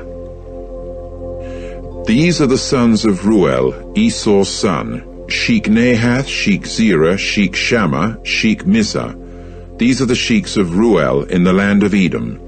These are the sons by Basemath, Esau's wife. Finally, these are the sons of Oholibamah, Esau's wife: Sheik Jeush, Sheik Jalem, Sheik Korah. These are the sheiks of Oholibamah, the daughter of Anah, Esau's wife. These are the sons of Esau, and these are their sheiks. He is Edom. These are the sons of Seir the Horite, the inhabitants of the land: Lotan and Shobal and Zibeon and Anah and Dishon and Ezer and Dishan. These are the sheiks of the Horite, the sons of Seir in the land of Edom. And the sons of Lotan came to be Hori and Hemam, and Lotan's sister was Timnah. And these are the sons of Shobal: Alvan and Manahath and Ebal, Shepho and Onam. And these are the sons of Zibeon: Aiah and Anah. This is the Anah who found the hot springs in the wilderness while he was tending the asses for Zibeon his father. And these are the children of Anah: Dishon and Oholibamah, the daughter of Anah. And these are the sons of Dishon: Hemdan and Eshban and Ithran and Cheran. These are the sons of Ezer: Bilhan and Zearvan and Achan. These are the sons of Dishan, Az, and Aran. These are the sheiks of the Horite: Sheik Lotan, Sheik Shobal, Sheik Zibeon, Sheik Anah, Sheik Dishon, Sheik Ezer, Sheik Dishan. These are the sheiks of the Horite according to their sheiks in the land of Seir. Now these are the kings who reigned in the land of Edom before any king reigned over the sons of Israel. And Bela, son of Beor, proceeded to reign in Edom, and the name of his city was Dinhabah. When Bela died, Jobab, son of Zerah from Bozrah, began to reign instead of him. When Jobab died, Husham from the land of the Temanites began to reign instead of him. When Husham died, Hadad, son of Bedad, who defeated the Midianites in the field of Moab, began to reign instead of him, and the name of his city was Avith. When Hadad died, Samlah from Masrekah began to reign instead of him. When Samlah died, Shaul from Rehoboth by the river began to reign instead of him. When Shaul died, Baal-Hanan son of Akbor began to reign instead of him. When Baal-Hanan son of Akbor died, Hadar began to reign instead of him, and the name of his city was Paiu. And the name of his wife was Mehetabel, the daughter of Matred, the daughter of Mezahab. So these are the names of the sheiks of Esau, according to their families, according to their places, by their names: Sheik Timnah, Sheik Alva, Sheik Jetheth, Sheik Oholibamah, Sheik Elah, Sheik Pinon, Sheik Kenaz, Sheik Teman, Sheik Mibzah, Sheik Magdiel, Sheik Iram. These are the sheiks of Edom according to their dwellings in the land of their possession. This is Esau, the father of Edom. Chapter 37. And Jacob continued to dwell in the land of the alien residences of his father, in the land of Canaan. This is the history of Jacob. Joseph, when 17 years old, happened to be tending sheep with his brothers among the flock. And, being but a boy, he was with the sons of Bilhah and the sons of Zilpah, the wives of his father. So Joseph brought a bad report about them to their father. And Israel loved Joseph more than all his other sons, because he was the son of his old age, and he had a long striped shirt-like garment made for him. When his brothers came to see that their father loved him more than all his brothers, they began to hate him, and they were not able to speak peacefully to him. Later on, Joseph had a dream, and told it to his brothers, and they found further reason to hate him. And he went on to say to them, "Listen, please, to this dream that I have dreamed. Well, here we were binding sheaves in the middle of the field, when here my sheaf got up and also stood erect, and here your sheaves proceeded to encircle and bow down to my sheaf." And his brothers began to say to him, "Are you going to be king over us for certain, or are you going to dominate over us for certain?" So they found fresh reason to hate him over his dreams and over his words. After that, he had still another dream, and he related it to his brothers and said, "Here I have had a dream once more, and here the sun and the moon and 11 stars were bowing down to me." Then he related it to his father as well as his brothers, and his father began to rebuke him and say to him, "What does this dream that you have dreamed mean? Am I and also your mother and your brothers for certain going to come and bow down to the earth to you?" And his brothers grew jealous of him, but his father observed the saying. His brothers now went to feed the flock of their father close by Shechem. After a while Israel said to Joseph, "Your brothers are tending flocks close by Shechem, are they not? Come, and let me send you to them." At this he said to him, "Here I am." So he said to him, "Go, please, see whether your brothers are safe and sound, and whether the flock is safe and sound, and bring me back word." With that he sent him away from the low plain of Hebron, and he went on toward Shechem. Later a man found him, and here he was wandering in a field. Then the man inquired of him, saying, "What are you looking for?" To this he said, "It is my brothers I am looking for. Tell me, please, where are they tending flocks?" And the man continued, "They have pulled away from here because I heard them saying, 'Let us go to Dothan.'" So Joseph kept on after his brothers and found them at Dothan. Well, they caught sight of him from a distance, and before he could get close by them, they began plotting cunningly against him to put him to death. So they said to one another, "Look, here comes that dreamer. And now come, and let us kill him, and pitch him into one of the water pits. And we must say a vicious wild beast devoured him. Then let us see what will become of his dreams." When Reuben heard this, he tried to deliver him out of their hand. So he said, "Let us not strike his soul fatally."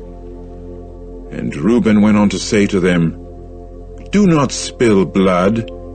Pitch him into this water pit which is in the wilderness, and do not lay a violent hand upon him." His purpose was to deliver him out of their hand in order to return him to his father. So it came about that as soon as Joseph came to his brothers, they went stripping Joseph of his long garment, even the long striped garment that was upon him, after which they took him and pitched him into the water pit. At the time the pit was empty, there was no water in it. Then they sat down to eat bread. When they raised their eyes and took a look, why, here was a caravan of Ishmaelites that was coming from Gilead, and their camels were carrying labdanum and balsam and resinous bark, on their way to take it down to Egypt. At this Judah said to his brothers, "What profit would there be in case we killed our brother, and did cover over his blood? Come, and let us sell him to the Ishmaelites. Do not let our hand be upon him. After all, he is our brother, our flesh." So they listened to their brother. Now men, Midianite merchants, went passing by. Hence they drew and lifted up Joseph out of the water pit, and then sold Joseph to the Ishmaelites for 20 silver pieces. Eventually these brought Joseph into Egypt. Later, Reuben returned to the water pit, and here Joseph was not in the water pit. Consequently, he ripped his garments apart. When he returned to his other brothers, he exclaimed, "The child is gone! And I, where am I really to go?" However, they took Joseph's long garment and slaughtered a male goat and repeatedly dipped the long garment in the blood. After that they sent the long striped garment and had it brought to their father and said, "This is what we found. Examine, please, whether it is your son's long garment or not." And he went examining it and exclaimed, "It is my son's long garment. A vicious wild beast must have devoured him. Joseph is surely torn to pieces." With that, Jacob ripped his mantles apart and put sackcloth upon his hips and carried on mourning over his son for many days. And all his sons and all his daughters kept rising up to comfort him, but he kept refusing to take comfort and saying, "For I shall go down mourning to my son into Sheol." And his father continued weeping for him. However, the Midianites sold him into Egypt to Potiphar, a court official of Pharaoh, the chief of the bodyguard. Chapter 38. Now in the meantime it came about that when Judah went down from his brothers, he pitched his tent near a man, an Adullamite, and his name was Hira. And there Judah got to see a daughter of a certain Canaanite, and his name was Shua. So he took her and had relations with her, and she became pregnant. Later she bore a son, and he called his name Again she became pregnant. In time she bore a son and called his name Onan. Yet another time she went on to bear a son, and then called his name Shelah. Now he happened to be an Achzib at the time she bore him. In time Judah took a wife for his firstborn, and her name was Tamar. But Judah's firstborn, proved to be bad in the eyes of Jehovah. Hence Jehovah put him to death. In view of that, Judah said to Onan, "Have relations with your brother's wife, and perform brother-in-law marriage with her, and raise up offspring for your brother." But Onan knew that the offspring would not become his.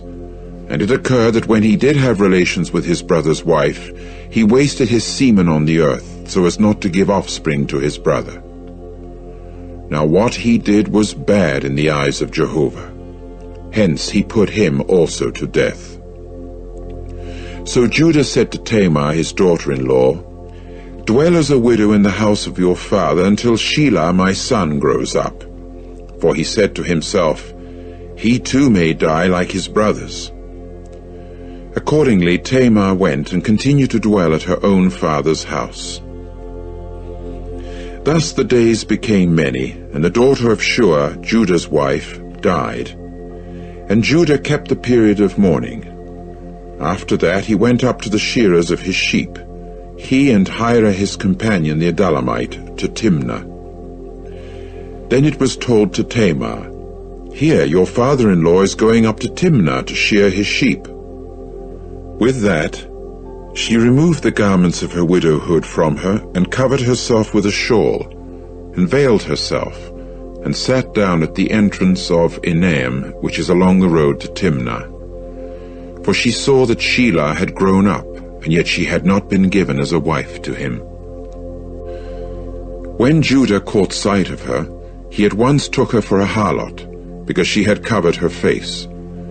So he turned aside to her by the road and said, "Allow me, please, to have relations with you." For he did not know that she was his daughter-in-law. However, she said, "What will you give me that you may have relations with me?" To this he said, "I myself shall send a kid of the goats from the herd." But she said, "Will you give us security until you send it?" And he continued, "What is the security that I shall give you?" To which she said, "Your seal ring and your cord and your rod that is in your hand." Then he gave them to her and had relations with her, so that she became pregnant by him. After that she got up and went and removed her shawl off her, and clothed herself with the garments of her widowhood.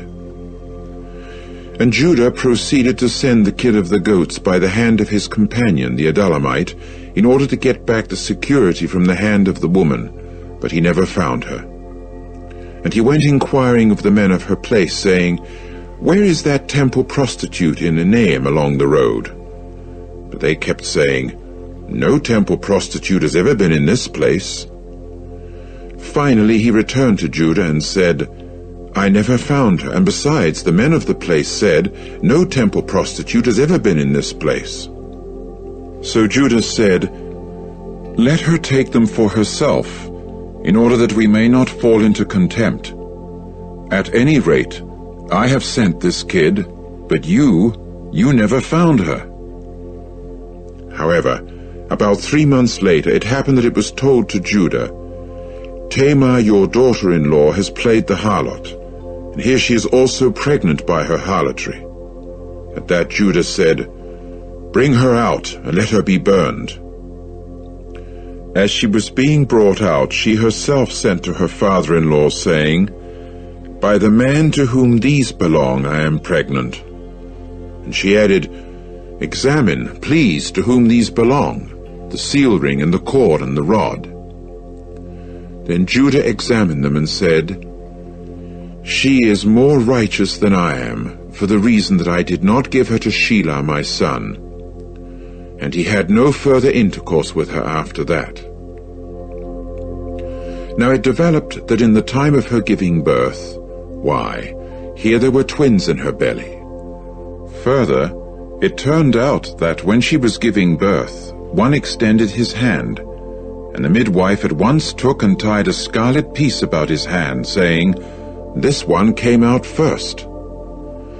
Finally it developed that as soon as he drew back his hand, why, here his brother came out, so that she exclaimed, "What do you mean by this, that you have produced a perineal rupture for yourself?" Hence his name was called Perez. And afterward his brother, upon whose hand the scarlet piece was, came out, and his name came to be called Zerah. Chapter 39. As for Joseph, he was brought down to Egypt, and Potiphar, a court official of Pharaoh, the chief of the bodyguard, an Egyptian, got to buy him from the hand of the Ishmaelites who had brought him down there. But Jehovah proved to be with Joseph, so that he turned out a successful man and came to be over the house of his master, the Egyptian. And his master got to see that Jehovah was with him, and that everything he was doing, Jehovah was making turn out successful in his hand. And Joseph kept finding favor in his eyes, and waited upon him continually, so that he appointed him over his house, and all that was his he gave into his hand. And it followed that from the time he appointed him over his house, and in charge of all that was his, Jehovah kept blessing the house of the Egyptian due to Joseph, and Jehovah's blessing came to be upon all that he had in the house and in the field. Finally he left everything that was his in Joseph's hand, and he did not know what was with him at all except the bread he was eating. Moreover, Joseph grew to be beautiful in form, and beautiful in appearance. Now after these things, it came about that the wife of his master began to raise her eyes toward Joseph and say, "Lie down with me." But he would refuse and would say to his master's wife, "Here my master does not know what is with me in the house, and everything he has given into my hand. There is no one greater in this house than I am, and he has not withheld from me anything at all, except you, because you are his wife. So how could I commit this great badness and actually sin against God?" So it turned out that as she spoke to Joseph day after day, he never listened to her to lie alongside her, to continue with her.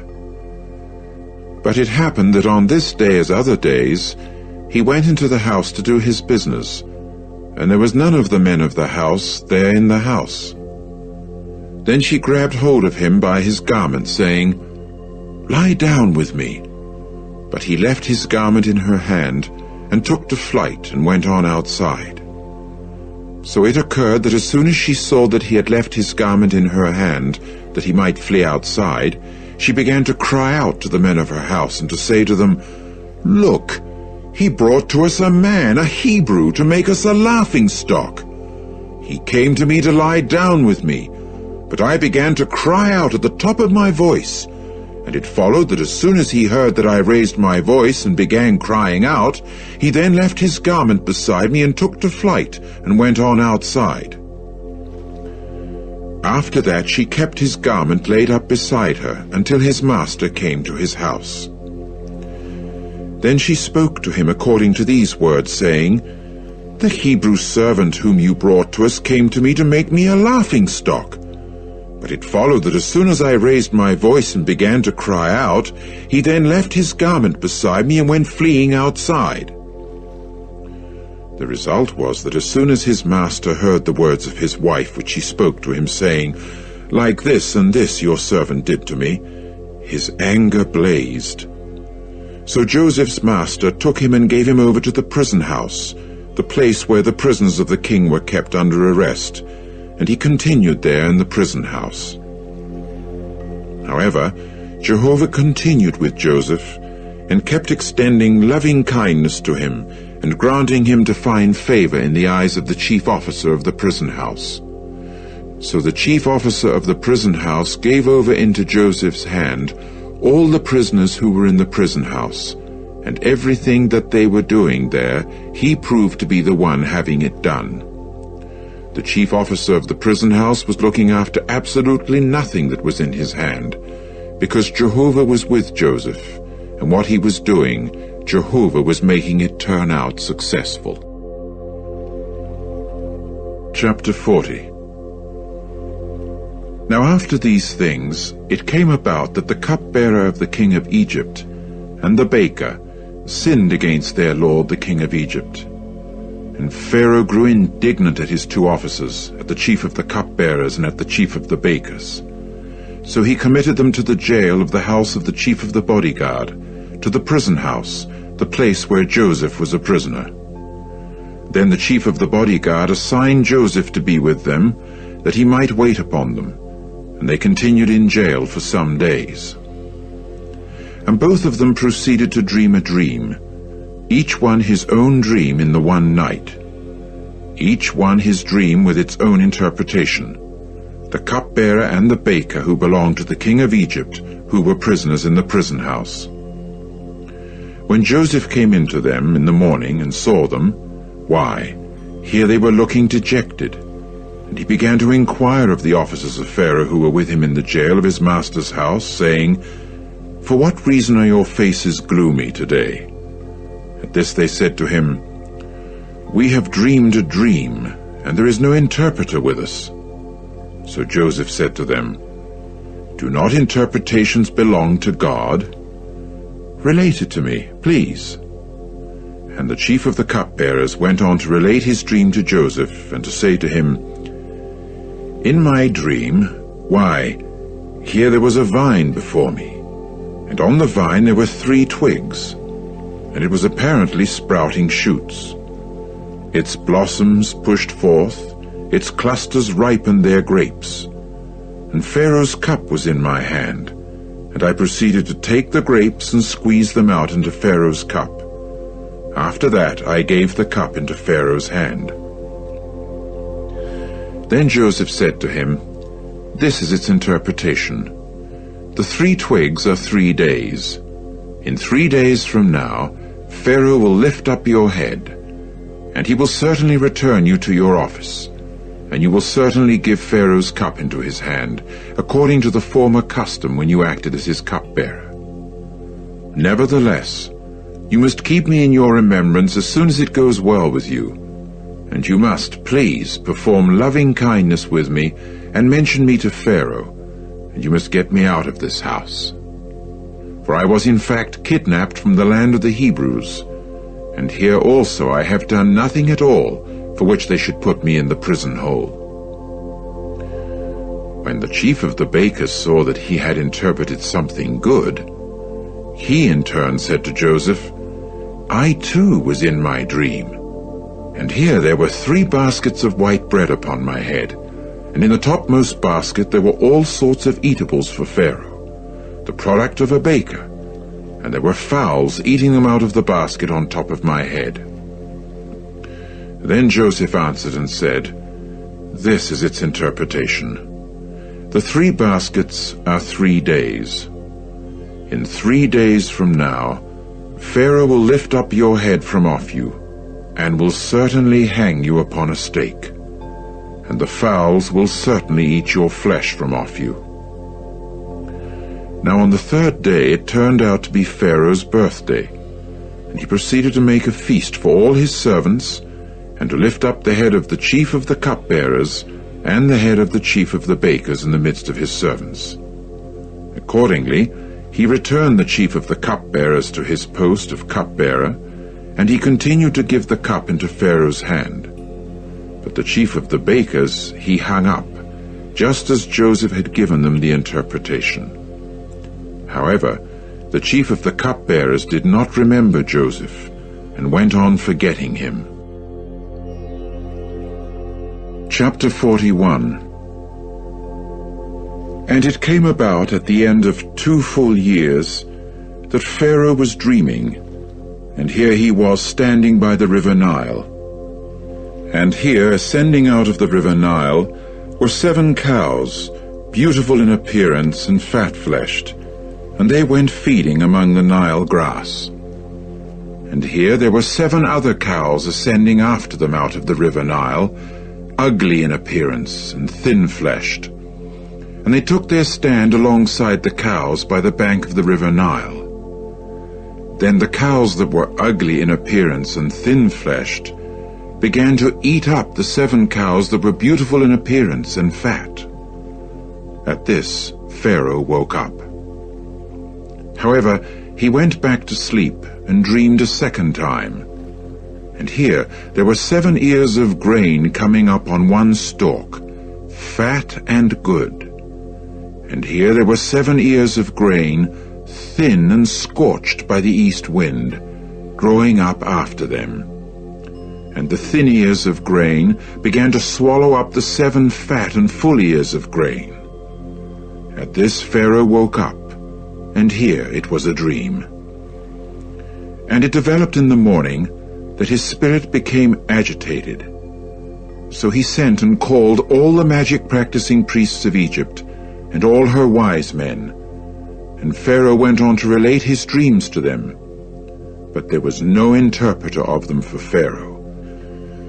Then the chief of the cupbearers spoke with Pharaoh, saying, "My sins I am mentioning today." Pharaoh was indignant at his servants. So he committed me to the jail of the house of the chief of the bodyguard, both me and the chief of the bakers. After that, we both dreamed a dream in the one night, both I and he. We dreamed each one his dream with its own interpretation. And there was with us there a young man, a Hebrew, a servant of the chief of the bodyguard. When we related them to him, he proceeded to interpret our dreams to us. He interpreted to each according to his dream. And it turned out that just as he had interpreted to us, so it happened. Me he returned to my office, but him he hanged. And Pharaoh proceeded to send and to call Joseph, that they might bring him quickly from the prison hole. Hence he shaved and changed his mantles, and went in to Pharaoh. Then Pharaoh said to Joseph, "I have dreamed a dream, but there is no interpreter of it. Now I myself have heard it said about you that you can hear a dream and interpret it." At this Joseph answered Pharaoh, saying, "I need not be considered. God will announce welfare to Pharaoh." And Pharaoh went on to speak to Joseph. "In my dream, here I was standing on the bank of the river Nile. And here, ascending out of the river Nile, were 7 cows, fat-fleshed and beautiful in form. And they began to feed among the Nile grass. And here there were 7 other cows ascending after them, poor and very bad in form and thin-fleshed. For badness I have not seen the like of them in all the land of Egypt. And the skinny and bad cows began to eat up the first 7 fat cows. So these came into their bellies, and yet it could not be known that they had come into their bellies, as their appearance was bad just as at the start. At that I woke up. After that I saw in my dream, and here there were 7 ears of grain coming up on one stalk, full and good. And here there were 7 ears of grain, shriveled, thin, scorched by the east wind, growing up after them. And the thin ears of grain began to swallow up the 7 good ears of grain. So I stated it to the magic-practicing priests, but there was none telling me. Then Joseph said to Pharaoh, "The dream of Pharaoh is but one. What the true God is doing he has told to Pharaoh. The 7 good cows are 7 years. Likewise the 7 good ears of grain are 7 years. The dream is but one. And the 7 skinny and bad cows that came up after them are 7 years. And the 7 empty ears of grain, scorched by the east wind, will prove to be 7 years of famine. This is the thing that I have spoken to Pharaoh. What the true God is doing, he has caused Pharaoh to see. Here there are 7 years coming with great plenty in all the land of Egypt. But 7 years of famine will certainly arise after them, and all the plenty in the land of Egypt will certainly be forgotten, and the famine will simply consume the land. And the plenty once in the land will not be known as a result of that famine afterward, because it will certainly be very severe. And the fact that the dream was repeated to Pharaoh twice means that the thing is firmly established on the part of the true God, and the true God is speeding to do it. So now let Pharaoh look for a man discreet and wise, and set him over the land of Egypt. Let Pharaoh act and appoint overseers over the land, and he must take up 1/5 of the land of Egypt during the 7 years of plenty. And let them collect all the foodstuffs of these coming good years, and let them pile up grain under Pharaoh's hand as foodstuffs in the cities, and they must safeguard it. And the foodstuffs must serve as a supply for the land for the 7 famine years which will develop in the land of Egypt, in order that the land may not be cut off by the famine. Well, the thing proved to be good in the eyes of Pharaoh and of all his servants. So Pharaoh said to his servants, "Can another man be found like this one, in whom the Spirit of God is?" After that, Pharaoh said to Joseph, "Since God has caused you to know all this, there is no one as discreet and wise as you are. You will personally be over my house, and all my people will obey you implicitly. Only as to the throne shall I be greater than you." And Pharaoh added to Joseph, "See, I do place you over all the land of Egypt." With that, Pharaoh removed his signet ring from his own hand and put it upon Joseph's hand, and clothed him with garments of fine linen, and placed a necklace of gold about his neck. Moreover, he had him ride in the 2nd chariot of honor that he had, so that they should call out ahead of him, "Avrek!" thus putting him over all the land of Egypt.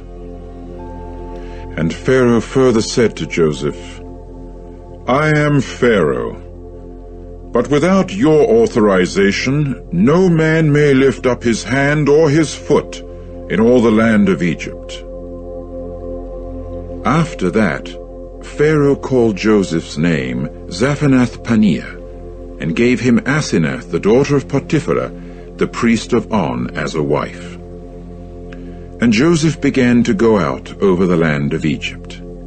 And Joseph was 30 years old when he stood before Pharaoh, the king of Egypt.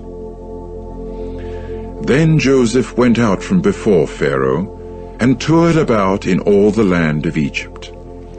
And during the 7 years of plenty, the land went on producing by the handfuls. And he kept collecting all the foodstuffs of the 7 years that came upon the land of Egypt, and he would put the foodstuffs in the cities. The foodstuffs of the field that was round about a city he put in the midst of it. And Joseph continued piling up grain in very great quantity, like the sand of the sea, until finally they gave up counting it, because it was without number. And before the year of the famine arrived, there were born to Joseph 2 sons, whom Asenath, the daughter of Potiphera, the priest of On, bore to him. So Joseph called the name of the firstborn Manasseh, because, to quote him, "God has made me forget all my trouble and all the house of my father." And the name of the second he called Ephraim, because, to quote him, "God has made me fruitful in the land of my wretchedness." And the 7 years of the plenty that had obtained in the land of Egypt gradually ended. And, in turn, the 7 years of the famine started to come, just as Joseph had said. And the famine developed in all the lands, but in all the land of Egypt there was found bread. Finally, all the land of Egypt became famished, and the people began to cry to Pharaoh for bread. Then Pharaoh said to all the Egyptians, "Go to Joseph. Whatever he says to you, you are to do." And the famine obtained over all the surface of the earth. Then Joseph began to open up all the grain depositories that were among them, and to sell to the Egyptians, as the famine got a strong grip on the land of Egypt. Moreover, people of all the earth came to Egypt to buy from Joseph, because the famine had a strong grip on all the earth. Chapter 42. Eventually, Jacob got to see that there were cereals in Egypt. Then Jacob said to his sons, "Why do you keep looking at one another?" And he added, "Here I have heard that there are cereals in Egypt. Go down there and buy for us from there, that we may keep alive and not die off." Accordingly, 10 brothers of Joseph went down to buy grain from Egypt. But Jacob did not send Benjamin, Joseph's brother, with his other brothers, because he said, "Otherwise a fatal accident may befall him."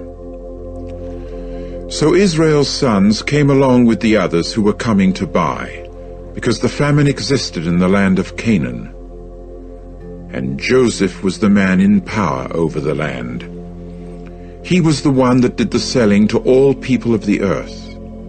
Consequently, Joseph's brothers came and bowed low to him with their faces to the earth. When Joseph got to see his brothers, he at once recognized them, but he made himself unrecognizable to them. So he spoke harshly with them and said to them, "Where have you come from?" To which they said, "From the land of Canaan, to buy foodstuffs." Thus Joseph recognized his brothers, but they themselves did not recognize him. Immediately Joseph remembered the dreams that he had dreamed respecting them, and he went on to say to them, "You are spies. You have come to see the exposed condition of the land." Then they said to him, "No, my lord, but your servants have come to buy foodstuffs. We are all of us sons of but one man. We are upright men. Your servants do not act as spies." But he said to them, "Not so, because you have come to see the exposed condition of the land." At this they said, "Your servants are 12 brothers. We are the sons of but one man in the land of Canaan, and here the youngest is with our father today, whereas the other one is no more." However, Joseph said to them, "It is what I have spoken to you, saying, 'You are spies.' By this you will be tested out. As Pharaoh lives, you will not go out of here except when your youngest brother comes here. Send one of you that he may get your brother while you have been bound, that your words may be tested out as the truth in your case. And if not, then as Pharaoh lives, you are spies." With that, he put them together in custody for 3 days. After that, Joseph said to them on the 3rd day, "Do this and keep alive. I fear the true God. If you are upright, let one of your brothers be kept bound in your house of custody. But the rest of you, go. Take cereals for the famine in your houses. Then you will bring your youngest brother to me, that your words may be found trustworthy, and you will not die." And they proceeded to do so. And they began to say one to the other, "Unquestionably, we are guilty with regard to our brother. because we saw the distress of his soul when he implored compassion on our part, but we did not listen. That is why this distress has come upon us." Then Reuben answered them, saying, "Did not I say to you, 'Do not sin against the child'? But you did not listen. And now his blood, here it is certainly asked back." As for them, they did not know that Joseph was listening, because there was an interpreter between them. Consequently, he turned away from them and began to weep. Then he returned to them and spoke to them, and took Simeon from them and bound him before their eyes. After that Joseph gave the command, and they went filling up their receptacles with grain. Also, they were to return the money of the men to each one's individual sack, and to give them provisions for the journey. Accordingly it was done so to them. So they loaded their cereals upon their asses, and got on their way from there. When one opened his sack to give fodder to his ass at the lodging place, he got to see his money, and here it was in the mouth of his bag. At that he said to his brothers, "My money has been returned, and now here it is in my bag." Then their hearts sank, so that they turned trembling to one another, saying, "What is this God has done to us?"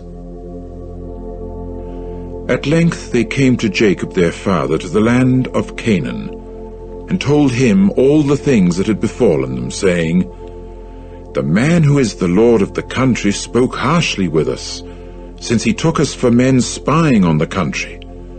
But we said to him, 'We are upright men, we do not act as spies. We are 12 brothers, the sons of our father. One is no more, and the youngest is today with our father in the land of Canaan.' But the man who is the lord of the country said to us, 'By this I am going to know you are upright. Have one brother of yours stay with me. Then you take something for the famine in your houses, and go. And bring your youngest brother to me, that I may know that you are no spies, but you are upright. Your brother I shall give back to you, and you may carry on business in the land.'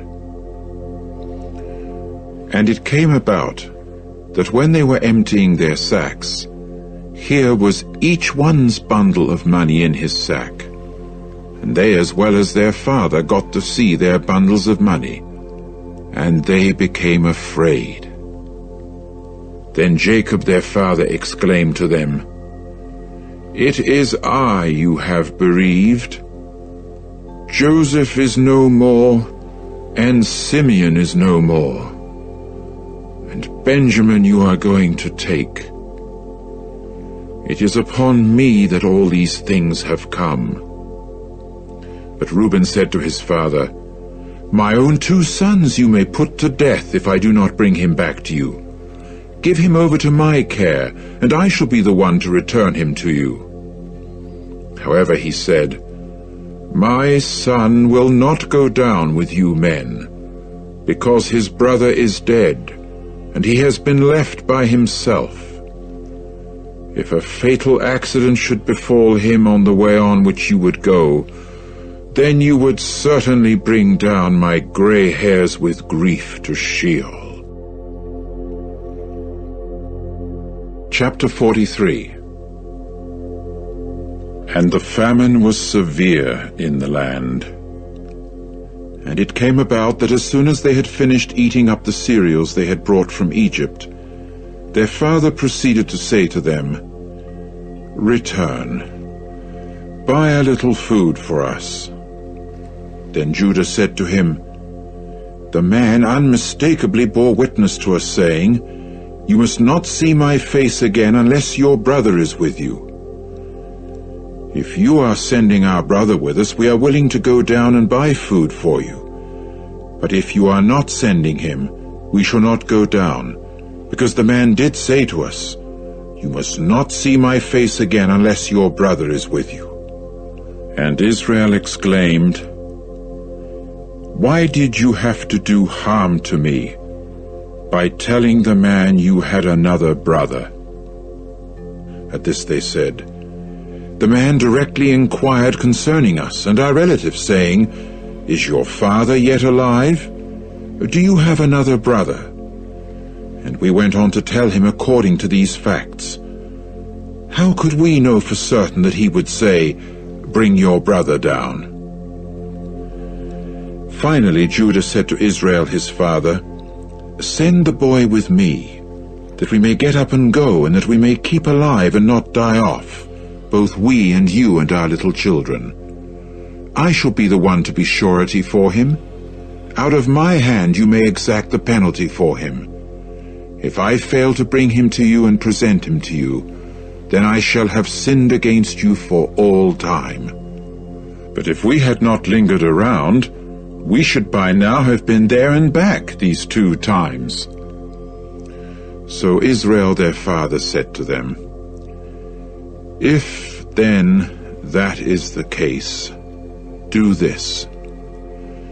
Take the finest products of the land in your receptacles and carry them down to the man as a gift. A little balsam and a little honey, labdanum and resinous bark, pistachio nuts and almonds. Also, take double the money in your hand, and the money that was returned in the mouth of your bags you will take back in your hand. Maybe it was a mistake. And take your brother and get up. Return to the man. And may God Almighty give you pity before the man, that he may certainly release to you your other brother and Benjamin. But I, in case I must be bereaved, I shall certainly be bereaved." Accordingly the men took this gift, and they took double the money in their hand, and Benjamin. Then they rose and went their way down to Egypt, and got to stand before Joseph. When Joseph saw Benjamin with them, he at once said to the man who was over his house, "Take the men to the house, and slaughter animals, and make preparation, because the men are to eat with me at noon." Immediately the man did just as Joseph had said. So the man took the men to Joseph's house. But the men got afraid because they had been taken to Joseph's house. And they began to say, "It is because of the money that went back with us in our bags at the start that we are being brought here, for them to fall upon us and attack us, and to take us for slaves and also our asses." Hence they approached the man who was over Joseph's house, and spoke to him at the entrance of the house. And they said, "Excuse us, my lord. We surely did come down at the start to buy food. But what occurred was that when we came to the lodging place and began opening our bags, why, here was the money of each one in the mouth of his bag, our money in full weight. So we would like to return it with our own hands.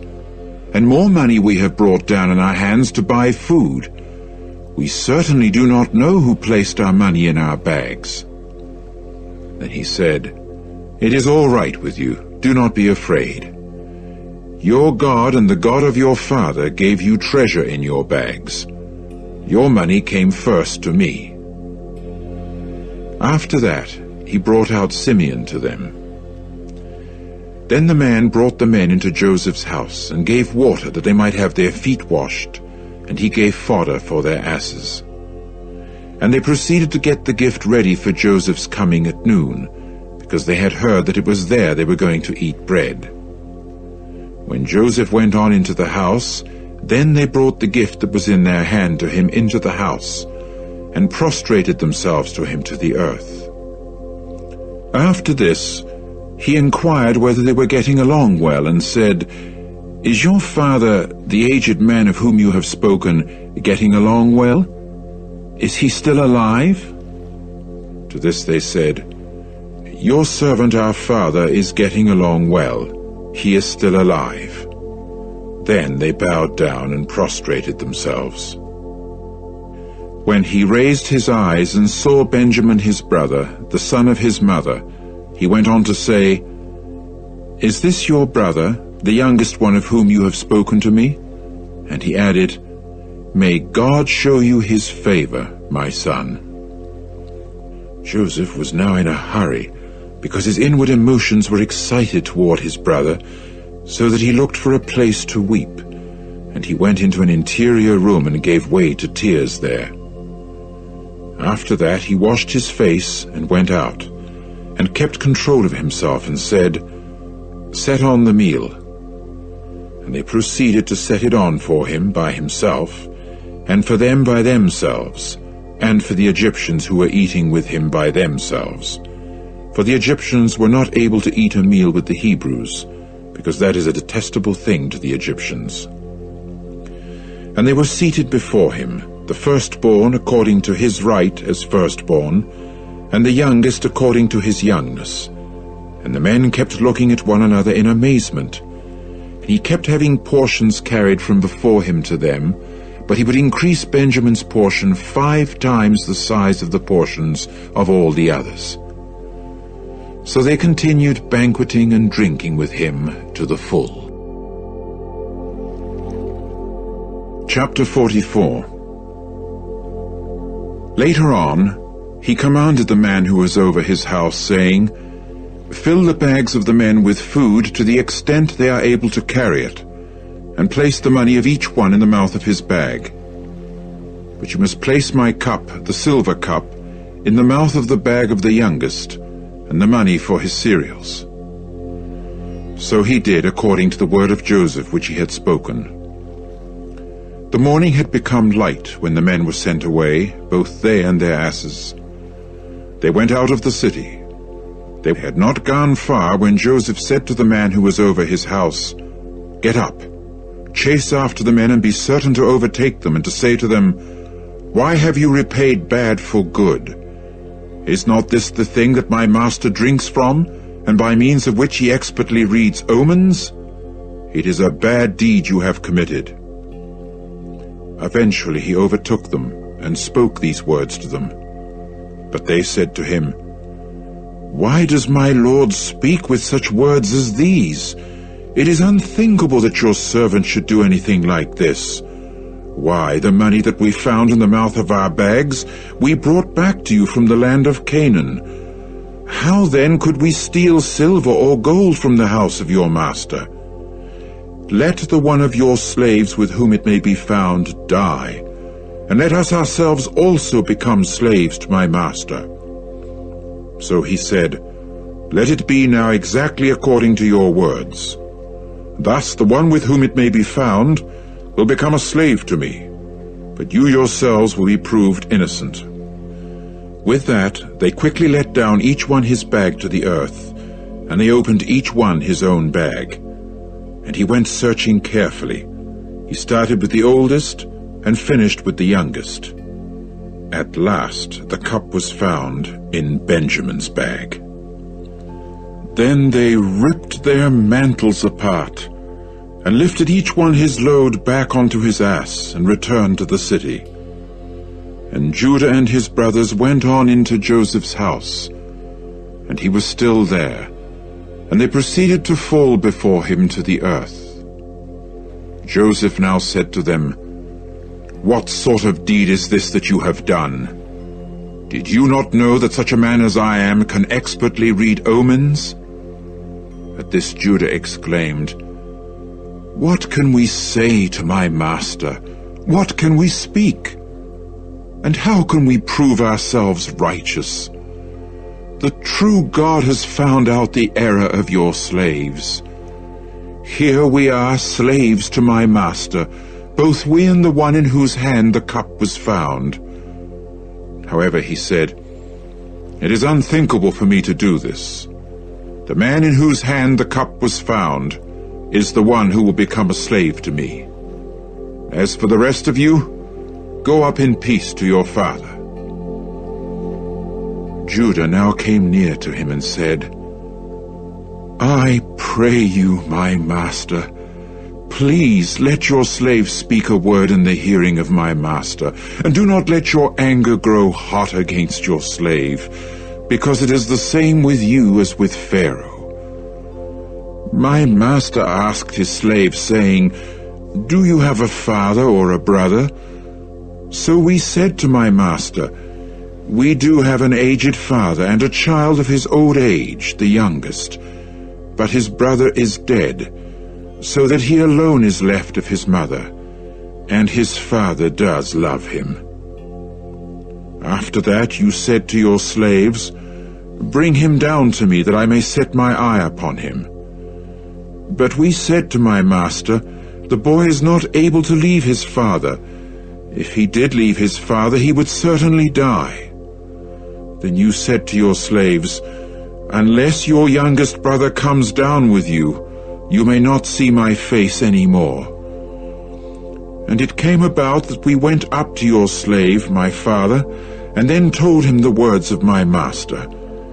Later our father said, Return, buy a little food for us. But we said, We are not able to go down. If our youngest brother is with us, we will go down, because we are not able to see the man's face, in case our youngest brother is not with us. Then your slave, my father, said to us, You yourselves well know that my wife bore but 2 sons to me. Later the one went out from my company, and I exclaimed, Ah, he must surely be torn to pieces, and I have not seen him till now. If you were to take this one also out of my sight, and a fatal accident were to befall him, you would certainly bring down my gray hairs with calamity to Sheol. And now, as soon as I should come to your slave, my father, without the boy along with us, when that one's soul is bound up with this one's soul, then it is certain to occur that as soon as he sees that the boy is not there, he will simply die, and your slaves will indeed bring down the gray hairs of your slave our father with grief to Sheol. For your slave became surety for the boy when away from his father, saying, If I fail to bring him back to you, then I shall have sinned against my father forever. So now, please, let your slave stay instead of the boy as a slave to my master, that the boy may go up with his brothers. For how can I go up to my father without the boy along with me, for fear that then I may look upon the calamity that will find out my father? Chapter 45. At this, Joseph was no longer able to control himself before all those who were stationed by him. So he cried out, Have everybody go out from me. And no one else stood with him, while Joseph made himself known to his brothers. And he began to raise his voice in weeping, so that the Egyptians got to hear it, and Pharaoh's house got to hear it.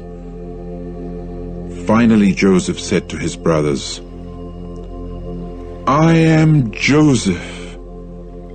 Is my father still alive? But his brothers were unable to answer him at all, because they were disturbed by reason of him. So Joseph said to his brothers, Come close to me, please. With that they came close to him. Then he said, I am Joseph, your brother, whom you sold into Egypt. But now do not feel hurt, and do not be angry with yourselves because you sold me here, because for the preservation of life God has sent me ahead of you. For this is the 2nd year of the famine in the midst of the earth, and there are yet 5 years in which there will be no plowing time or harvest. Consequently, God sent me ahead of you, in order to place a remnant for you men in the earth, and to keep you alive by a great escape.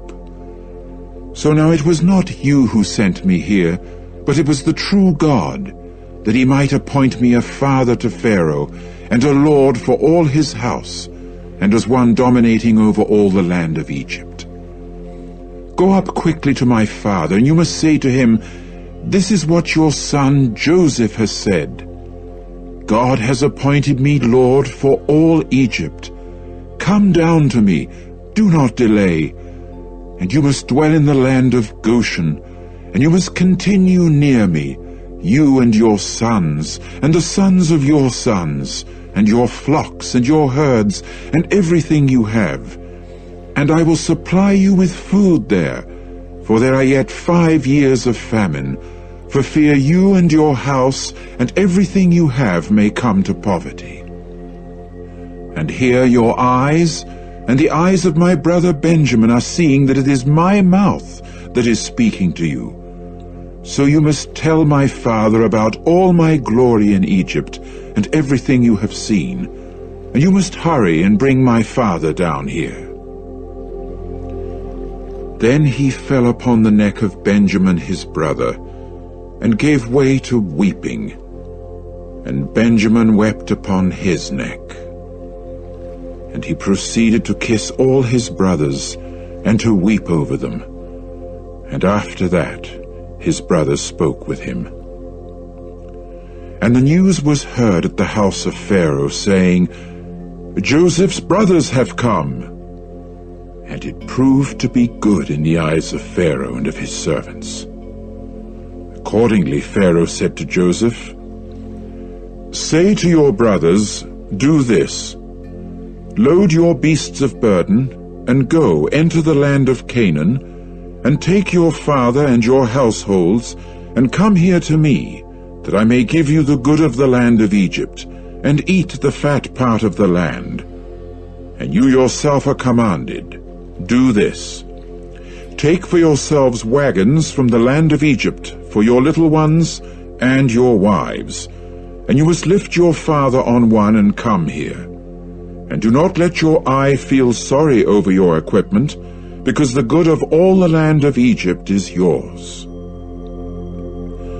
Following that, the sons of Israel did so, and Joseph gave them wagons according to Pharaoh's orders, and gave them provisions for the way. To each of them he gave individual changes of mantles, but to Benjamin he gave 300 silver pieces and 5 changes of mantles. And to his father he sent as follows: 10 asses carrying good things of Egypt, and 10 she-asses carrying grain and bread and sustenance for his father for the way. Thus he sent his brothers off, and they proceeded to go. However, he said to them, 'Do not get exasperated at one another on the way.' And they began going up out of Egypt, and at length came into the land of Canaan, to Jacob their father. Then they reported to him, saying, 'Joseph is still alive, and he is the one dominating over all the land of Egypt.' But his heart grew numb, because he did not believe them. When they went on speaking to him all of Joseph's words that he had spoken to them, and he got to see the wagons that Joseph had sent to carry him, the spirit of Jacob their father began to revive. Then Israel exclaimed, 'It is enough! Joseph my son is still alive. Ah, let me go and see him before I die.'" Chapter 46. Accordingly, Israel and all who were his pulled out and came to Beersheba, and he proceeded to sacrifice sacrifices to the God of his father Isaac. Then God talked to Israel in visions of the night, and said, "Jacob, Jacob," to which he said, "Here I am." And he went on to say, "I am the true God, the God of your father. Do not be afraid to go down to Egypt, for I shall constitute you there into a great nation. I myself shall go down with you to Egypt, and I myself shall surely bring you up also. And Joseph will lay his hand upon your eyes."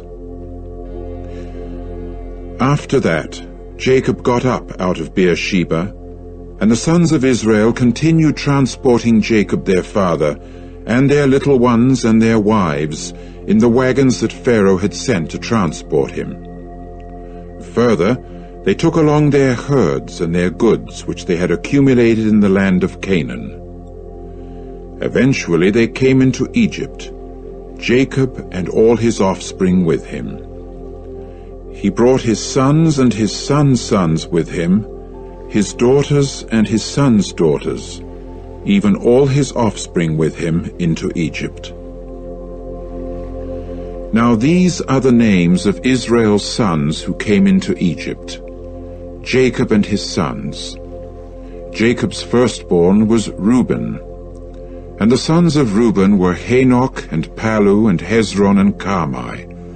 And the sons of Simeon were Jemuel and Jamin and Ohad and Jachin and Zohar and Shaul, the son of a Canaanite woman. And the sons of Levi were Gershon, Kohath, and Merari. And the sons of Judah were and Onan and Shelah and Perez and Zerah. However, and Onan died in the land of Canaan. And the sons of Perez came to be Hezron and Hamul. And the sons of Issachar were Tola and Puvah and Yob and Shimron. And the sons of Zebulun were Sered and Elon and Jaleel. These are the sons of Leah whom she bore to Jacob in Paddan Aram, together with his daughter Dinah. All the souls of his sons and of his daughters were 33. And the sons of Gad were Ziphion and Haggai, Shunai and Esbon, Eri and Arodi and Areli. And the sons of Asher were Imnah and Ishvi and Beriah, and there was Serah their sister. And the sons of Beriah were Heber and Malchiel. These are the sons of Zilpah, whom Laban gave to his daughter Leah. In time she bore these to Jacob, 16 souls. The sons of Rachel, Jacob's wife, were Joseph and Benjamin. And there came to be born to Joseph in the land of Egypt Manasseh and Ephraim, whom Asenath the daughter of Potipherah, the priest of On, bore to him. And the sons of Benjamin were Bela and Becher and Ashbel, Gera and Naaman, Ehi and Rosh, Muppim and Huppim and Ard. These are the sons of Rachel who were born to Jacob. All the souls were 14. And the sons of Dan were Hushim, and the sons of Naphtali were Jaziel and Guni and Jezer and Shillem. These are the sons of Bilhah, whom Laban gave to his daughter Rachel. In time she bore these to Jacob. All the souls were 7. All the souls who came to Jacob into Egypt were those who issued out of his upper thigh, aside from the wives of Jacob's sons. All the souls were 66. And Joseph's sons who were born to him in Egypt were 2 souls. All the souls of the house of Jacob who came into Egypt were 70.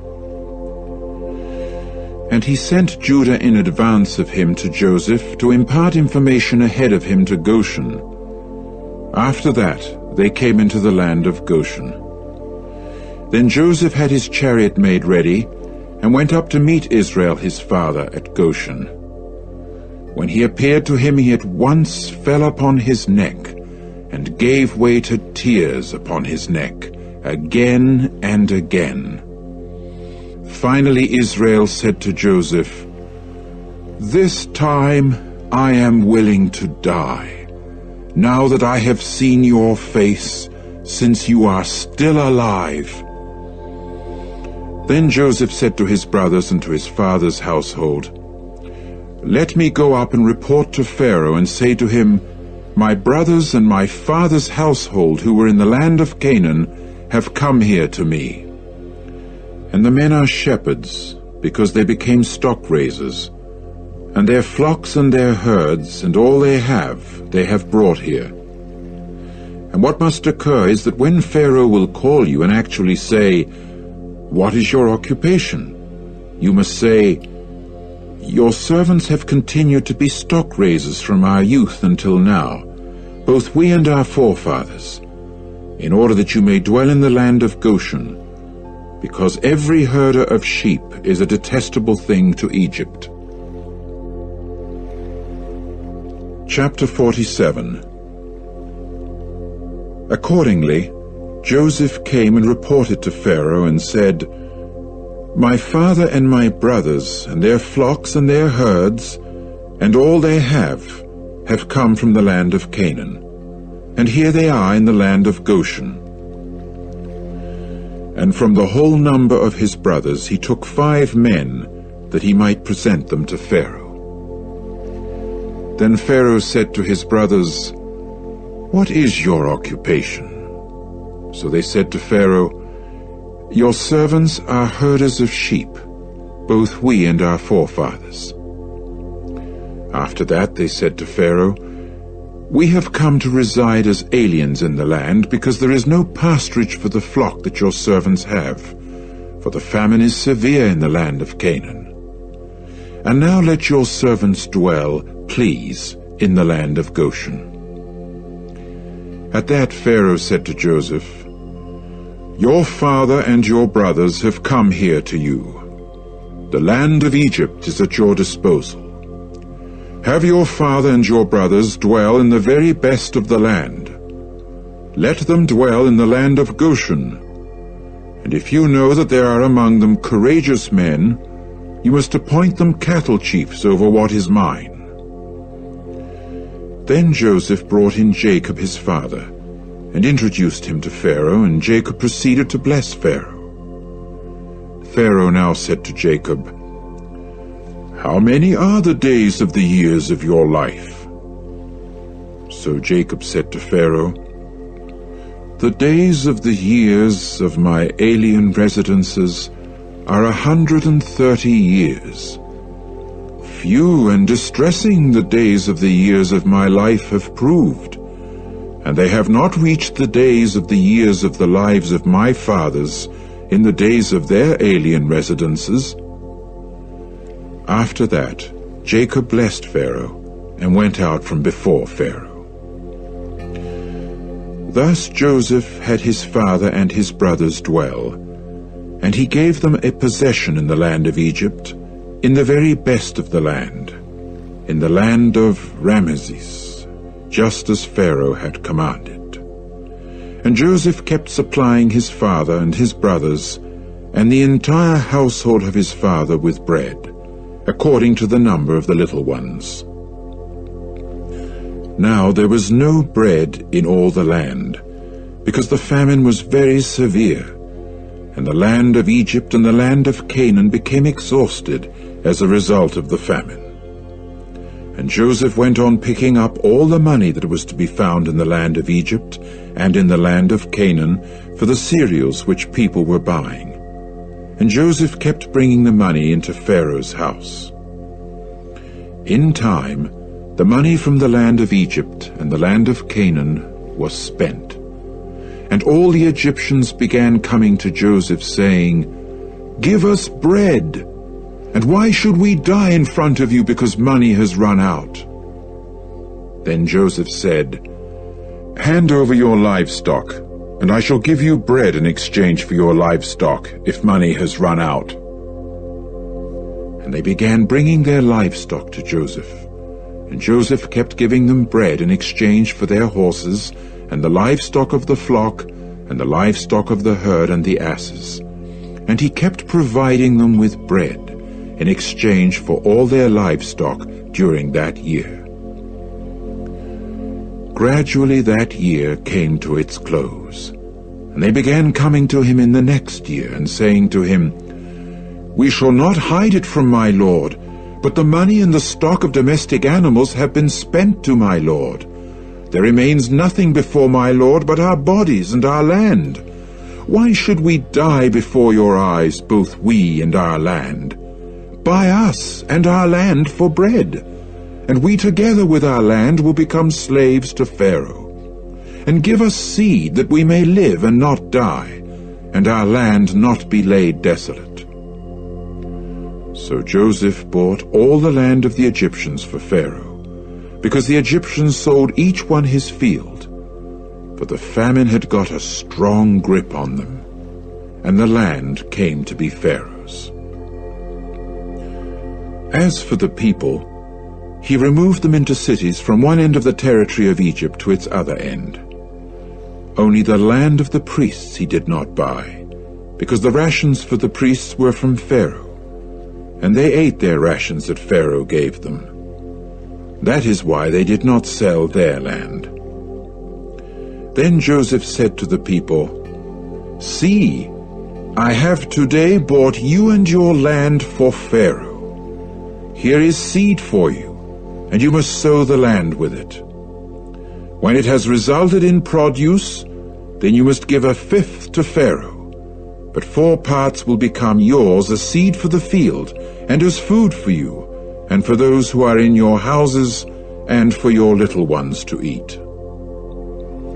Consequently they said, "You have preserved our lives. Let us find favor in the eyes of my lord, and we will become slaves to Pharaoh." And Joseph proceeded to make it a decree down to this day over the land of the state of Egypt, for Pharaoh to have to the amount of a fifth. Only the land of the priests as a distinct group did not become Pharaoh's. And Israel continued to dwell in the land of Egypt, in the land of Goshen, and they became settled in it, and were fruitful, and grew to be very many. And Jacob lived on in the land of Egypt for 17 years, so that Jacob's days, the years of his life, came to be 147 years. Gradually, the days approached for Israel to die. So he called his son Joseph and said to him, "If now I have found favor in your eyes, place your hand, please, under my thigh, and you must exercise loving kindness and trustworthiness toward me. Please, do not bury me in Egypt, and I must lie with my fathers, and you must carry me out of Egypt, and bury me in their grave." Accordingly he said, "I myself shall do in keeping with your word." Then he said, "Swear to me." So he swore to him. At that Israel prostrated himself over the head of the couch. Chapter 48. And it came about after these things that it was said to Joseph, "Look, your father is becoming weak." At that he took with him his 2 sons, Manasseh and Ephraim. Then it was reported to Jacob and said, "Here your son Joseph has come to you." So Israel exerted his strength and sat up on his couch. And Jacob proceeded to say to Joseph, "God Almighty appeared to me at Luz, in the land of Canaan, that he might bless me. And he went on to say to me, Here I am making you fruitful, and I will make you many, and I will transform you into a congregation of peoples, and I will give this land to your seed after you for a possession to time indefinite. And now your 2 sons who were born to you in the land of Egypt, before I came here to you into Egypt, they are mine. Ephraim and Manasseh will become mine, like Reuben and Simeon. But your progeny, to which you shall become father after them, will become yours. Together with the name of their brothers they will be called in their inheritance. And as for me, when I was coming from Paddan, Rachel died alongside me in the land of Canaan, on the way while there was yet a good stretch of land before coming to Ephrath, so that I buried her there on the way to Ephrath, that is to say, Bethlehem. Then Israel saw Joseph's sons and said, "Who are these?" So Joseph said to his father, "They are my sons, whom God has given me in this place." At this he said, "Bring them, please, to me, that I may bless them." Now the eyes of Israel were dull from old age. He was unable to see. Accordingly he brought them close to him, and he then kissed them and embraced them. And Israel went on to say to Joseph, "I had no idea of seeing your face, but here God has let me see also your offspring." After that, Joseph brought them out away from his knees, and he bowed down with his face to the earth. Joseph now took the two of them, Ephraim by his right hand to Israel's left, and Manasseh by his left hand to Israel's right, and brought them close to him.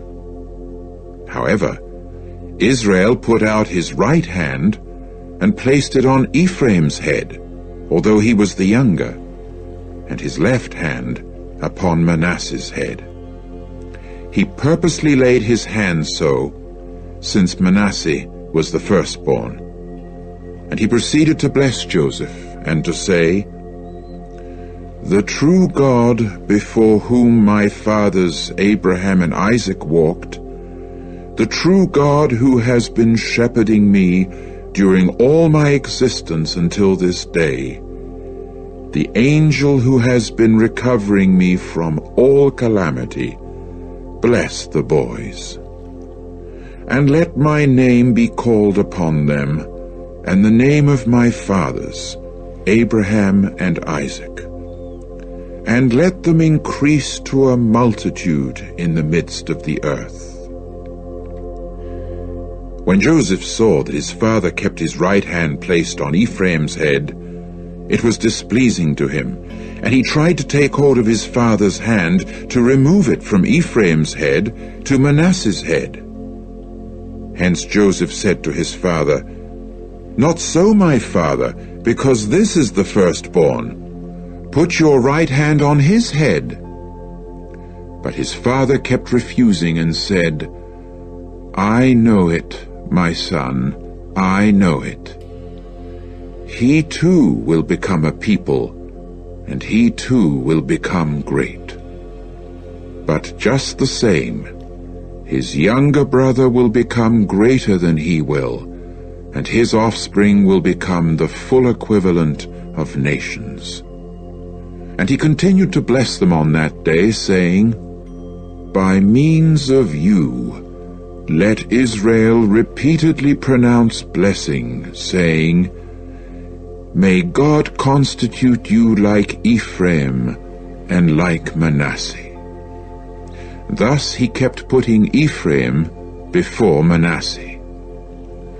After that Israel said to Joseph, "Look, I am dying, but God will certainly continue with you people, and return you to the land of your forefathers.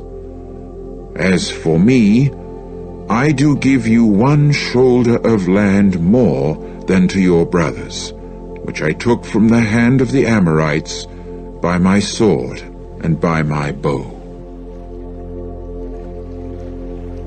Chapter 49. Later on, Jacob called his sons and said, "Gather yourselves together, that I may tell you what will happen to you in the final part of the days. Assemble yourselves, and listen, you sons of Jacob. Yes, listen to Israel, your father. Reuben, you are my firstborn, my vigor and the beginning of my generative power, the excellence of dignity and the excellence of strength. With reckless license like waters, do not you excel, because you have gone up to your father's bed. At that time you profaned my lounge. He went up to it. Simeon and Levi are brothers. Instruments of violence are their slaughter weapons. Into their intimate group do not come, O my soul. With their congregation do not become united, O my disposition. Because in their anger they killed men, and in their arbitrariness they hamstrung bulls. Cursed be their anger, because it is cruel, and their fury, because it acts harshly. Let me parcel them out in Jacob, and let me scatter them in Israel.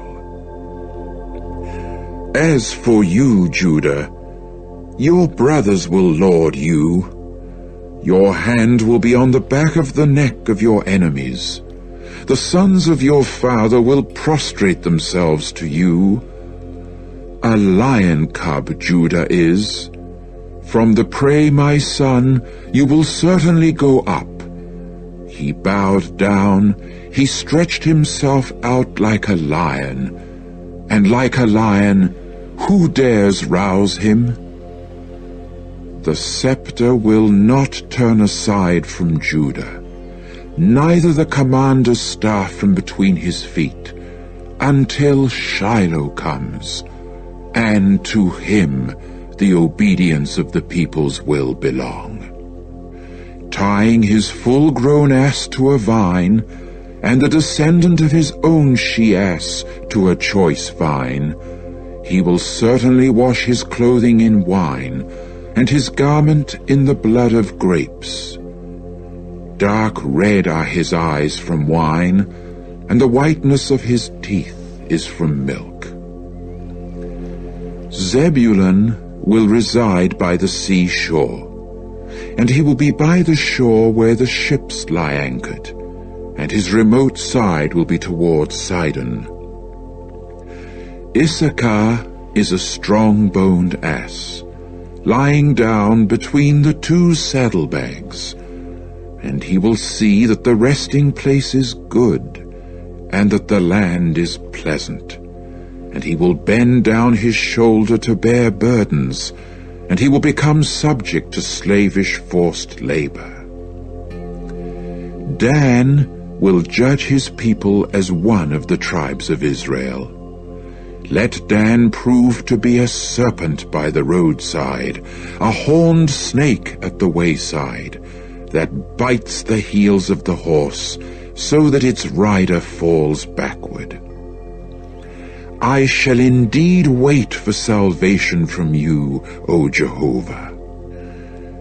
As for Gad, a marauder band will raid him, but he will raid the extreme rear. Out of Asher his bread will be fat, and he will give the dainties of a king. Naphtali is a slender hind. He is giving words of elegance. Offshoot of a fruit-bearing tree. Joseph is the offshoot of a fruit-bearing tree by the fountain that propels its branches up over a wall. But the archers kept harassing him, and shot at him, and kept harboring animosity against him. And yet his bow was dwelling in a permanent place, and the strength of his hands was supple. From the hands of the powerful one of Jacob, from there is the shepherd, the stone of Israel. He is from the God of your father, and he will help you, and he is with the Almighty, and he will bless you with the blessings of the heavens above, with the blessings of the watery deep lying down below, with the blessings of the breasts and womb.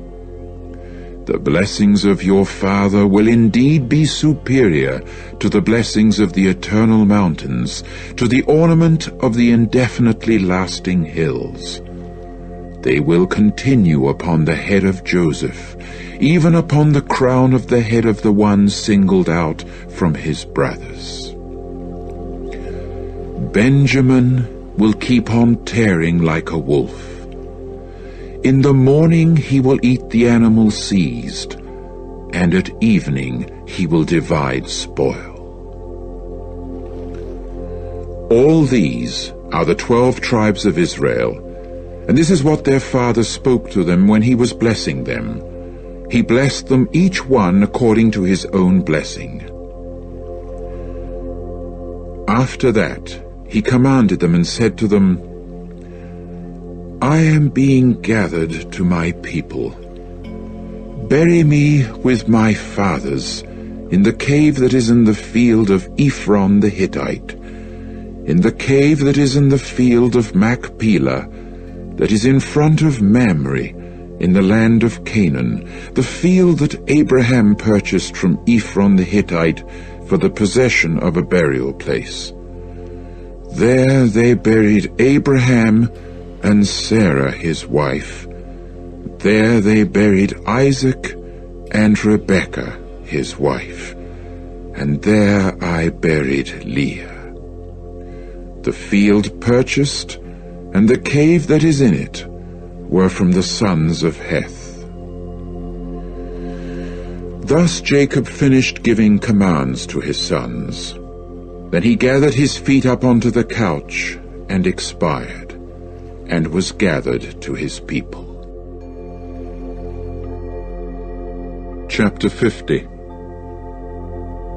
Then Joseph fell upon the face of his father, and burst into tears over him, and kissed him.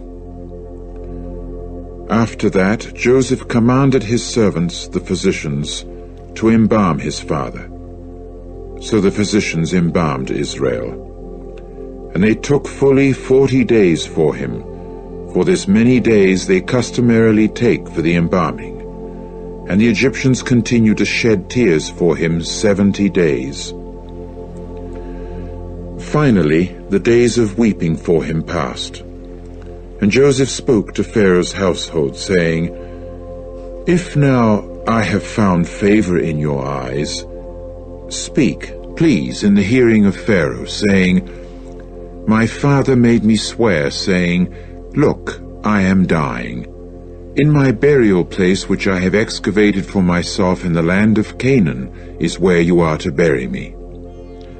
And now, please, let me go up and bury my father, after which I am willing to return.